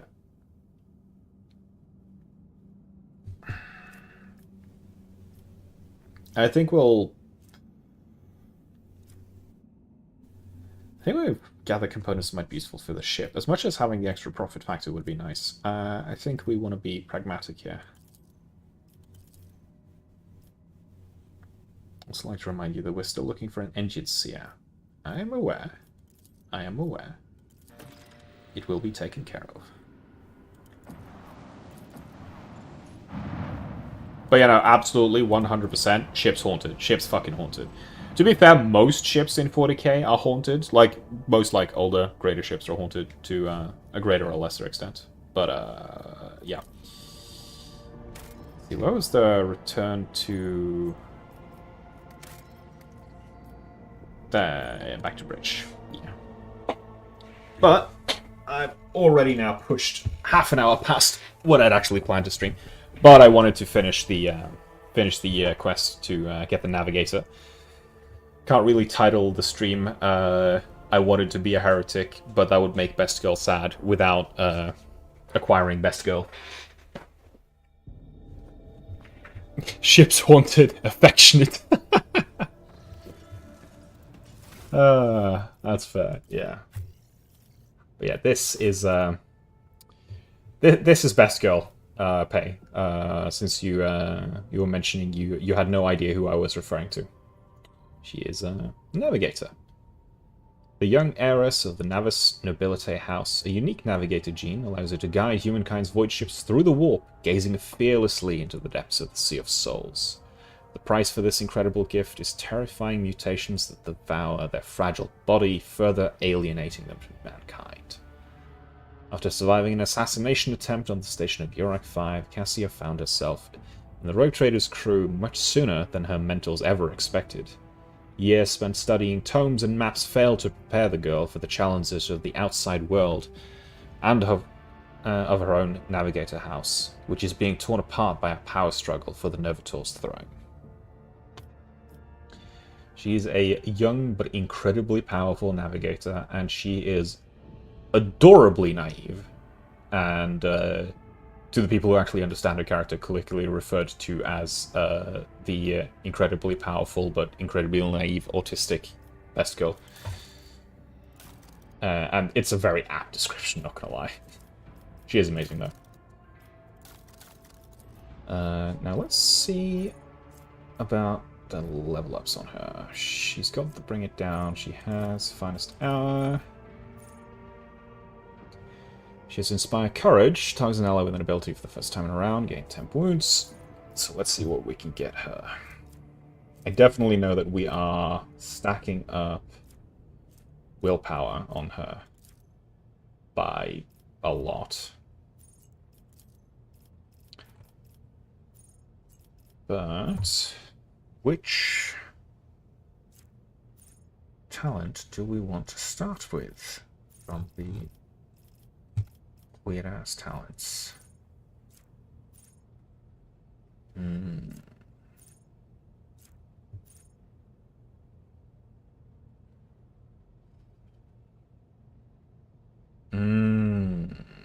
That would actually be really nice.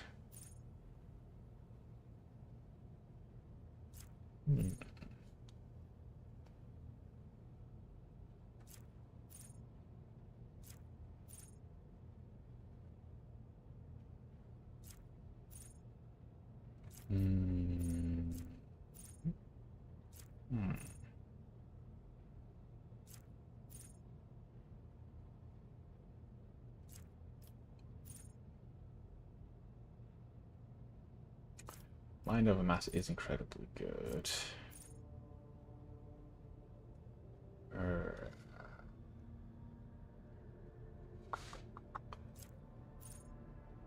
Every enemy that navigates has the line of sight. I mean, Eye of Oblivion is actually really nice. Just reduced 5% dodge and hit chance for every enemy in line of sight. I can technically respec later if I want to, so that's fine.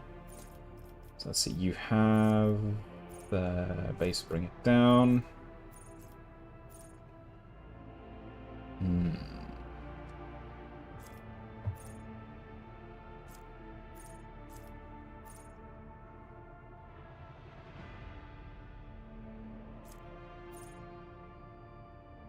I think the commanding voice for the ability range is probably the play here. And get some more willpower. Yeah. Alright. That is where I'm going to leave it for today. Yeah, it's been fun. Not sure if I'm gonna... I'm probably not gonna stream until next week, because I have a few too many things coming up to make time for it. But maybe I'll try and aim for Wednesday next week as well. Make the Warhammer Wednesday into a thing. So yeah, to anyone's been watching, hope you want to come back and take a look or check out the VODs. And it's been a lot of fun. Next time we will be heading down to Rykad Minoris and seeing what the fuck's happening down on the planet. So anyway, that's all for today. Goodbye.